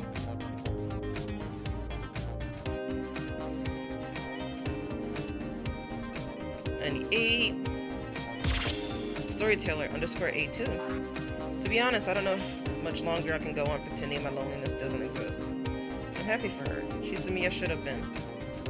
I shouldn't exist in the first place. Once all of this is over, she'll take over, and a real Saturday can finally live a normal life. Like it should have been. Right? What? The real Saturday.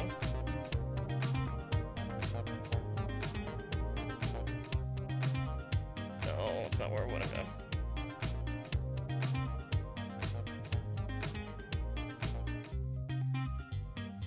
There's still areas I hadn't explored yet.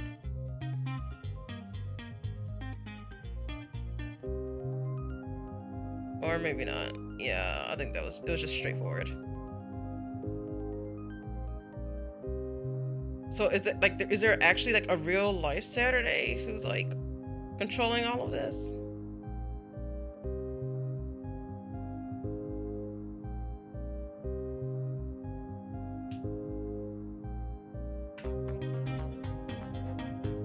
Alright. Yep, we definitely haven't been in here yet. Alright.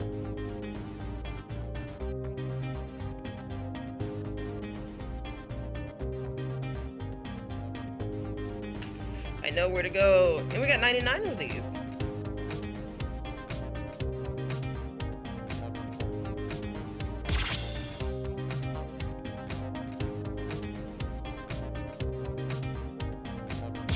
Storyteller underscore A3. They kissed today. I'm handling it, I think. I don't know. It's one thing to be stranded up here with nobody to be with. I came to terms with that. I can deal with it. But to see her happy with Allie like that, it's just a little much sometimes, you know? Fuck. I hate this. I'm not supposed to cry. I'm the guiding light, a prop for the play. I'm the storyteller. I can't. I'm so lonely. Please, I don't want to watch the play anymore. I don't want to be the master if the puppets hurt me this much.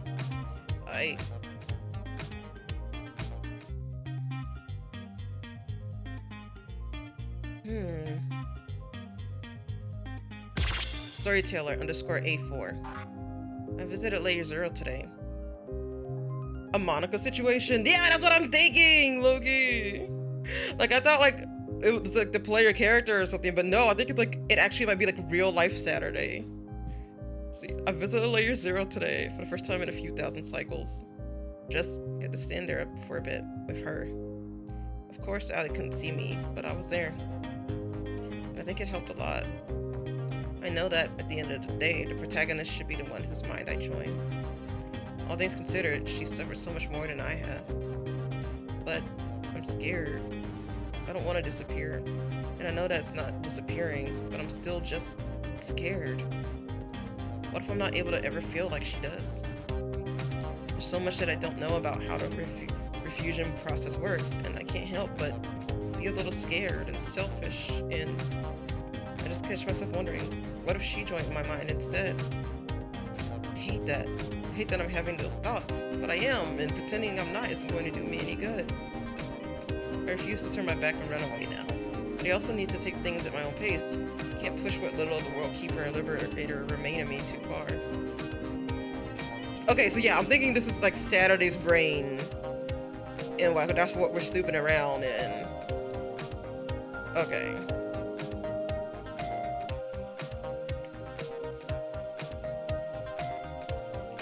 Oh, there's so much to explore in this area. Fuck.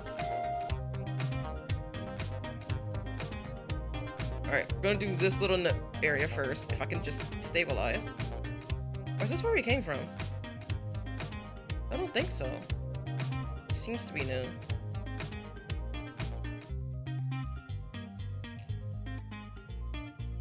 All this for a 10!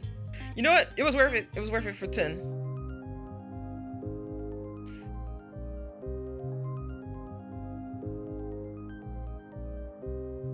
It was absolutely 500% worth it for 10 of those. Like, I thought it was just gonna give me like a single one and just be absolutely cruel about it. Alright.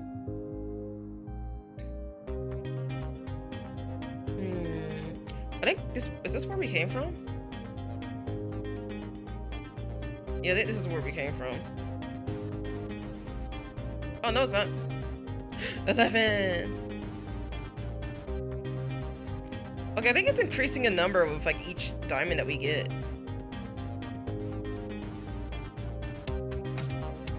Which is all good by me.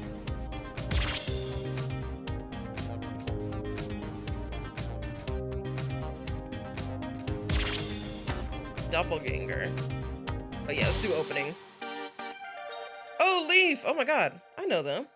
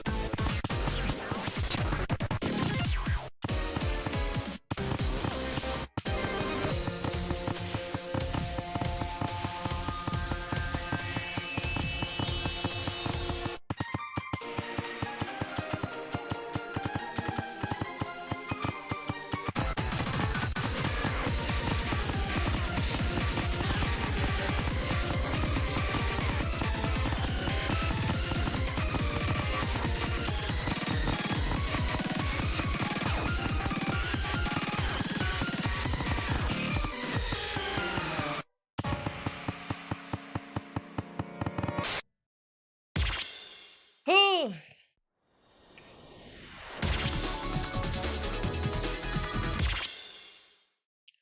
Okay, I added 8 more. It's another song we unlocked. Alright, going in here. Storyteller underscore A5. Streamloots, I appreciate it. I'll wait till it disappears to like read it. Okay. Today, the 3rd chapter gets sent up to the 4th dimension to TVO clients. Why am I including these logs? It's a lot of vulnerability, for one. I think you deserve to see this. Call it selfish, if you will. I don't care. No matter what happens, whether I disappear or I don't, I want you to see this. I want you to know that I was here. I'm still scared, and I'll continue being scared. I'm not a very courageous girl, but I'm okay with that. I finally found what I was meant to do. You can't stop me. You can't stop now, Zora Takachi, for her sake, but also my own. Break this final lock for us.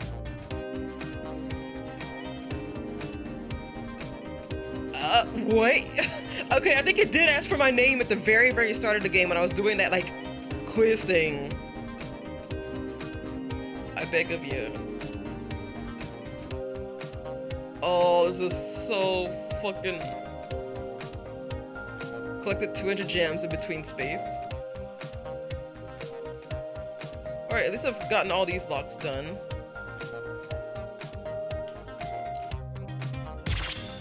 Alright, I wonder if like the 200 gems thing,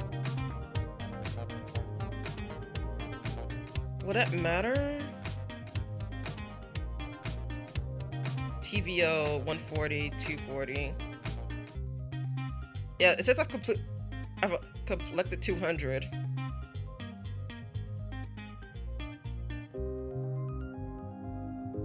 Alright. What's this one? Have I already been in this one? Yeah, I have. What? Oh, maybe it's just because like entered a new what? What the fuck? It's only one path. Everything's like combining together.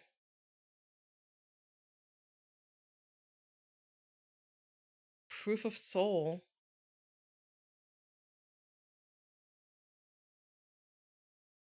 Obtain half of an important object. Chronostasis. Dustbreaker underscore 116 underscore SVRNCE. So severance? So let me fucking save. Today's December 23rd, 2020. I'm writing this log moments before stepping into the fourth atrium to perform the Dustbreaker test run. I started the Sunrise Foundation to help people in ways nobody else could. To create new futures using technology nobody else thought to use. And everything has been building to this day. We were deciding on who to use as the first human subject, and I knew immediately what the right choice was. I started all of this to help her, to heal her, to save her from the suffering that started when her sister died a decade ago. Tonight, we will perform the Dustbreaker's first ever human run on my daughter, Saturday. Execution program.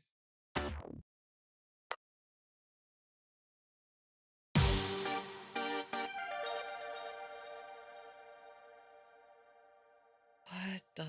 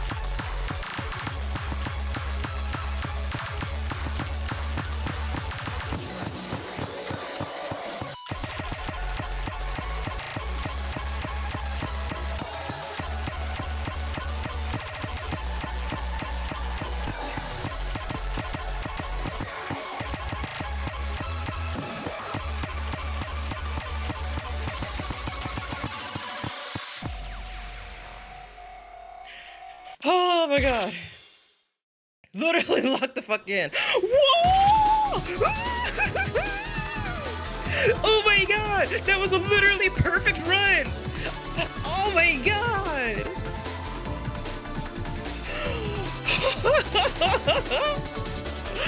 Oh my god! I don't think I've ever done that in a rhythm game where I get a perfect fucking run. Holy shit! Oh my god! Hold on, print screen it because F12 apparently does not work with this game. Oh my god! Screenshot that! Oh my god!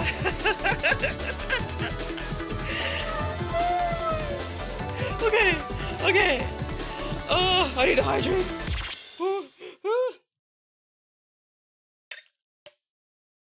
Okay. See, it says I got the first piece of something very important. Okay. I wonder what the next piece is. Oh my god, okay. Oh, fuck. Wait, what? I can't escape. I can't fucking leave. What? I can't leave.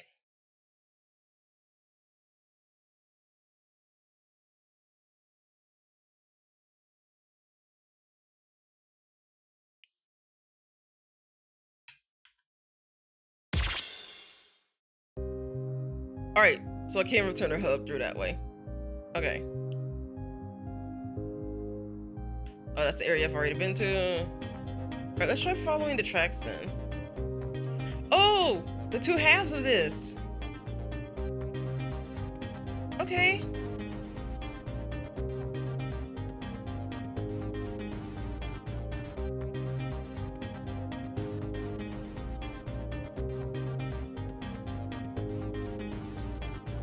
Let's see. Let's keep going. Holy fuck.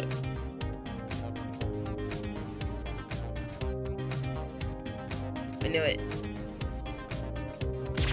Sunset _ arrive. Today's January 13th, 2022. The only thing we can remember are our names and the date. We woke up on the ground in the middle of the road outside the Tanegashima police precinct. We would have gotten run over if we hadn't woken up sooner. According to the people nearby, we just appeared there. It's like we warped into existence. I'm not sure what's going on or why we can't remember anything. Did we get into some accident? No, that can't be it. I'm so confused.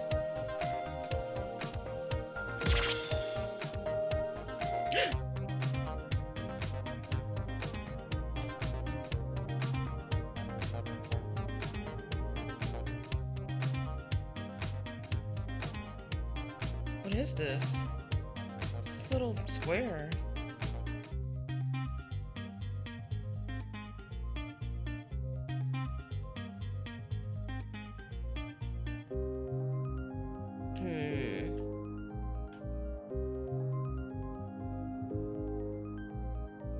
Wish the game told you like how many well, it said I had 240 at that point, so I think I am getting close to like that 240.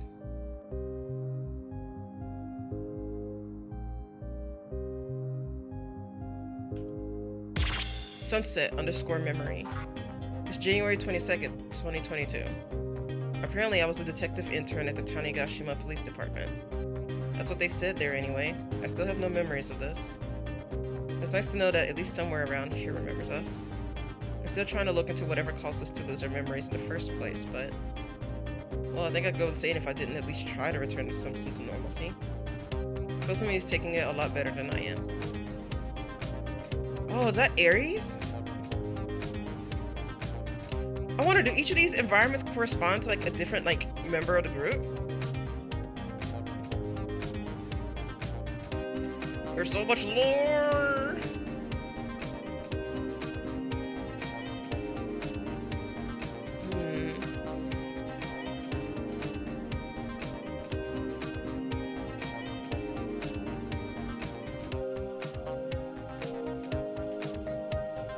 Alright.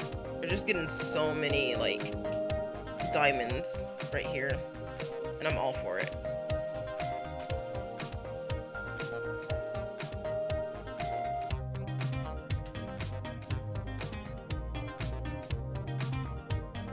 Alright. We've gotten everything we can from this little catwalk. Our soul bite.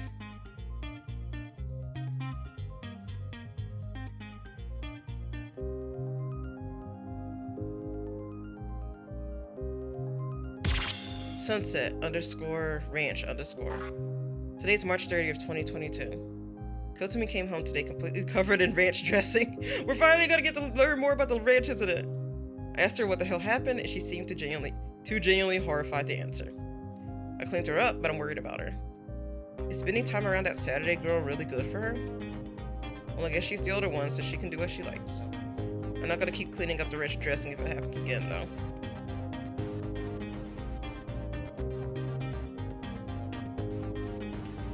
I see a diamond antique. Let's see.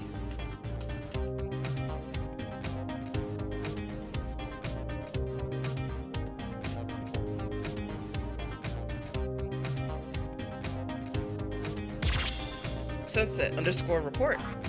Today's July 23rd, 2022. Kotami's friend came in today to file a missing persons report. Apparently her sister went missing. She seems really impulsive and reckless. I hope she doesn't end up doing anything that might get her in trouble. I'm gonna go through the process of getting a permit to investigate tomorrow if she doesn't turn up.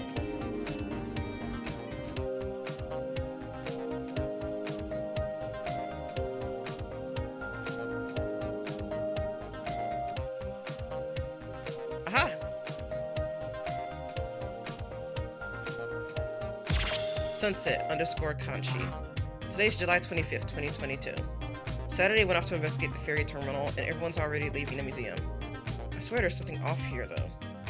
I found the book about world layers in Suki's drawer, and though it was all science mumbo-jumbo I didn't understand, something about it struck something inside me. Was I supposed to be here? Was it always just Kotami and I? There was always one other, right? Kanchi. Who is she? Where is she? Wait, were the figures on Suki's shelf always arranged like that? Oh, that's right before the fire at the museum! Grode decoherence. I can do a 10. Time to lock the fuck in again. I don't think I'll be able to get like all perfect though.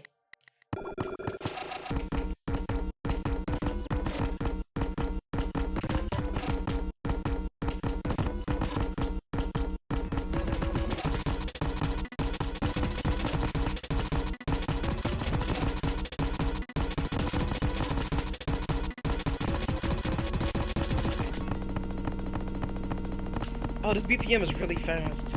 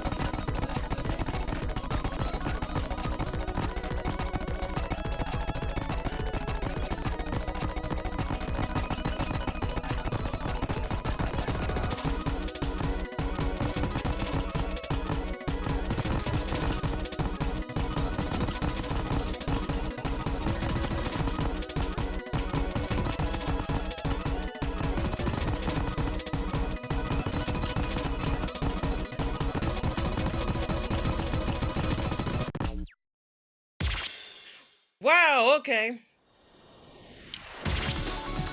Holy fuck, that song was tough.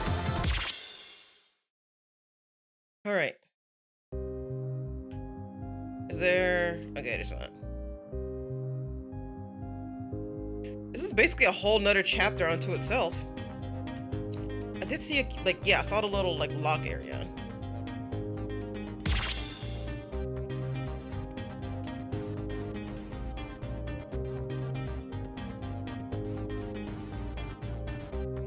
Wonder, are we gonna have to unlock all of these areas?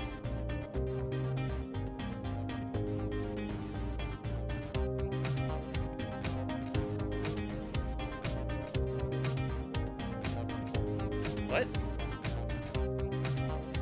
One small step for Saturday. Entered final landing for the first time.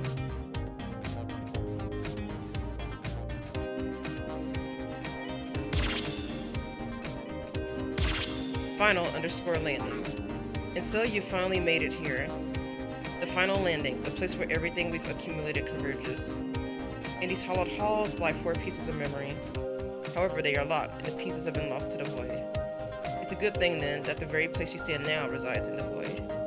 I cannot pinpoint their exact locations, however. I have a rough idea. One resides in a gathering of residences. One resides in a mountain hidden behind the temple. One resides high in the sky, an entrance only found in a place of information. And the last resides in a cave hidden from plain sight, blocked behind your path through a muddy tunnel. I await you beyond the gate to the future.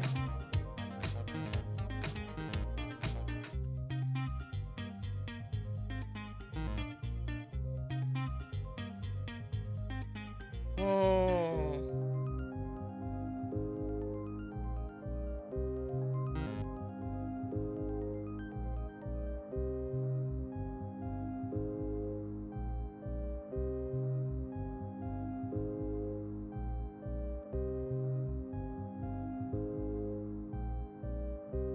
Begin opening. What?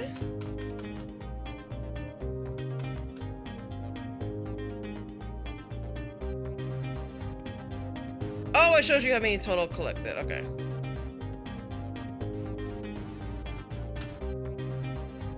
The last page, candy cracker. What? All right.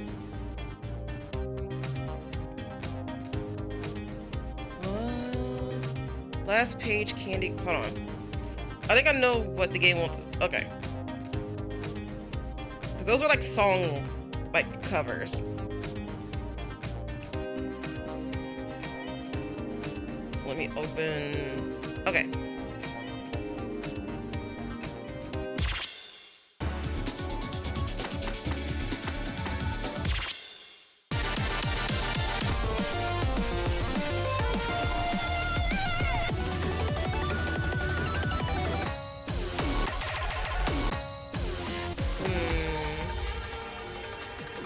Let me like move the graphic so it's like not hiding chat.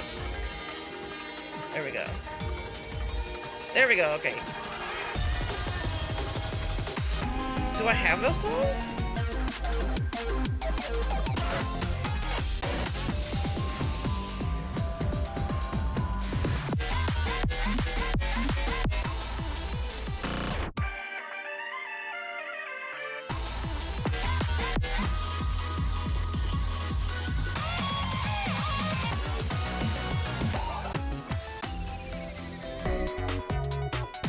Have these songs?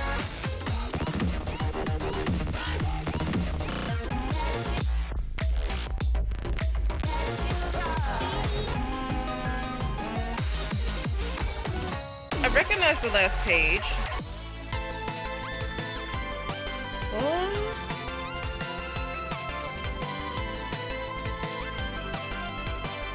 Last page. Candy cracker. Have I unlocked it?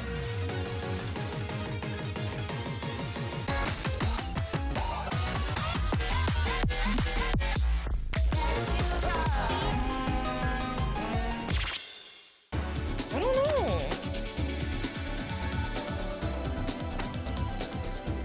All right.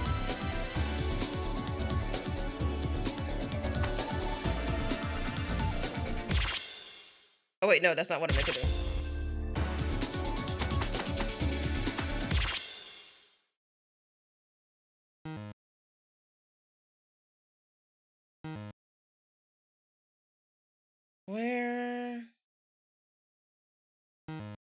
Wait, hold on. Let's see. Okay. Okay. Oh, wait. Yeah, I got a key, right? Is it directed by footprints?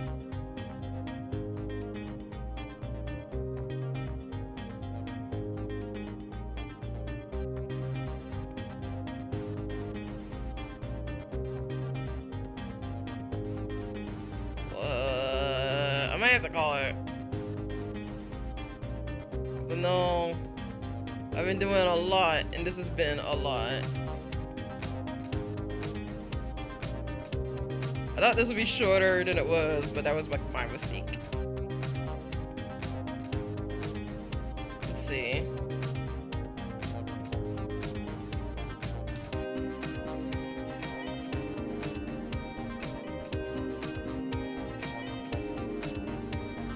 So is the area directed by footprints? See, I did look up a guide, like, to get us a hint. That's everything.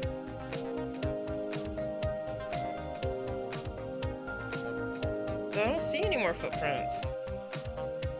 Oh, maybe I've already gotten this area.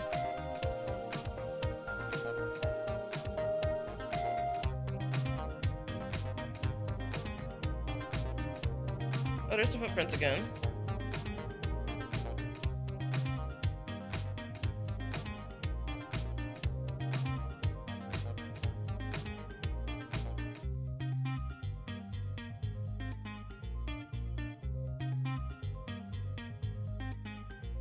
And I think there's some key up here.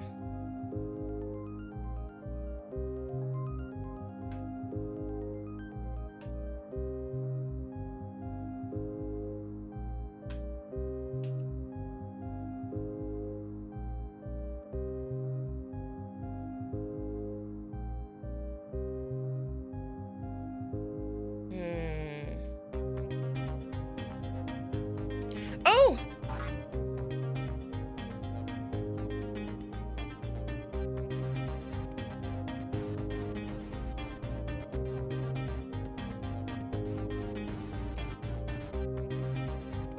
No resume. I thought I could press like return to hub from here.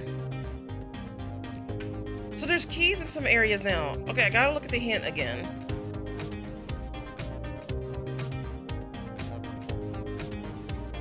I thought it meant I had to play those songs.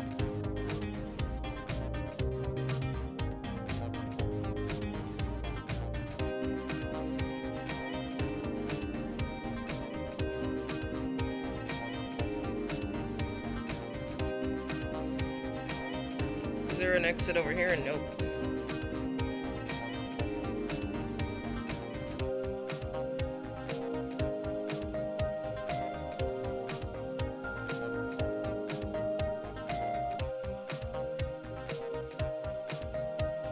Let me out.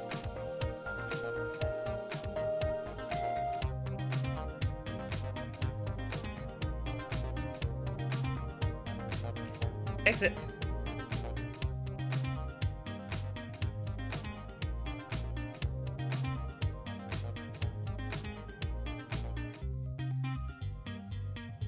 Oh, I think that was a red key.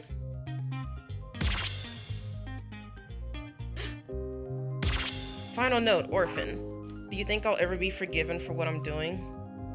Masterminding this whole plan to save myself? Do you think the protagonist will ever forgive me for trying to tear her away from the world made entirely for her own happiness?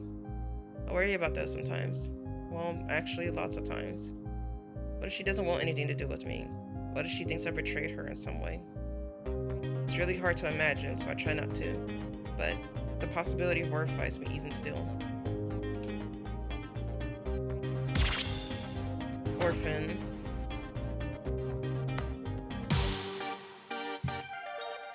Okay. Oh. Oh, there's like a video in the background.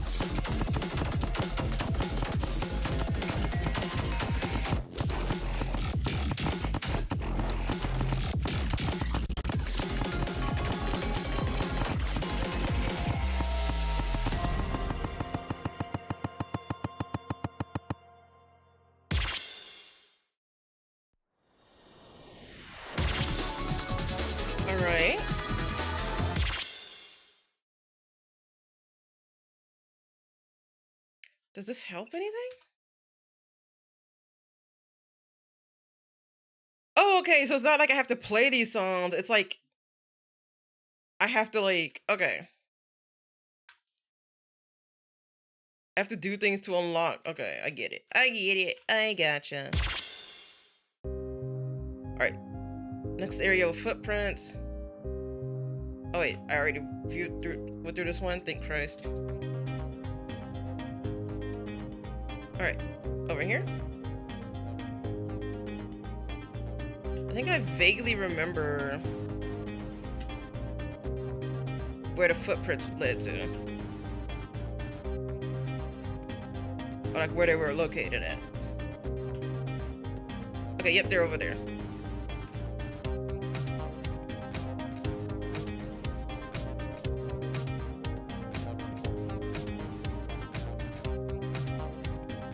Were there footprints over here?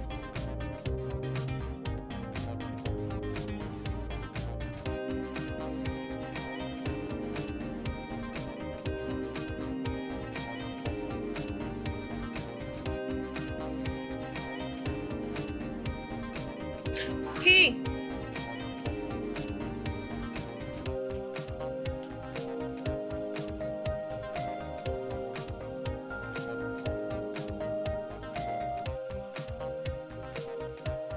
Alright.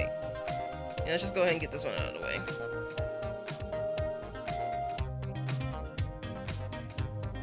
Now I do not remember where. Oh. Let's say I don't remember where like the footprints led here.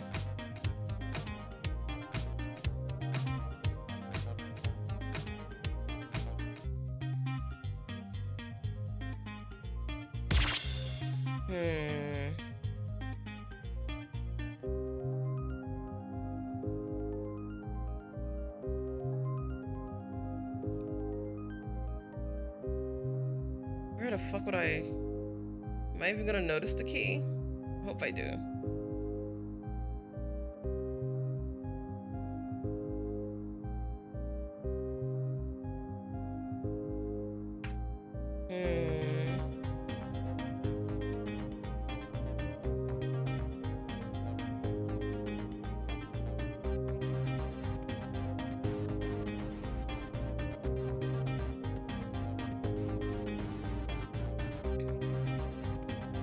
Okay.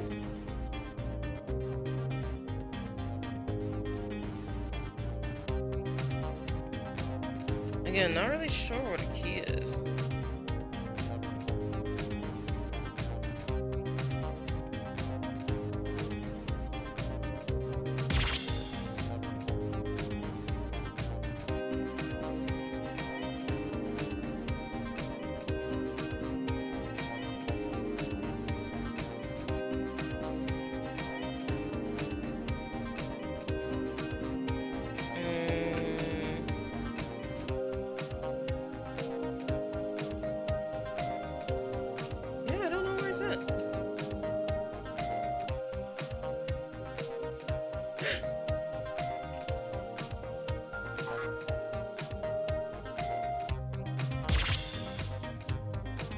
Alright. Last location, which I think is up here? No, we've been through there. We've been through there. Been through there. Where's the last footprint place?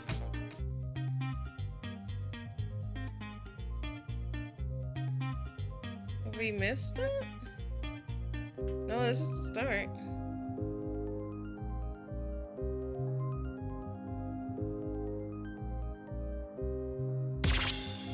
Lost City.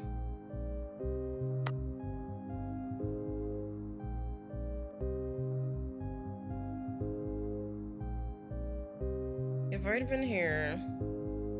Or have I gotten the key, collected the key from over there? 2, 3.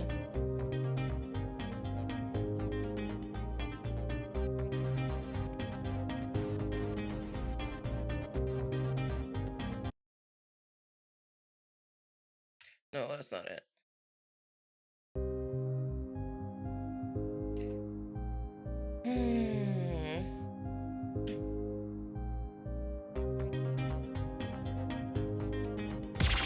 Final note, the last page. I remember a day back in 2019 during the summer. I was watching anime with Ali over Discord, though. We ended up roping another friend of mine, Mitsuko, in, and the whole voice call spiraled into madness. At one point, I got up and found some random drumsticks in my closet. We called them drum accompaniments. In the anime, there was a little cat-like thing that turned out to be super evil.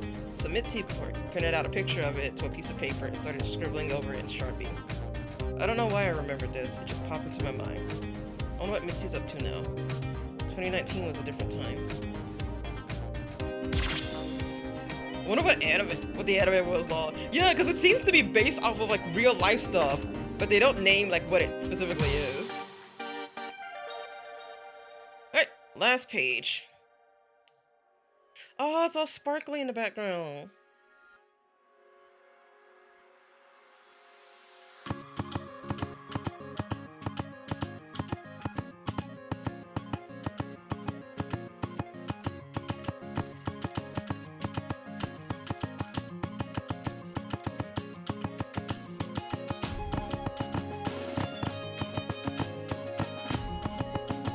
Wait.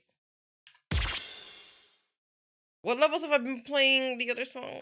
What level did I play the other song on? Opening. Okay.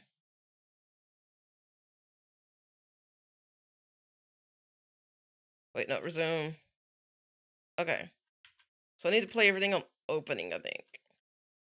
Or will middle be fine? What difficulty was this?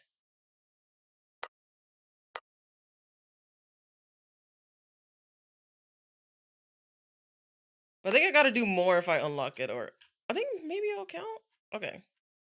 I think it'll count. Let's experiment.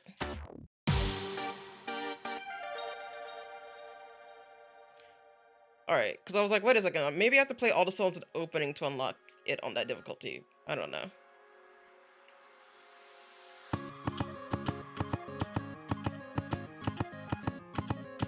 I think no matter what difficulty you play it on, it'll still help. Maybe.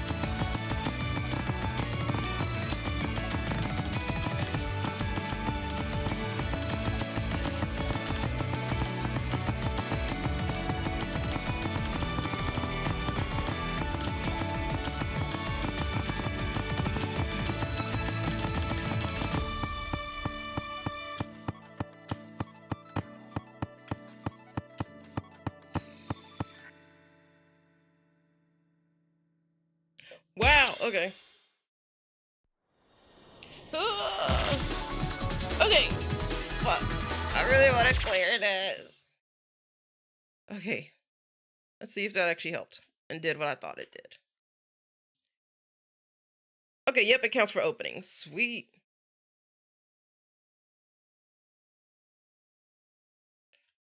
Alright. See, there is one more area. Final note, candy cracker. One time, Allie and I went to a candy shop when we were out on vacation in Canada. Despite it being a candy shop, they had an entire section dedicated to different flavors of popcorn. Yeah, no, I've been to candy shops like where like they just have like a whole display of popcorn because like some people like their popcorn really sweet. Ended up getting the pickle flavored popcorn, and I swear it was one of the best things I've ever had. Ellie didn't see the vision though. Honestly, I hope I get to visit Canada again once all of this is over. It's really nice there. Candy cracker. Huh? Because it's about the candy. That's cute. I wonder if they made the story first and they named the songs based on like what they needed for the story, or like, or if the song was made first and then they were like, oh, let's infuse that into the plot.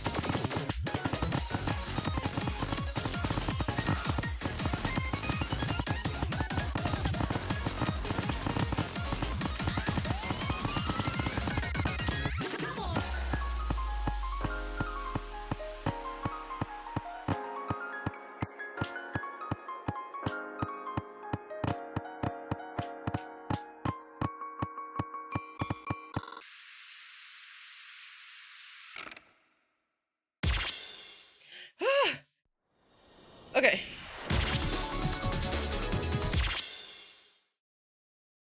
That's candy cracker. So we just need like to get this last one. 3 1 VCI. Okay.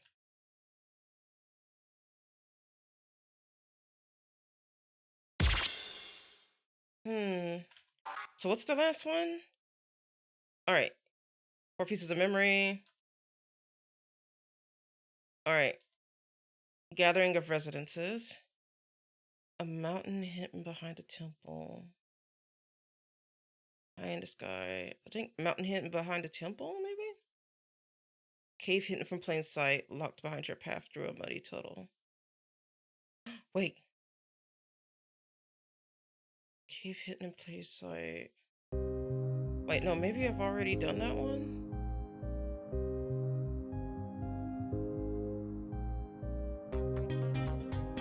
Yeah, I think this is the cave hidden in plain sight.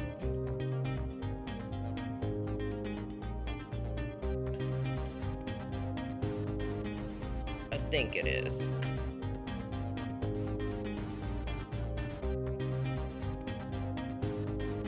Mountain of Residences?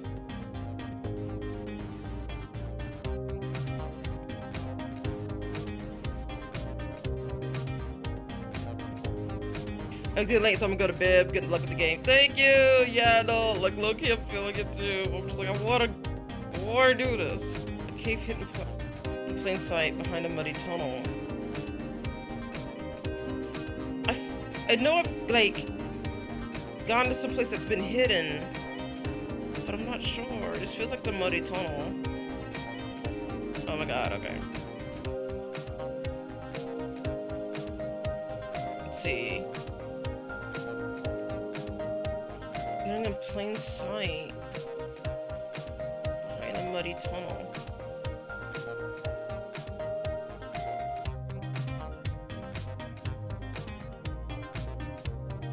I feel like...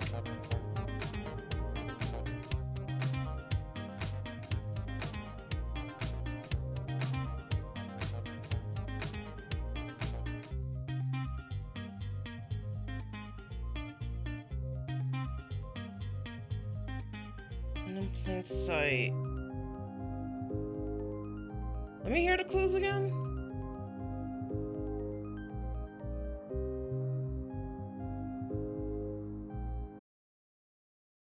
No.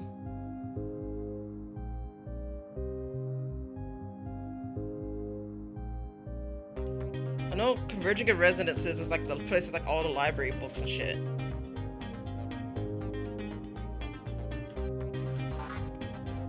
Alright.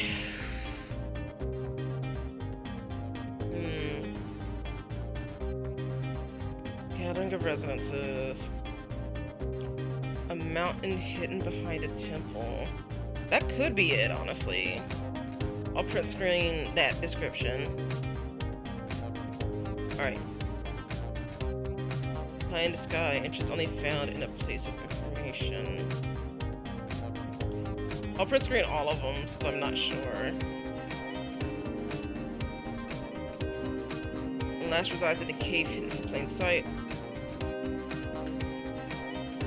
Through a muddy tunnel.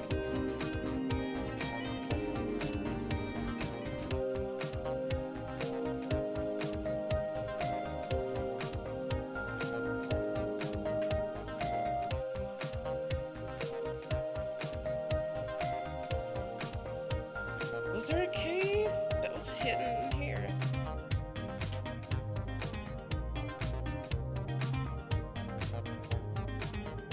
Alright, hold on. Let me open up my screenshots folder. I'm gonna figure this shit out.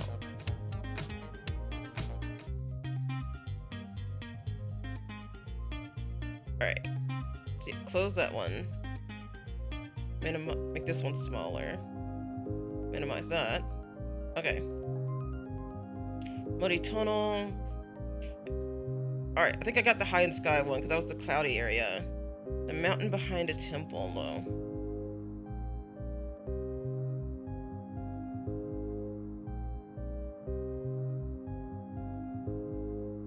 You've already gotten this one, I think.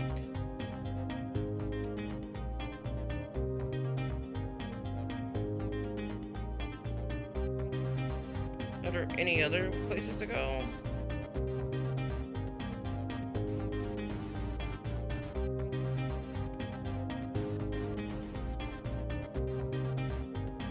We got more diamonds.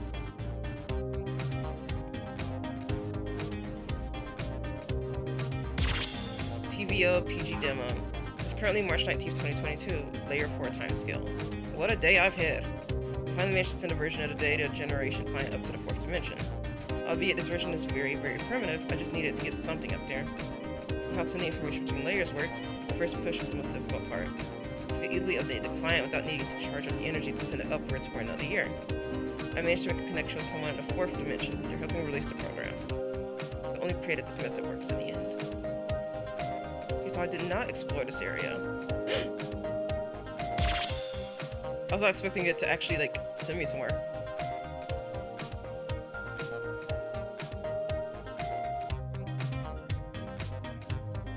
Holy shit, okay.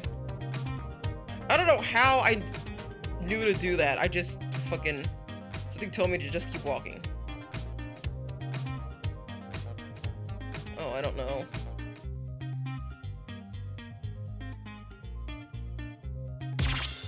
TVO release. It's currently March 8th, 2023, layer 4 timescale. It is the first day I was able to actually send part of the Schrodinger cycle to layer 4. It covers everything from the disappearance of Suki to a bit after Lock P. I think this makes up a good first chapter. Though the data generated through what we decided to call the demo phase was useful, it was only useful enough to supply continual updates to the data generation client. So my hope is that with this full release, more people will have access to the data generation client. TVL. This is our last hope. Our only chance to break the rules of the narrative and create a new opportunity. A new miracle.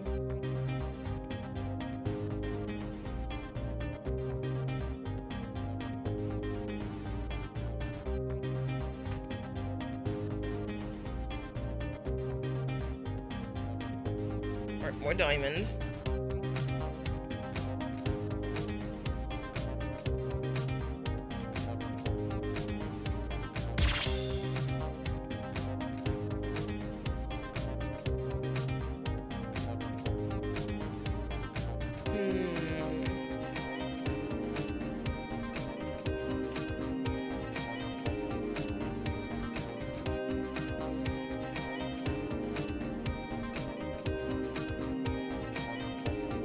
Oh yeah, I did the first one. Okay.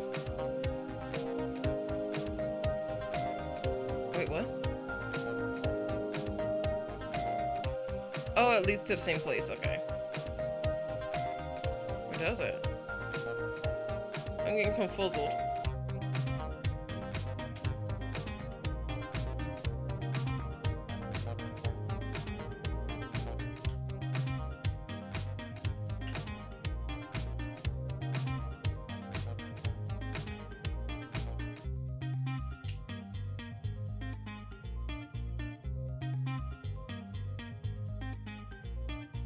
Oh.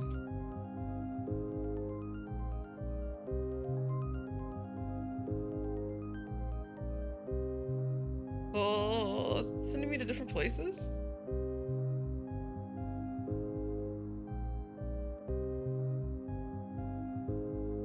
Okay.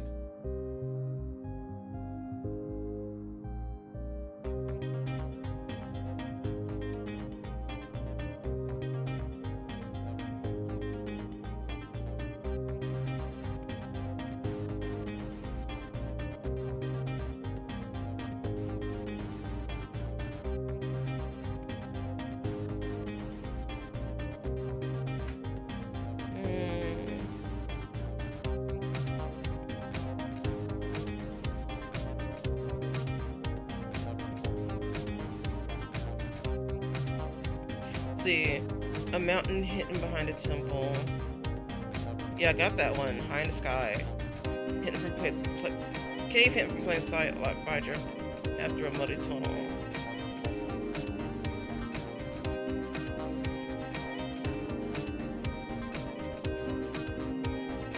Yeah, I don't.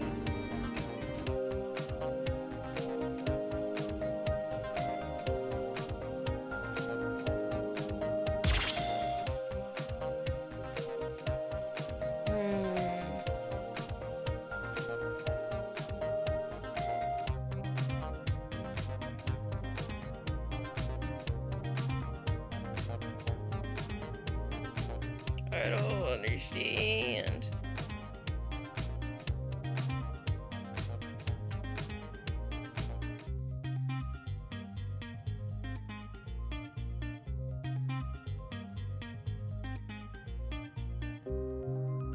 Yeah, because this one doesn't make sense, or does it? A mountain hidden behind. Okay, yeah, that is the mountain. I think it is the cave hidden from plain sight. Okay.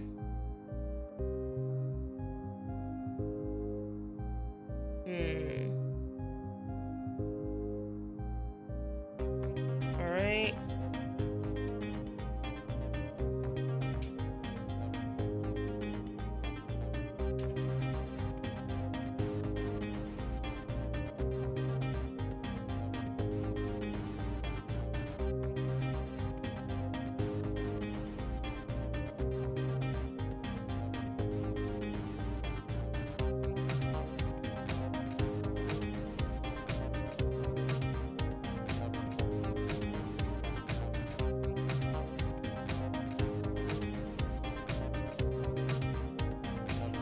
I might need to look up this last one, like, where it fucking is, because I've already gotten this one.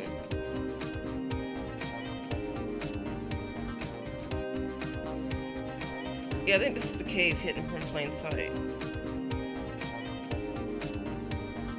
And I already got the key from here, didn't I?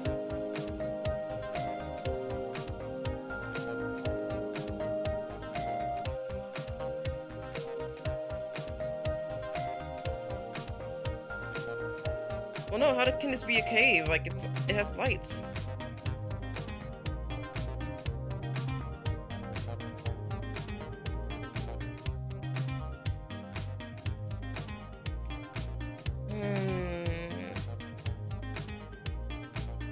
I can do this. I got this.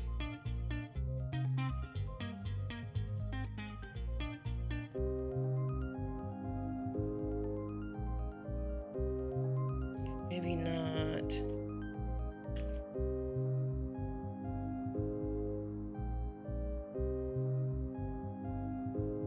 Oh yeah.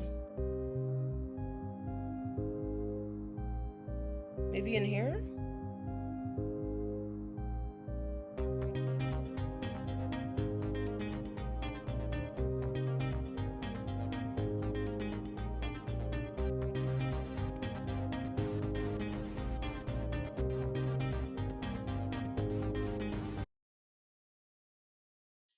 Okay, I guess it's not in here.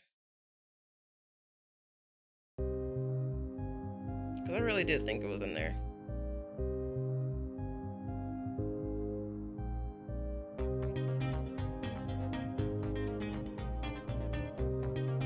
Maybe this is like the temple behind the mountain?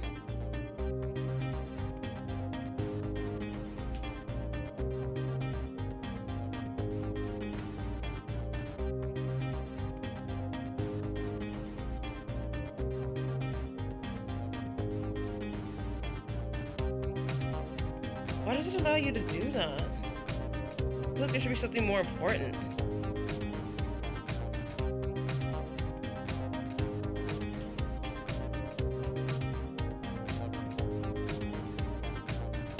I don't know.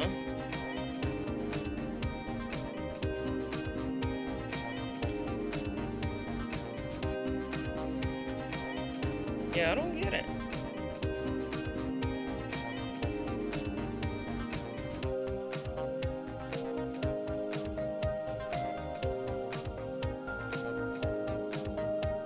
But it does feel like this might be the temple behind the mountain.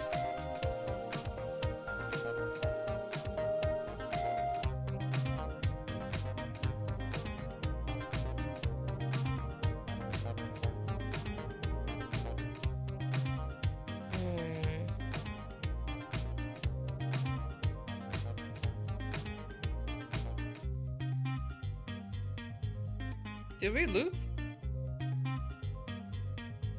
I don't know why it feels like we did, but it does.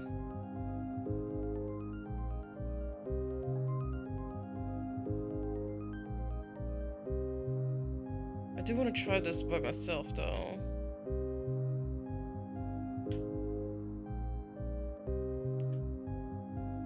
Okay, there was nothing over here. This was literally pointless.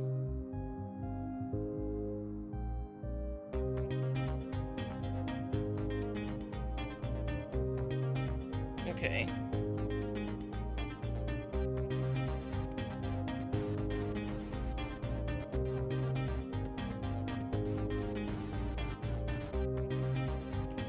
Oh, the screen glitching out like that. It's not fun.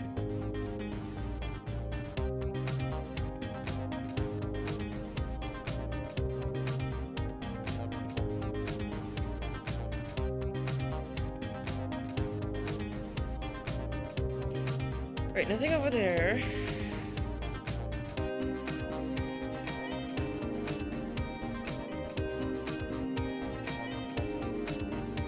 What is this symbol?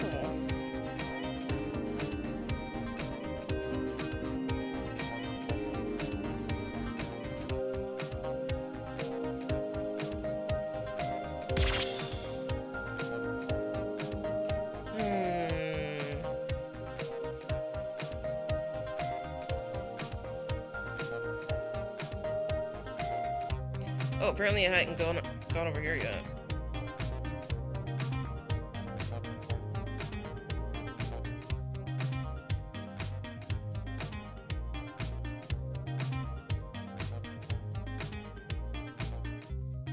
Man, that was right at the start, too.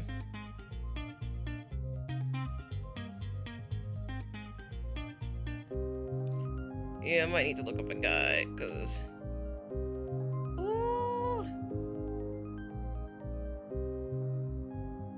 Another diamond. Great. I totally am in need of those. Yeah, let's go back to the hub. All right.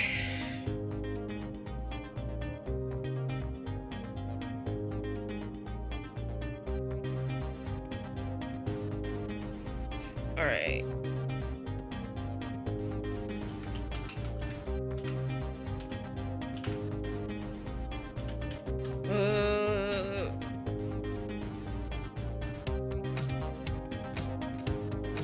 Let's see.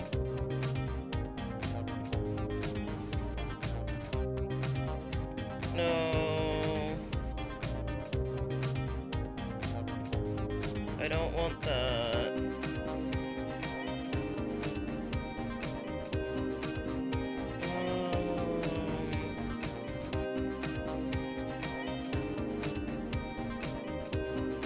Is there a search function?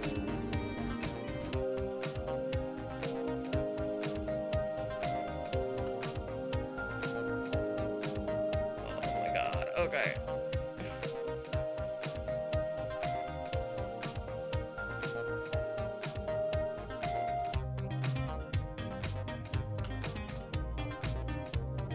Alright.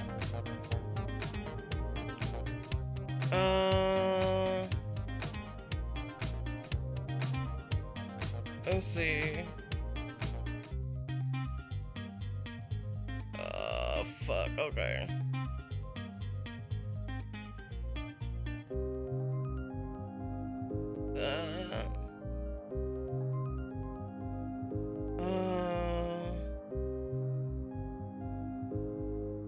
Alright.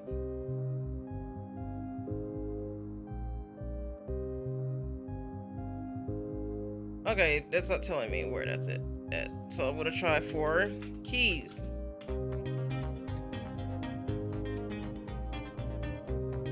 Alright.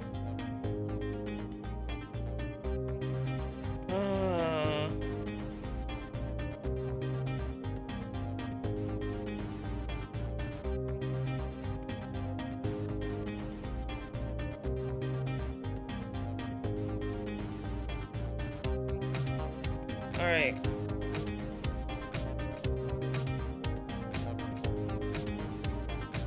Alright. Okay. Alright, I got like, I think a tiny hint.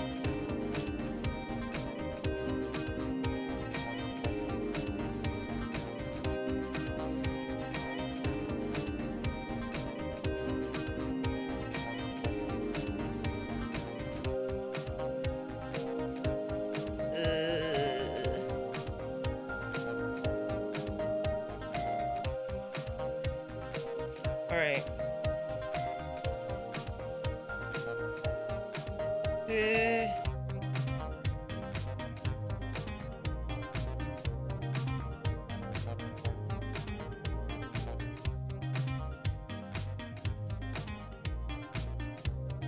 What?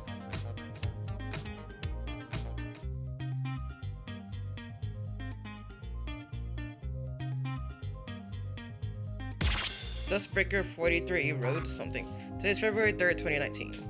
We reached a critical roadblock in the development of the Dustbreaker headset. Though we can easily construct a VR headset equivalent, the design for the Dustbreaker requires more accuracy with its simulated world. We will continue investigating possible ways to achieve this, but I'm not currently hopeful.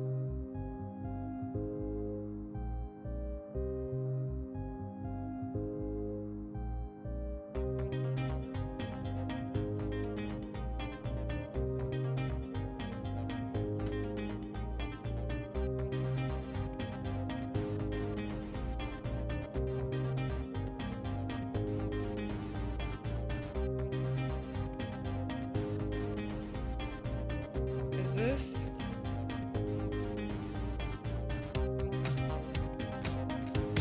Dustbreaker 48, 4th. I've become enlightened to the state of everything that ever and has ever existed. It was just a brief moment, but in that time I saw the world and every world for what it is. This is exactly what we needed, what I needed, and what she will need. The fourth dimension.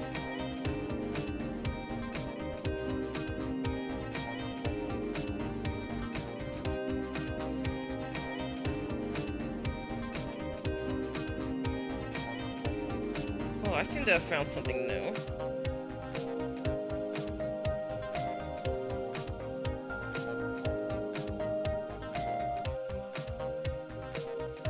Okay. Whoa!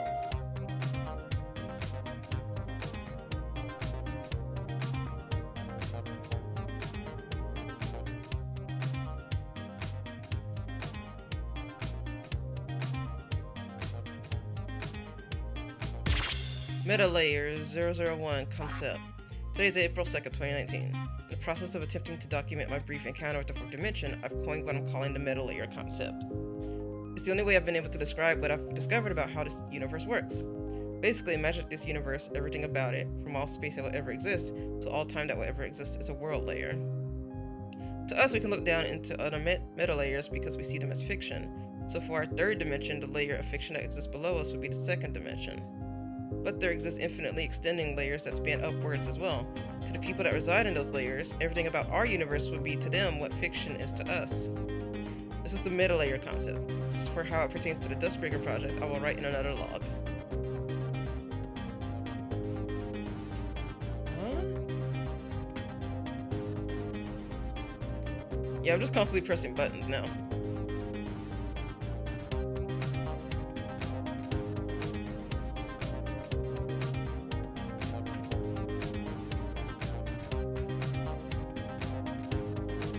Why is there such weird stuff here? Tab?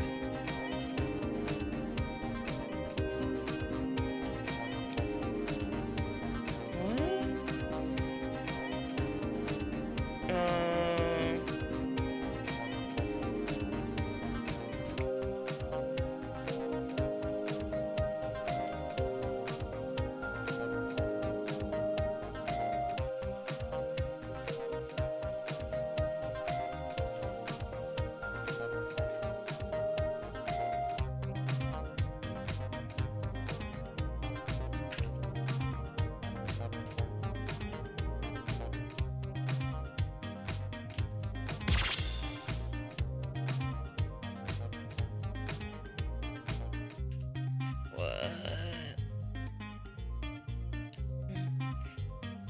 All right.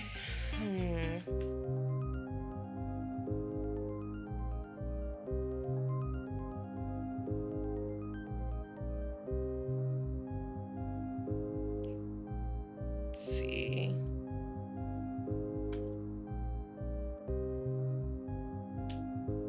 Yeah, I'm just pressing all the buttons now.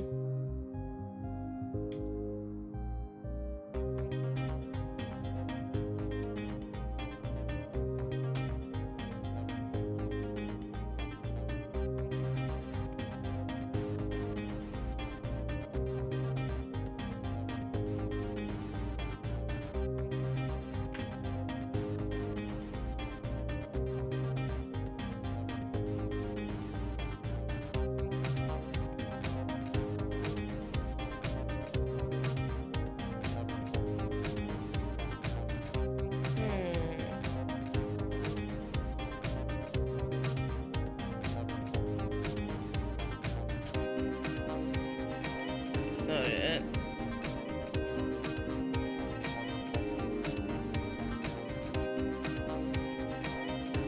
All right.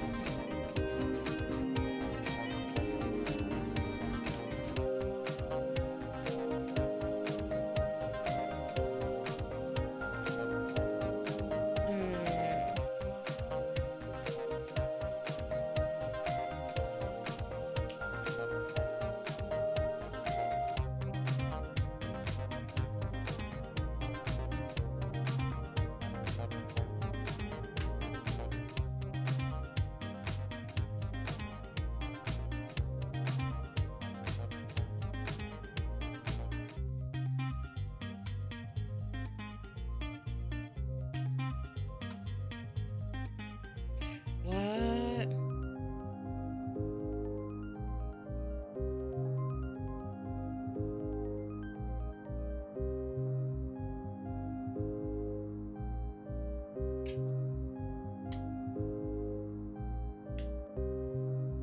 Hmm.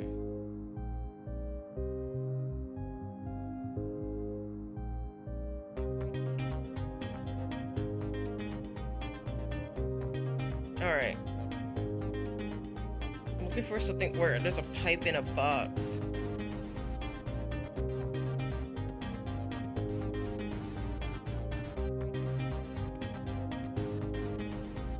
No.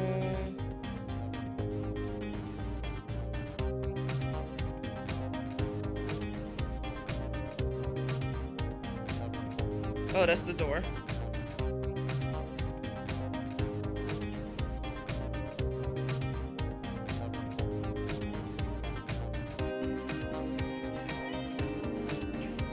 What?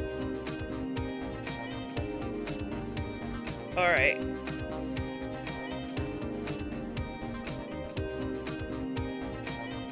What?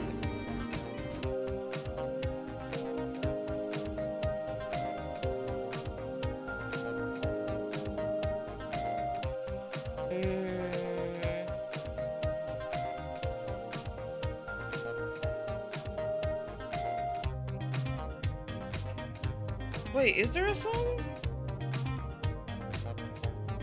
What? Let's see.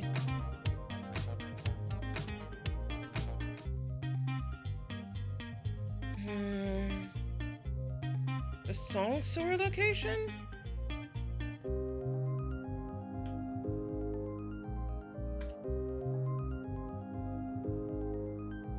Let's just go where the song is, but there's no song in the sewers, right? Or is there?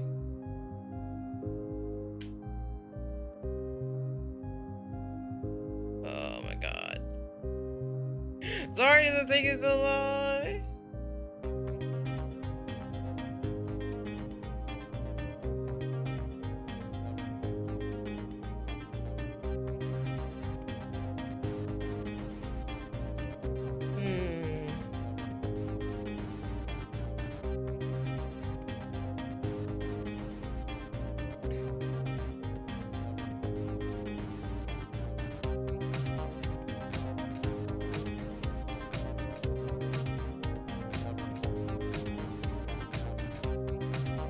Oh! Oh!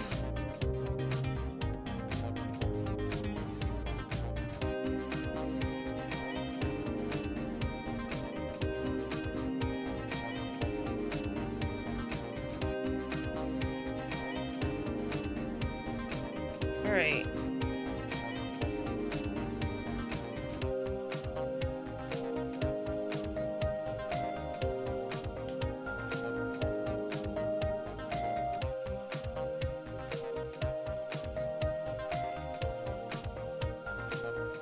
Okay.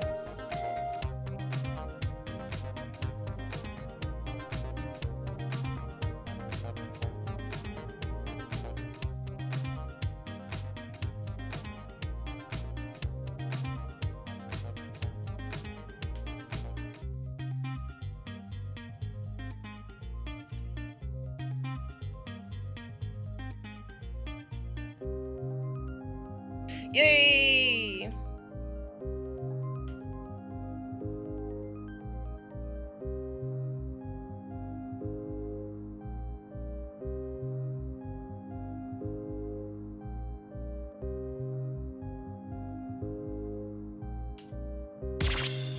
Okay.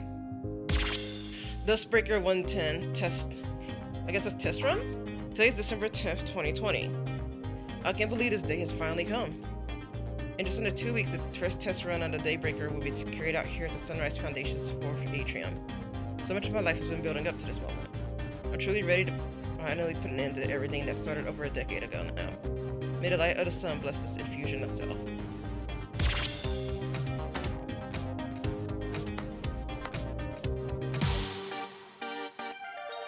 Okay.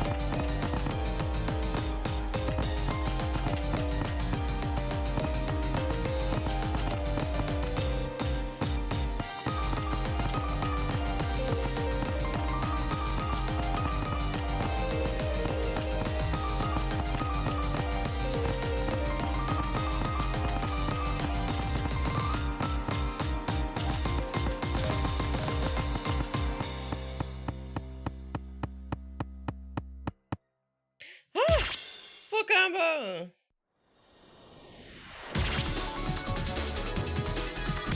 I didn't miss any notes, but collect 350 gems in between space. Hooray! Go me. All right. What? All right. All right.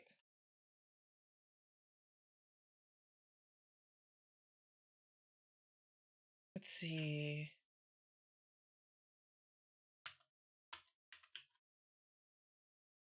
What?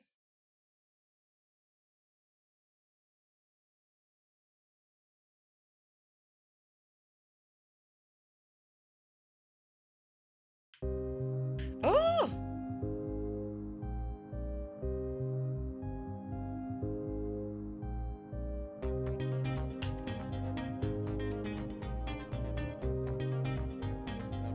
Last key! We did it!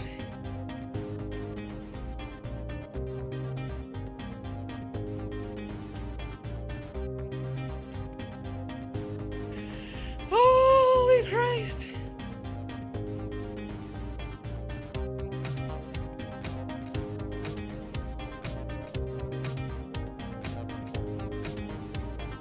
I don't know how anyone would have known that. Storyteller underscore L. The Liberator is an interesting one for sure. Her appearance for one. I remember Suki mentioning having a friend named Dawn way back when, but I never saw her, so the Dawn in this world is similar in name alone. It's really funny that her appearance manifested in blue-purple. I love the color gradient of pink and blue, so it's interesting that the World Keeper and Liberator took from that. She's a lot more cynical than the World Keeper, despite how the World Keeper seems to be the protagonist in all its cycles. I wonder what would happen if the protagonist ever finds that out. I can't imagine it'll be pretty at the very least. Wait, what? This place is so pretty.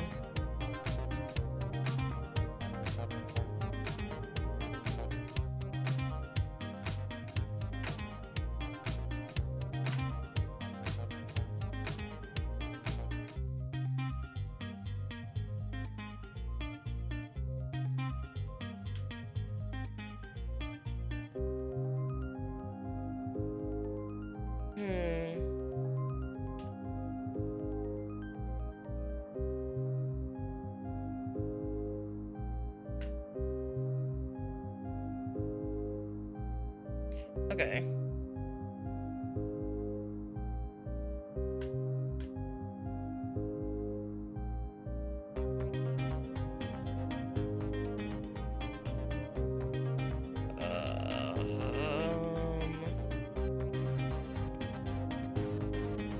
Exit.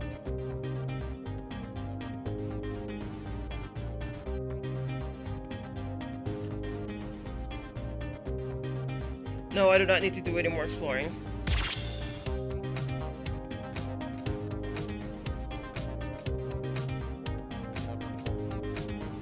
What the world?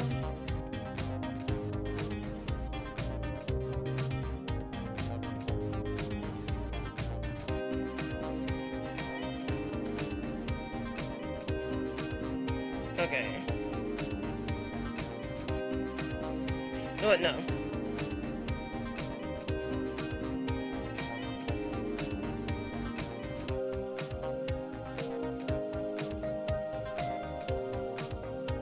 Yeah, I need to go back down.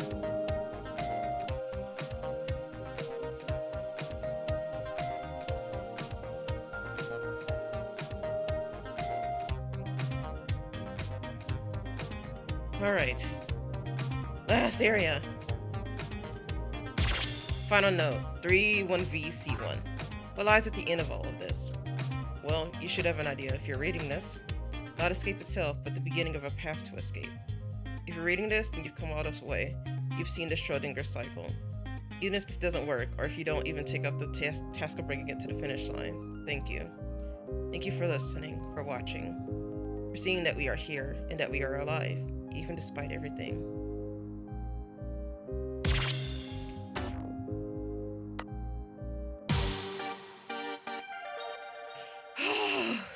Okay.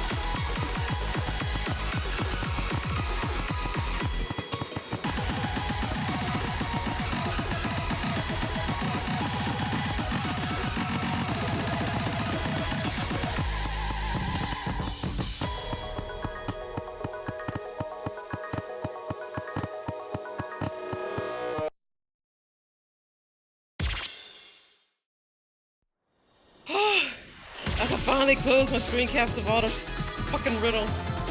Man. Oh, that should be it.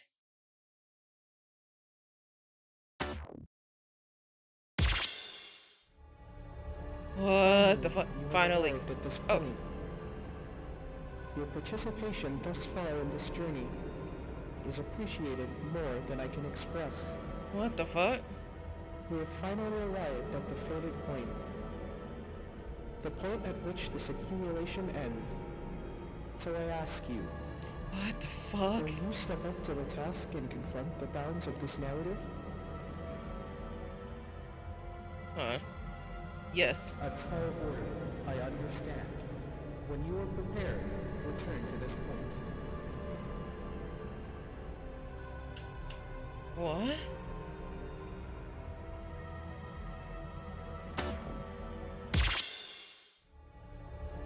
Finally, you have arrived at this point. Your participation thus far in this journey What? is appreciated more than I can express. We have Alright. finally arrived at the fated point. The point at which this accumulation ends. So I ask you, Alright. will you step up to the task and confront the bounds of this narrative? Excellent. Oh, I It accidentally means said the more no. than she could ever know. But I suppose the point of all of this is that she must come to know. I see you have already delved deep into what lies in the depths of this story. The other piece you seek, it lies here. So I will ask you now to show me the extent of your will. I pray you will not disappoint me. Fuck off. Astelion. Level 8. Oh fuck, there's gonna be shit going on in the background, I can tell. Okay.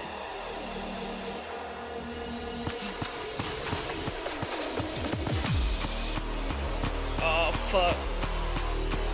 Screen's being weird.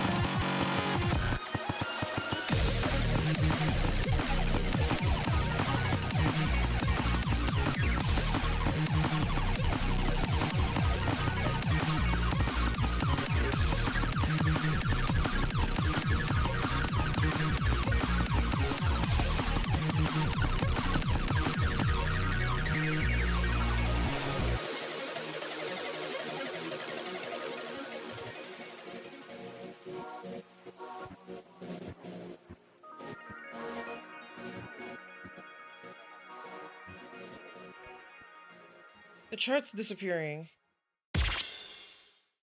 Oh, fuck. I can't believe I did that. Vividology. Obtain half of an important object.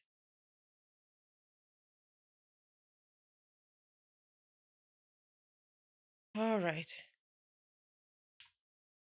Let's fucking do this.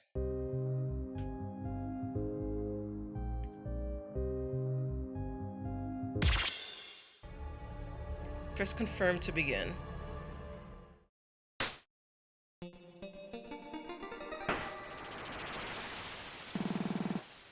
TVO created a miracle. Yes, only a miracle could save us now. A blessing from a higher power, a gift from the heavens itself. Whatever the form it may take, as I sat here observing, all I could do was pray for a miracle. Those were my last thoughts as Cycle 8 ended and Cycle 9 began. It wouldn't be until Cycle 16 that we would get that far into the narrative again, and it played out the exact same way as it had 8 cycles prior. This is when my theory of patterns was confirmed. I suppose before we continue from the decided to the undecided, I should finally introduce myself. Thus far, I have been the storyteller of this particular tale. My name is Saturday Tasagare. It's nice to finally meet you, Zora Takuchi. What the fuck? Like, what the actual fuck? Um, let me screen cap this, cause like, what the fuck is this game? What? Of course, you shouldn't bother trying to respond. Communication between meta layers is primitive at best, so setting up this message to play should you have made it through both the Schrodinger cycle and between spaces the best I can do. I'm genuinely sorry for that. There I go again, rambling on about cycles and whatnot. If you've come this far, you've seen at least some of the answers hidden in the cracks of the story about what's really been going on here. Yeah, like, wait a second. So the meta layer thing, so Vivid Stasis is saying that the game itself is another meta layer because it's fictional to us, but what they're trying to say is like, actually, no, this is taking place in another universe or like another dimension below us. Yeah, same. Like, my brain fucking hurts. It hurts from playing the song. It hurts from thinking about. I'm lost. Yeah, yeah, same. But I think what they're trying to be like is saying like yeah, the story of Vivid Stasis is taking place in a dimension below us, like. Cause yeah, like it kept going on about how like yeah, meta layers, like what we perceive as fiction is actually going on in like a layer below us and stuff. So since it's since the stories is seeming like fiction to us, then like we're a layer above like the characters of this game, and like I guess I don't know, I'm really hurting. Between the Dustbreaker and the simulated reality, the cycles, and even the idea of meta layers, I can't imagine any of this was easy to wrap your head around. Yeah, sure fucking wasn't. But thank you for your patience. Everything you've seen up until now has been an accumulation of sorts. I've dubbed it the Schrodinger cycle. Have you ever heard of that famous experiment, the one with the box and the cat? If so, then you've probably figured out why I've decided to call it that. Yes, this is not one particular cycle, but a storyline weaved together from the major bullet points of every previous cycle. And if you've come here, then we can finally end it and set ourselves on the path to ending the cycles for good.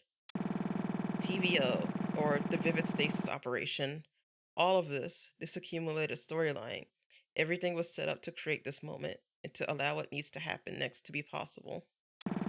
It is, by the definition I stated in the narration of episode 22, the blessing needed to create a miracle. You are the fourth dimension. You are the heavens. You are the higher power.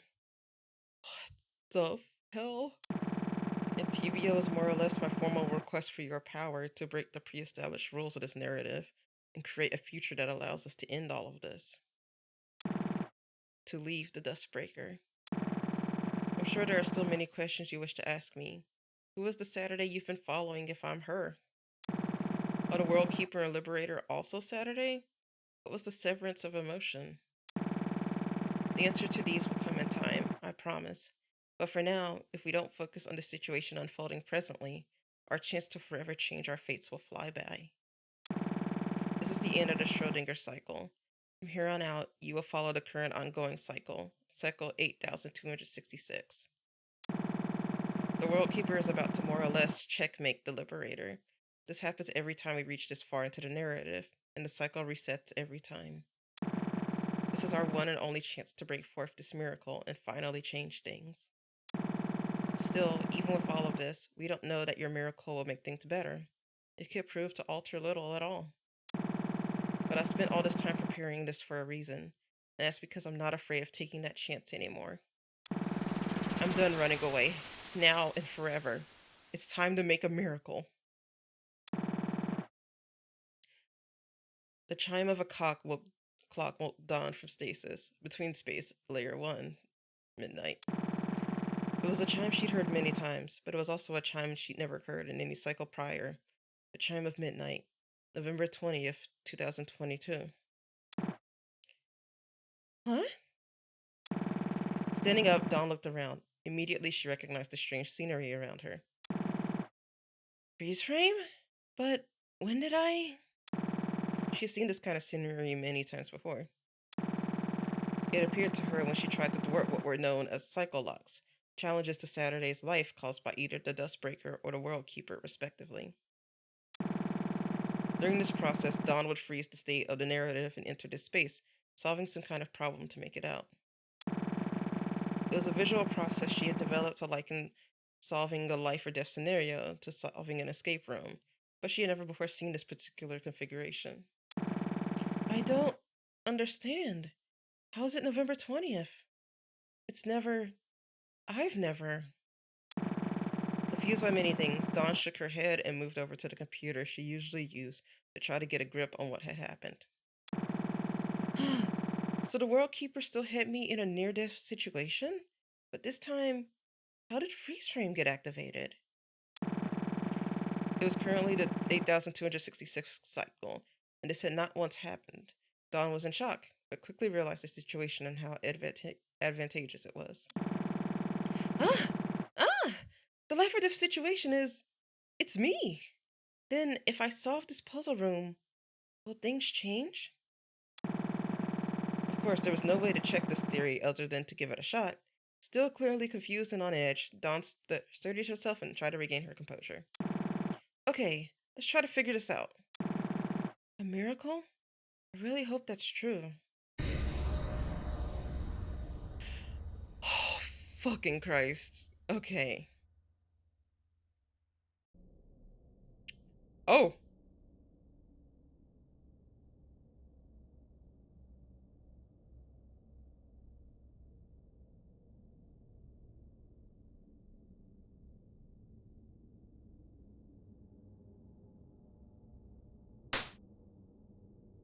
Prefer place orb, shift drop orb.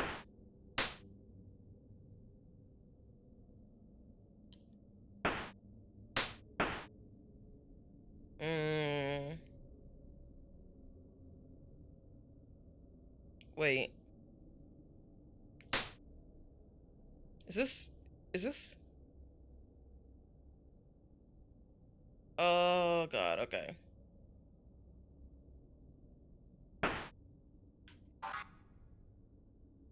Okay.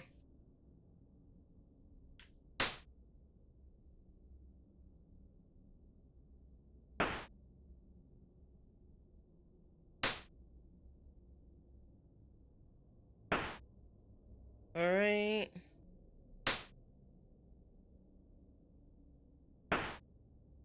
Alrighty. No. No.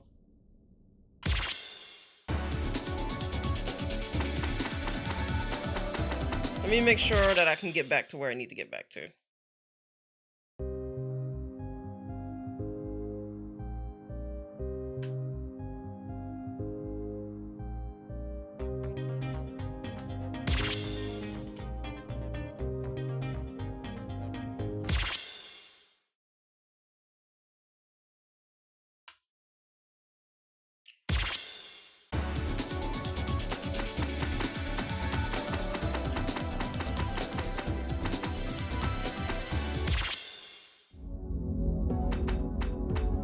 Hold on, I want to make sure I can get back to where I want to get back to. Okay, yep, that's how I get back. We're fucking in this stream. Oh my god, I've been going for 6 hours, which I can't believe, but hey, at least we're finally at the puzzle. Like, damn, I had my notebook all ready and shit. We didn't even get to the puzzle until this 6 hours. That's so fun. Gorilla. Good yellow. Yeah. No shilling today because legit my brain is fried. I'll see if anyone is streaming. I don't know if they are. I don't like. I'm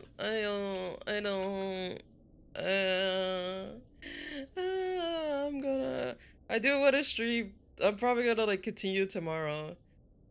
Okay, yeah, okay, yeah, I'm just gonna go ahead and stream, so thank you guys for joining me.